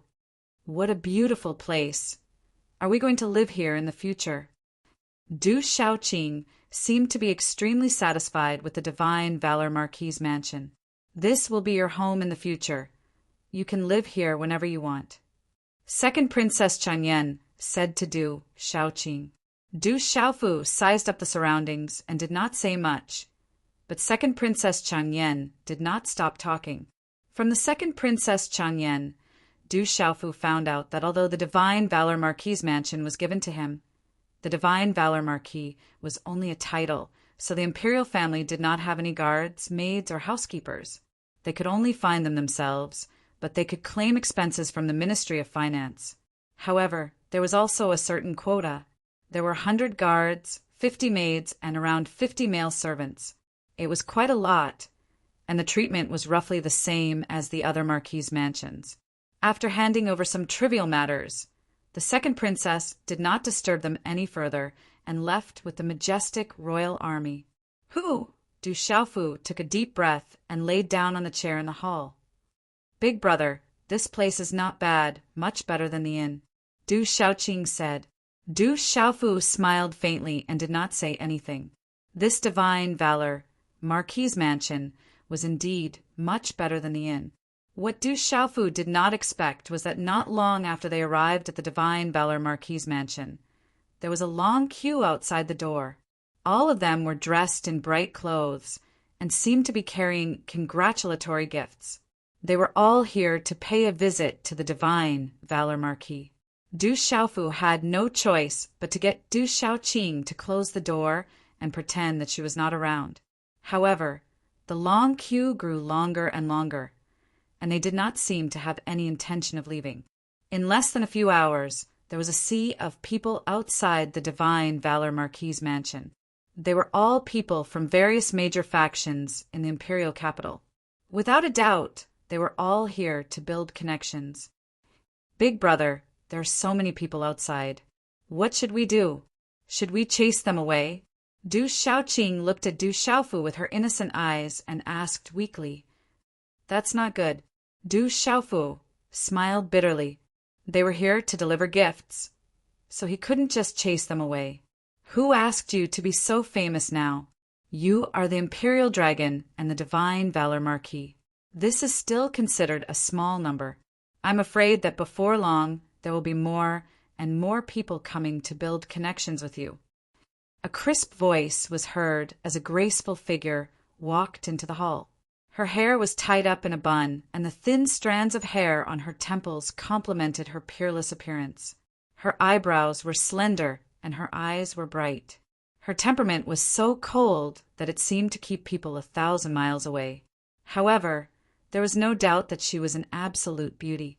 When he saw who it was, Du Xiaofu smiled and said, "I have already closed the door. Climbing over the wall isn't your style. The Divine Valor Marquis' mansion doesn't even have a single guard, and you have closed the door. If I want to come in, I naturally have to think of a way myself." Ouyang Shuang glared at Du Xiaofu and said, "On the other hand, as the Divine Valor Marquis, it doesn't seem good for you to hide, right? Don't make fun of me. Help me think of a way. What should I do?" Du Xiaofu smiled bitterly.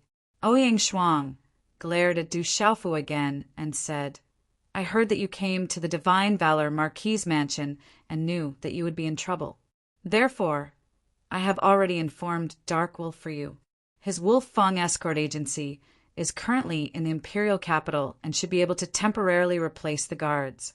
They should be here soon. As for the rest, let Dark Wolf handle it. He is the head of the Wolf Fang escort agency, so he should have the ability to do this." "Thank you." When Du Xiaofu heard this, he instantly let out a sigh of relief. In less than an hour, there was a commotion outside the Divine Valor Marquis' mansion. A group of more than 100 people arrived. Their aura wasn't weak, but they all looked ferocious. The leader was the head of the Wolf Fang escort agency, Dark Wolf.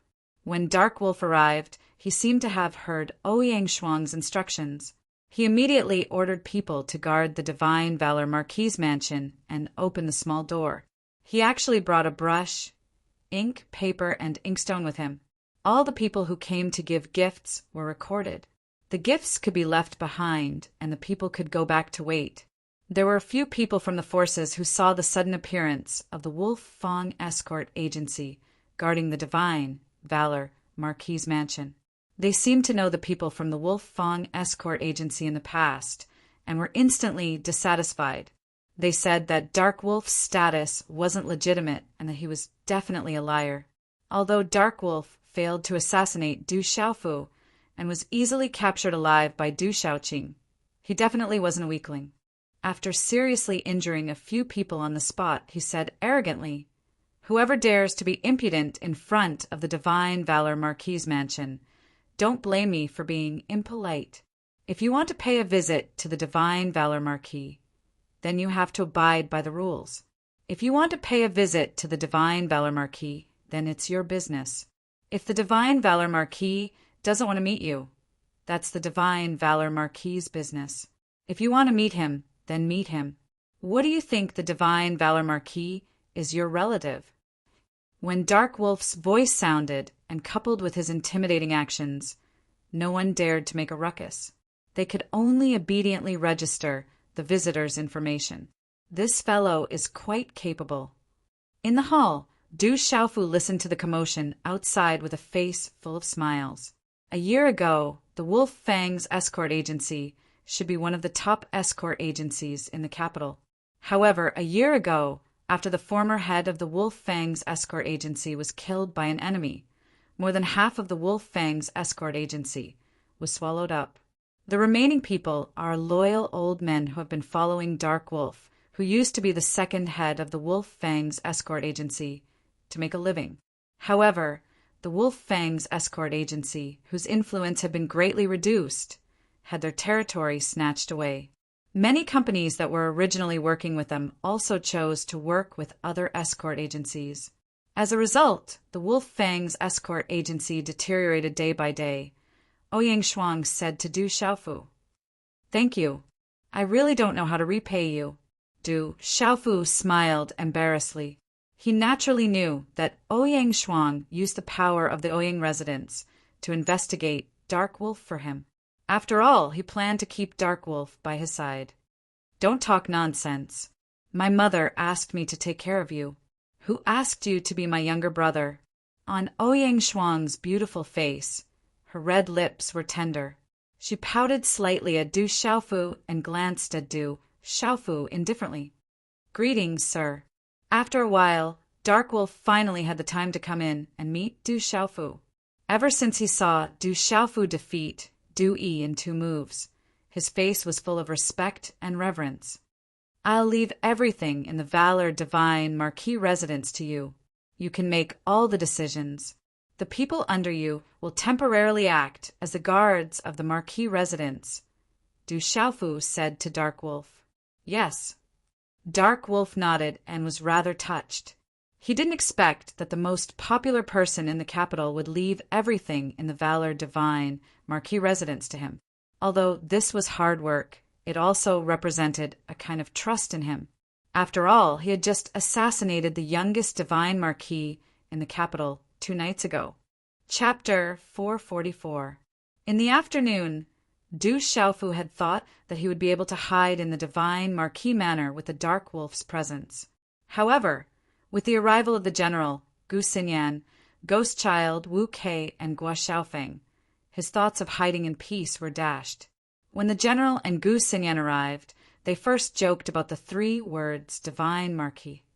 In the end, they helplessly told Du Xiaofu that they were all from their respective estates and hoped that they could represent their estates to congratulate him.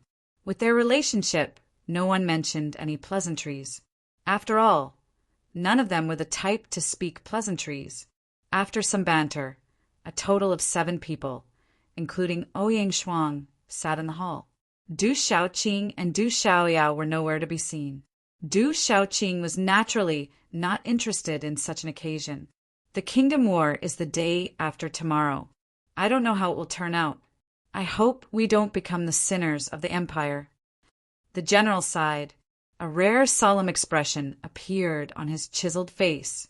"Kingdom War? What's a Kingdom War?" Du Xiaofu was curious. He didn't know anything about the Kingdom War. "You really don't know?" Wu Kei looked at Du Xiaofu suspiciously.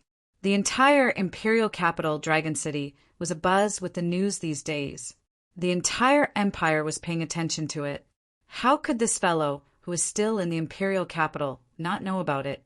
He probably really doesn't know. Ouyang Shuang replied to Wu Quebec. She then said to Du Xiaofu, "It's the battle between the younger generation of the Stone Dragon Empire and the Tianhu Empire.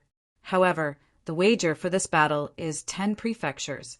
If our Stone Dragon Empire loses, we have to hand over 10 prefectures to the Tianhu Empire unconditionally."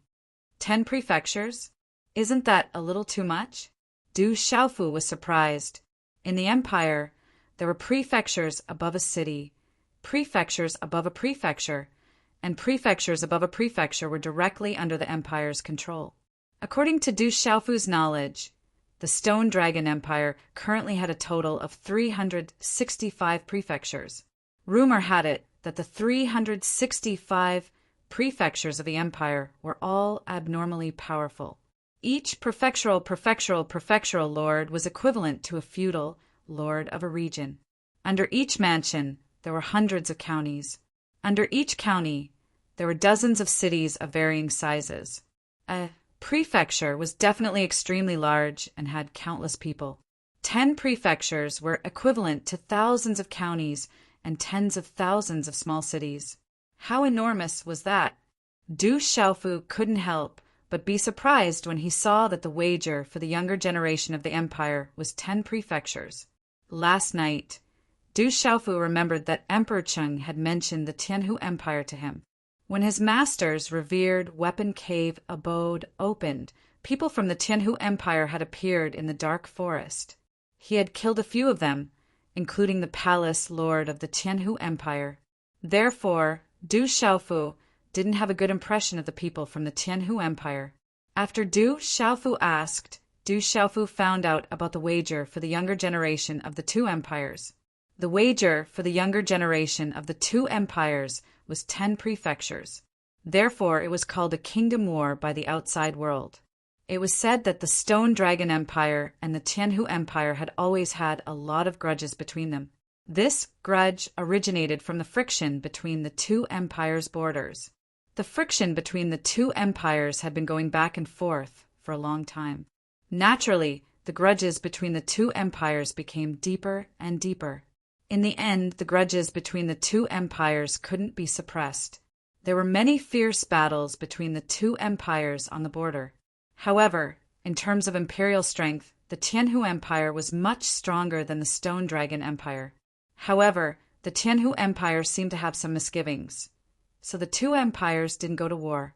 After several rounds of negotiations between the empires, the two empires finally came to a tacit agreement. The wager for the younger generation of both empires would be 10 prefectures. It could be considered as a way to resolve the conflict between the two empires. Whether it was the Stone Dragon Empire or the Tianhu Empire, it was likely that both empires wanted to take advantage of this duel between the younger generation to properly assess each other's strength. After the final victory and defeat of both empires, the winner's morale would be greatly boosted while the loser would inevitably be negatively affected. This time, General Jian Shanha, Ling Xian, Jade Maiden, Gu Xinyan, and the others hurried back from the academy because they were urged by the king's mansion behind them. This was because they had to prepare for the kingdom war in the imperial capital. They represented the peak of the younger generation of the Stone Dragon Empire. The Tianhu Empire is backed by the Sky Snake sect. It's a huge force and is one of the top 10 first-rate forces in the Central Plains. However, the Stone Dragon Empire only has the Tianwu Academy behind them. It's said that the Tianwu Academy is no longer what it used to be. In the past, countless young experts came out of the Tianwu Academy. Each of them was able to dominate the Central Plains and shock the entire continent. However, for some reason, the Tianwu Academy gradually declined. Thus Ghost Child sighed and said, "It's said that the younger generation of the Tianhu Empire will be coming this time. There are experts from the Sky Snake sect among the top 10 first-rate forces in the Central Plains. Their strength is unimaginable. They are the peak existences among their peers in the Central Plains, the Sky Snake sect." Upon hearing this, Du Xiaofu's expression changed slightly. When he was in the barbaric Beast Mountain range, he had fought with the Sky Snake sect. Du Xiaofu had a deep impression of an expert from the Sky Snake sect who attacked him. However, he was intimidated by the mysterious, beautiful woman who held him hostage. Later on, he met Zhu Shui of the Profound Talisman sect and Lin Boguang of the Profound Underworld sect. He even fought with Lu Kuin of the Sky Snake sect. "You also know about the Sky Snake sect?" Ouyang Shuang asked as she looked at Du Xiaofu in confusion. She knew Du Xiaofu the best. He had left the Stone City and didn't know much about the outside world.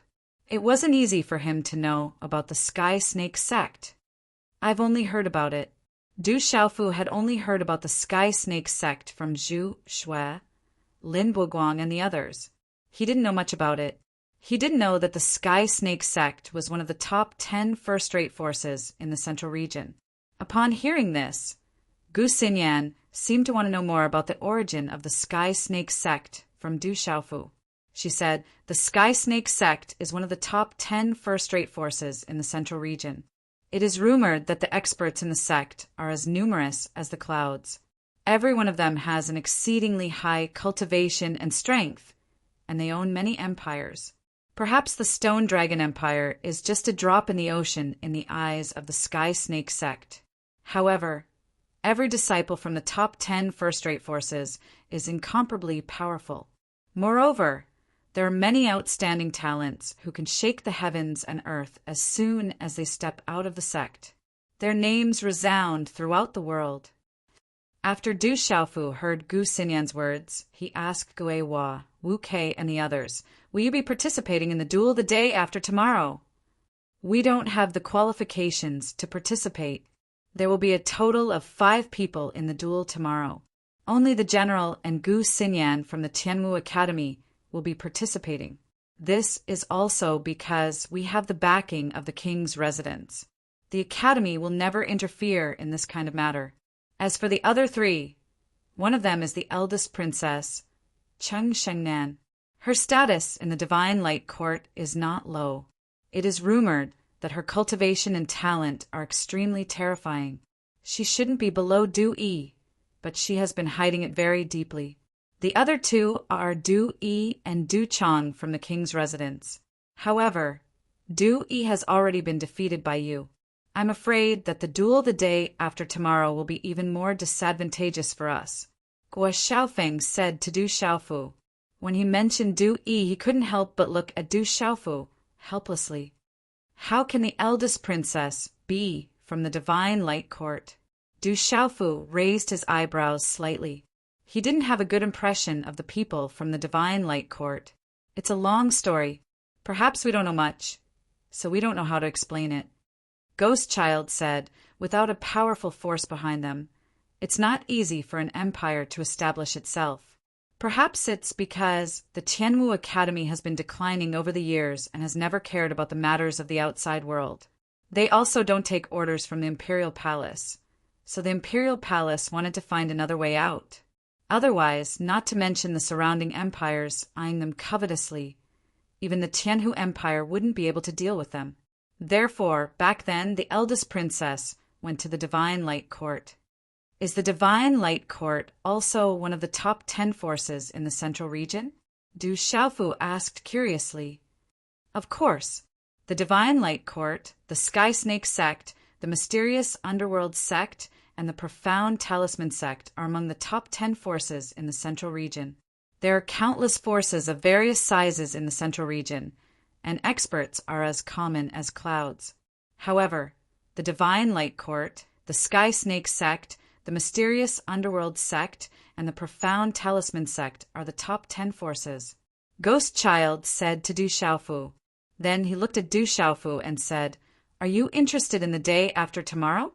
If you can replace Du Xiaofu, our chances of winning will be much higher. It's more appropriate for me to go and take a look. I'm not interested in this. Du Xiaofu immediately shook his head and smiled. Then he said to the general and Gu Xinyan, When I'm free, I'll go and take a look at your glory. After chatting about the kingdom war between the Tianhu Empire and the Stone Dragon Empire, it was already dusk when the general and Gu Xinyan left. After dusk, the Dark Wolf found Du Xiaofu again. Accompanying him was another initial stage martial lord, who was also the current second-in-command of the Wolf Fang Escort Agency. What surprised Du Xiaofu was that the second-in-command of the Wolf Fang Escort Agency was actually a woman in her 30s. Her curves were alluring. Perhaps it was because she worked in the escort agency. Her facial features were delicate, but her skin was wheat-colored. Her entire person exuded a kind of wild beauty, which was called a phantom. Thank you, Commander Maple Leaf Pialing, for the reward of 100,000. Chapter 445. After the two of them bowed, Dark Wolf reported the current situation at the Valor Divine Marquis residence. The major factions that had come to congratulate them were almost done with their registration. Many of the major factions and families in the imperial capital were among them. In addition, Dark Wolf had also found many servants and clever maids within half a day and quickly put them to work within the Valor Divine Marquis residence. Although everything was rushed, it was still orderly. The people from the Wolf Fang Escort Agency were also temporarily acting as the guards of the Valor Divine Marquis residence. Du Xiaofu praised the Dark Wolf for arranging everything in just half a day. Yang Shuang had not misjudged him. This fiendish Dark Wolf had a fiendish appearance, but his thoughts were meticulous. He was extraordinarily meticulous despite his rough appearance. Sir, we have received many congratulatory gifts today. They are quite valuable. I have categorized them and placed them in this storage bag, together with the registration book. Please take a look, sir. Dark Wolf respectfully handed a Qianquan bag to Du Xiaofu. Divide everything equally among the brothers of the escort agency. Also, help me say that they have worked hard today. Du Xiaofu didn't even look at the storage pouch. Although he knew that the gifts from the various large factions wouldn't be too shabby, there definitely wouldn't be any real treasures. Real treasures wouldn't be given out so casually. If they were to give it out, they would give it out personally. Sir, the gifts are quite valuable. Do you want to take a look again? Dark Wolf's gaze moved slightly. After being stunned for a moment, he continued to ask Du Xiaofu. There were definitely many congratulatory gifts today. With so many gifts from various factions, the value would definitely be shocking. Du Xiaofu waved his hand and said no need. If there are too many, you can leave some for the residence's future expenses. You can deal with it yourself, but don't forget about the brothers of the escort agency. The two of you shouldn't make things difficult for yourselves. I thank Sir on behalf of the brothers of the escort agency. Dark Wolf was overjoyed. To be honest, although they weren't weak, they had been hunted down by their enemies for the past year, and the business of the escort agency had gone through many twists and turns. Originally, there were 2,000 people in the agency, but now some had betrayed them, some had left them, and most of them had joined other agencies. There were only about 100 of them left. Although they each had their own strength, it was easy for them to live a good life in a small place. However, because of the unwillingness in his heart and also because of some things, he persisted. Thus, for so long, his life had been extremely difficult. Now that they had received the congratulatory gifts from the various major powers, it was definitely a shocking amount of replenishment for them. Although cultivators were capable of not eating or drinking for a long period of time, the consumption of cultivation resources was a world of difference compared to the consumption of food and drink by ordinary people. If they were unable to find any business to do in the near future, they would truly be unable to continue. Although it was tiring to act as guards today, Dark Wolf and many of his brothers from the escort agency felt relieved. They had begged many merchants to do business with them in the imperial capital, but they were treated with disdain. Although their cultivations weren't weak, and they were considered experts in the entire imperial capital, there were many marquises in the imperial capital. How could they not have some background if they were able to open a business in the imperial capital?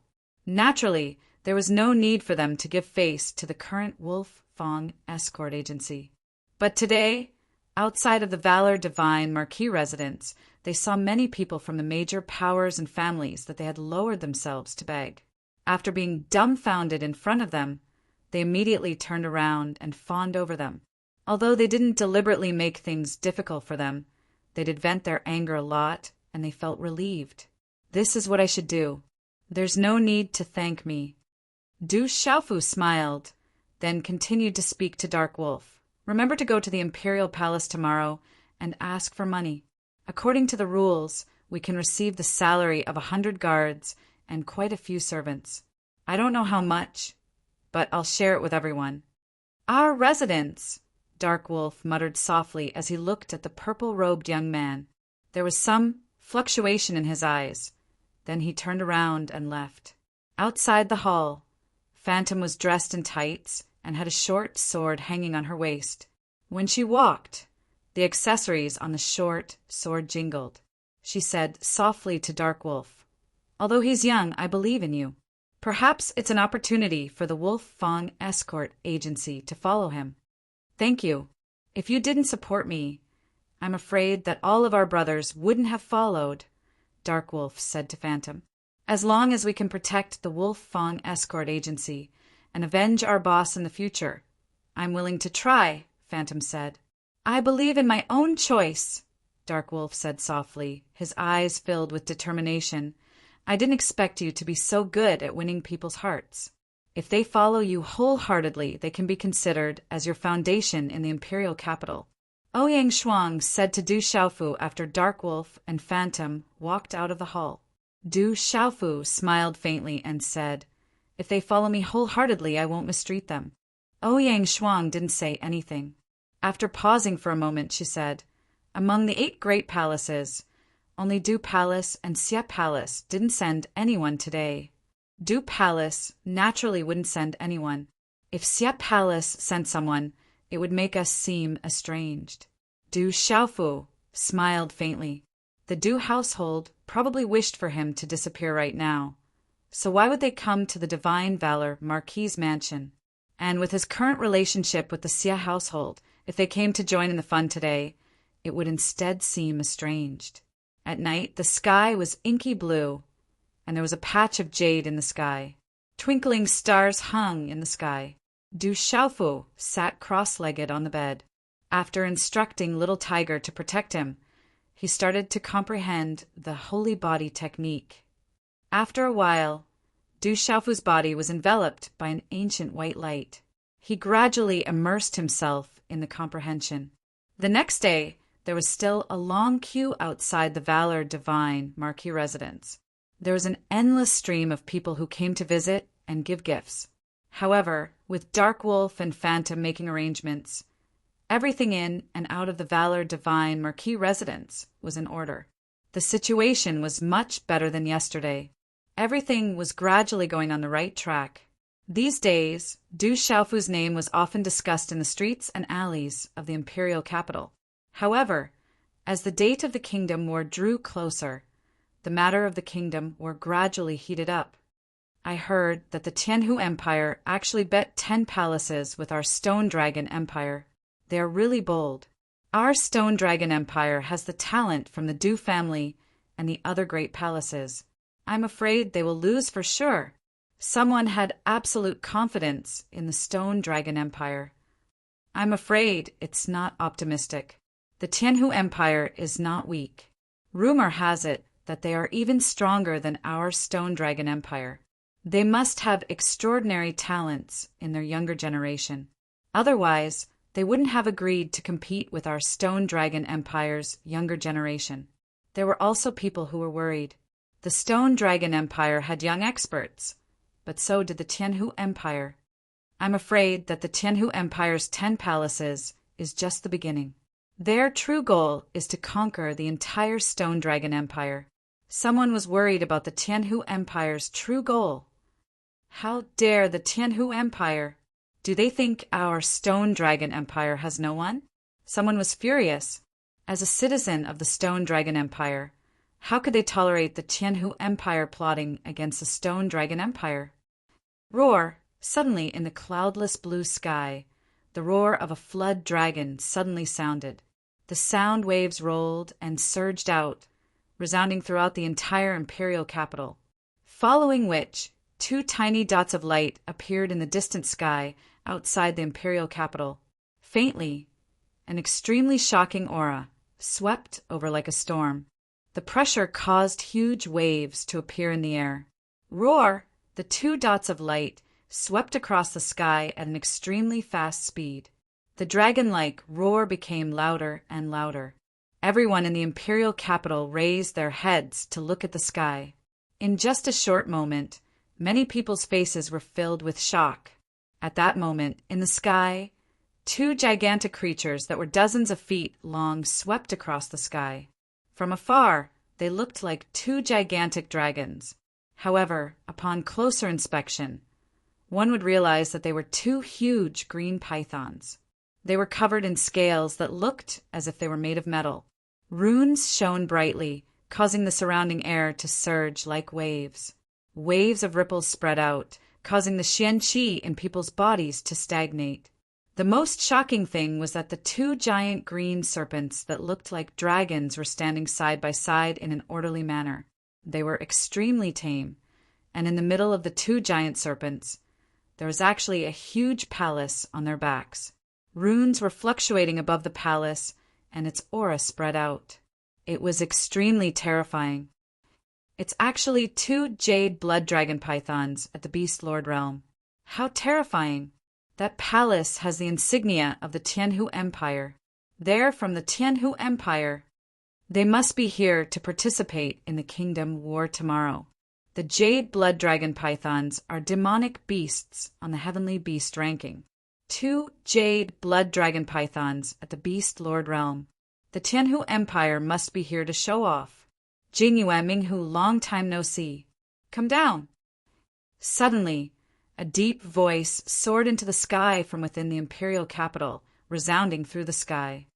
Du Qingqing, long time no see. Why don't you come out and greet us? Isn't it a little impolite? Chapter 446. An ancient voice rang out from the palace on the backs of the 2 jade, blooded dragon pythons. The voice was accompanied by a strange power that caused the minds of those who heard it to tremble and feel pain in their ears. You guys are the ones who are rude to barge around in Dragon City. Do you need me to invite you down?" As the low and deep voice sounded, a majestic figure wrapped in light appeared in the air in front of him. The symbol fluctuated faintly, and a bright silver snake light was released. A terrifying aura fluctuated endlessly, causing the spectators around the 4 dragon cities to tremble. However, it had unknowingly resisted the ferocious aura of the 2 jade blood dragon pythons. "It's the King Protector. The King Protector is here." Countless gazes trembled, filled with respect and awe. The King Protector was the core of the entire empire. His position was only below the Emperor of the Empire. Since the founding of the empire, the Du household had been guarding the borders of the empire for many generations. They were the first line of defense of the empire and were respected by the citizens. As the King Protector floated in the air, the aura collapsed, and the bodies of the 2 jade blooded dragon pythons trembled. "Looks like your strength has improved a lot over the years." In the palace on the backs of the jade blooded dragon pythons, 2 figures appeared out of thin air. One was a slender old man with long black hair, and the other was a burly old man with long brown hair. Both of them were surrounded by light, and 2 mighty auras gushed out from their bodies, pressing towards the King Protector at almost the same time. Humph. The Protector King let out a soft snort and did not make any move. However, the bright silver snake light around his body multiplied.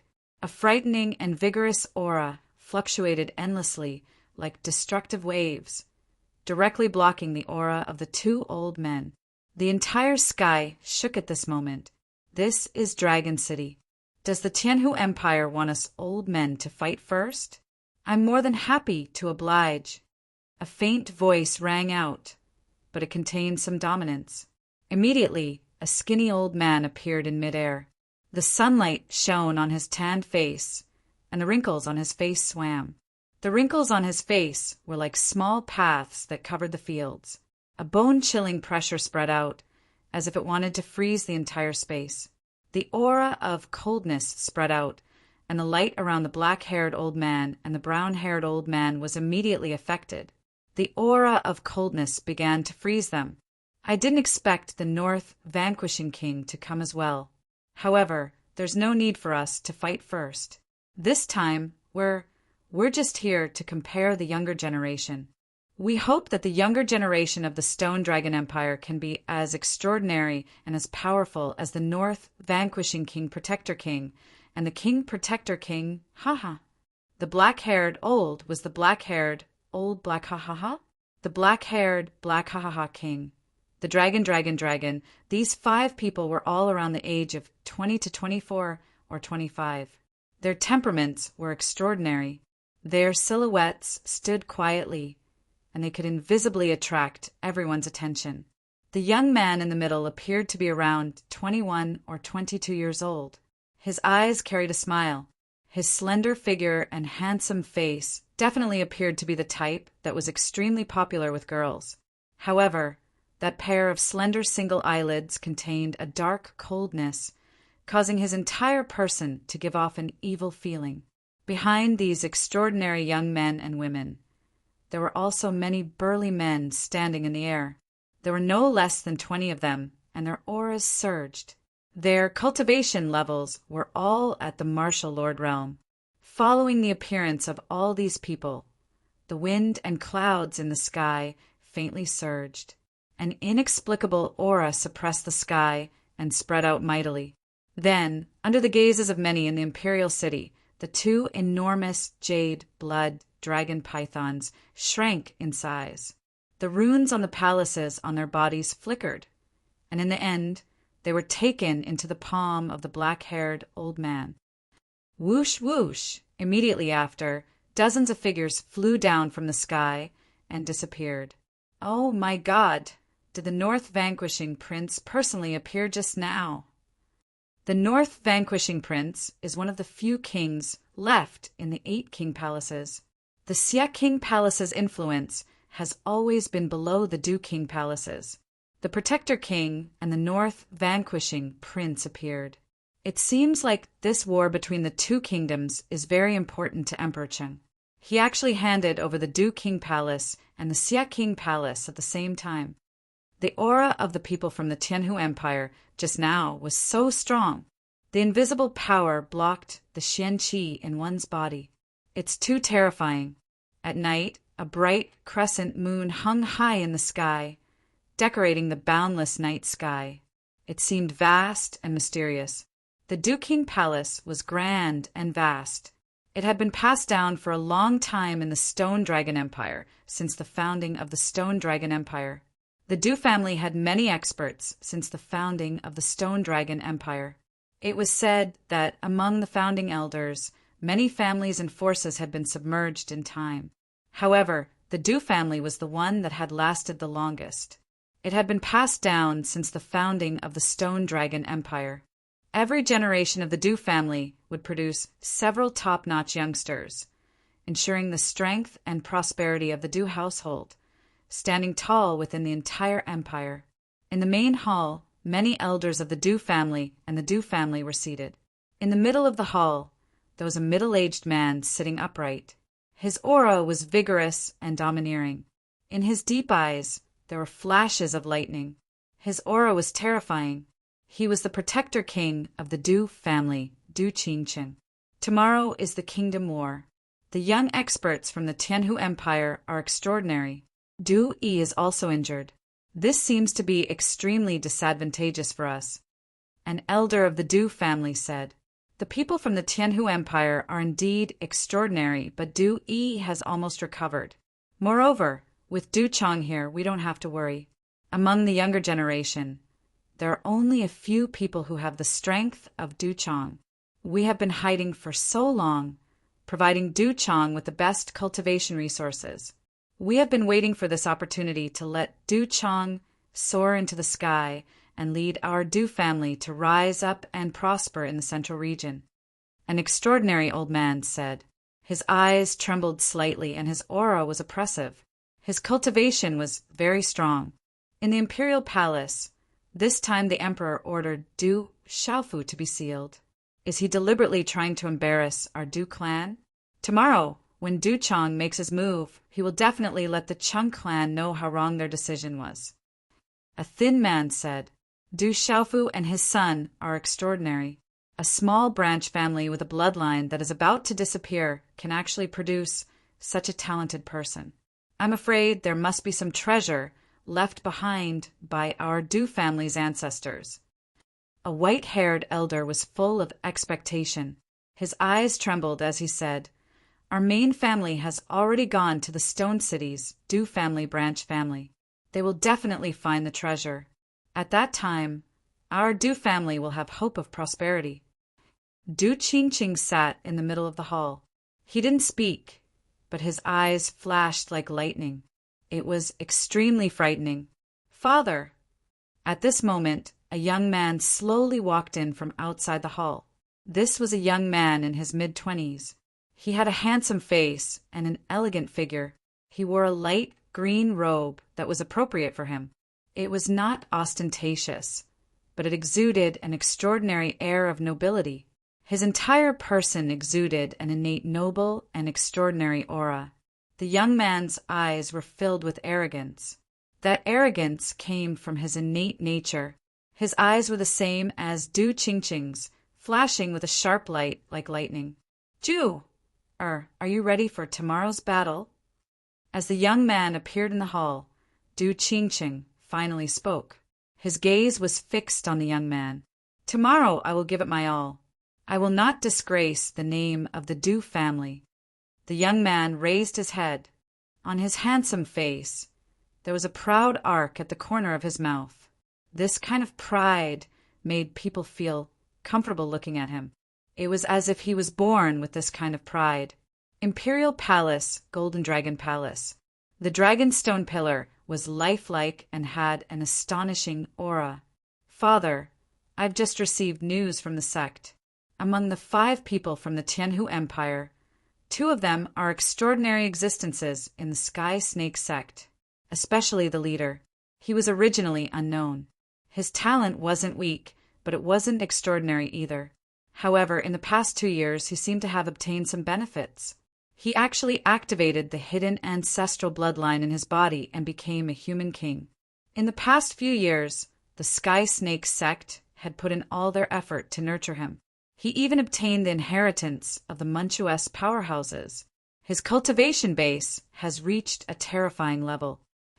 In the hall, Chung Shungnan's delicate body was tall and straight like a proud snow lotus. However, her delicate face was filled with worry. "Human king!" Hearing this, Emperor Cheng's eyes flashed.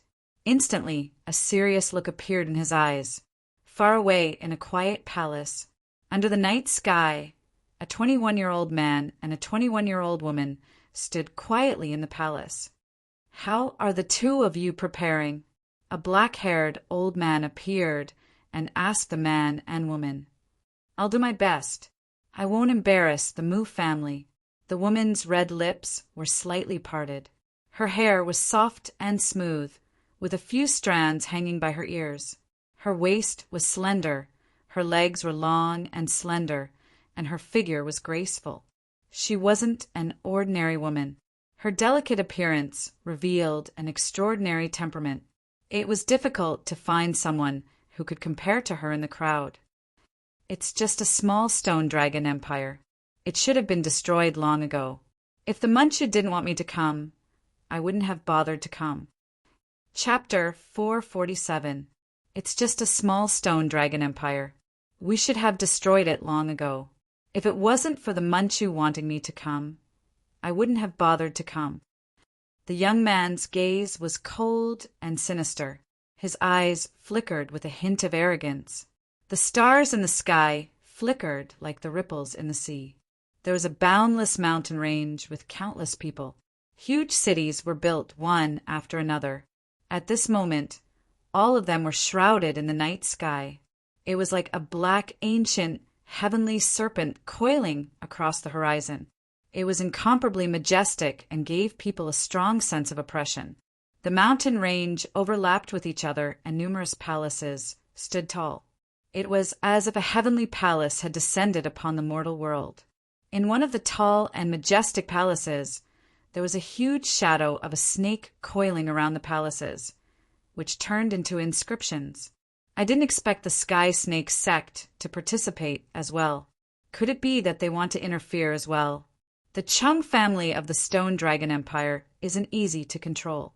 "It seems like we have to act quickly," said an old man in the main hall. His body emitted a faint glow and his aura was extremely terrifying.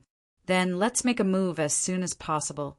We have prepared for so long for this step, and we can't allow anyone to beat us to it. We have to make a move before the Sky Snake sect. If there's nothing else, you can leave first. Pay close attention to Tianwu Academy." An old man in his 70s sat in the middle of the main hall. His voice was majestic, as if he could look down on the world and shake the entire central region. Yes, in the main hall, everyone stood up. The experts, who were famous in the central region, respectfully left. Don't think too much about Tianwu Academy. Even if you obtain that item, so what? At most, you'll have the chance to dominate the central region. As long as you listen to our arrangements obediently, the entire central region will be yours. After the figures left the main hall, a strange light spread out from the main hall. The voice was dignified and indifferent. Within the light, a silhouette stood. It was impossible to see the person's face clearly. The light around him was like a miniature lightning ball. The lightning around him flickered like silver snakes, enveloping his entire being. The pressure was even more terrifying. It was destructive and overbearing, making it so that no one dared to get close. They could only look up. "Greetings, emissary." Looking at the person who had come, the old man in his 70s stood up. His attitude was respectful, but his brows were slightly furrowed as he said, "I also want to expand the strength of the temple. At that time, it will be easier for us to find the hidden descendants of the clan that the emissary is looking for." I hope you're telling the truth." We were able to turn the divine light palace from a second-rate force in the central continent to a first-rate force in the central continent in just a few decades. We even helped you reach your current level of cultivation. You have to know that we're the ones who gave you all this, so we can take it back at any time. The figure within the lightning ball said indifferently. His terrifying aura fluctuated, causing the entire hall to tremble for no reason. Don't worry, emissary. You have done a great favor for me and the entire divine hall. I will definitely have everyone do their best to speed up the search for the descendants of that clan. When the old man in his 70s heard this, his expression changed slightly. He said, I heard that emissary is still searching for the Imperial Palace's dragon chi.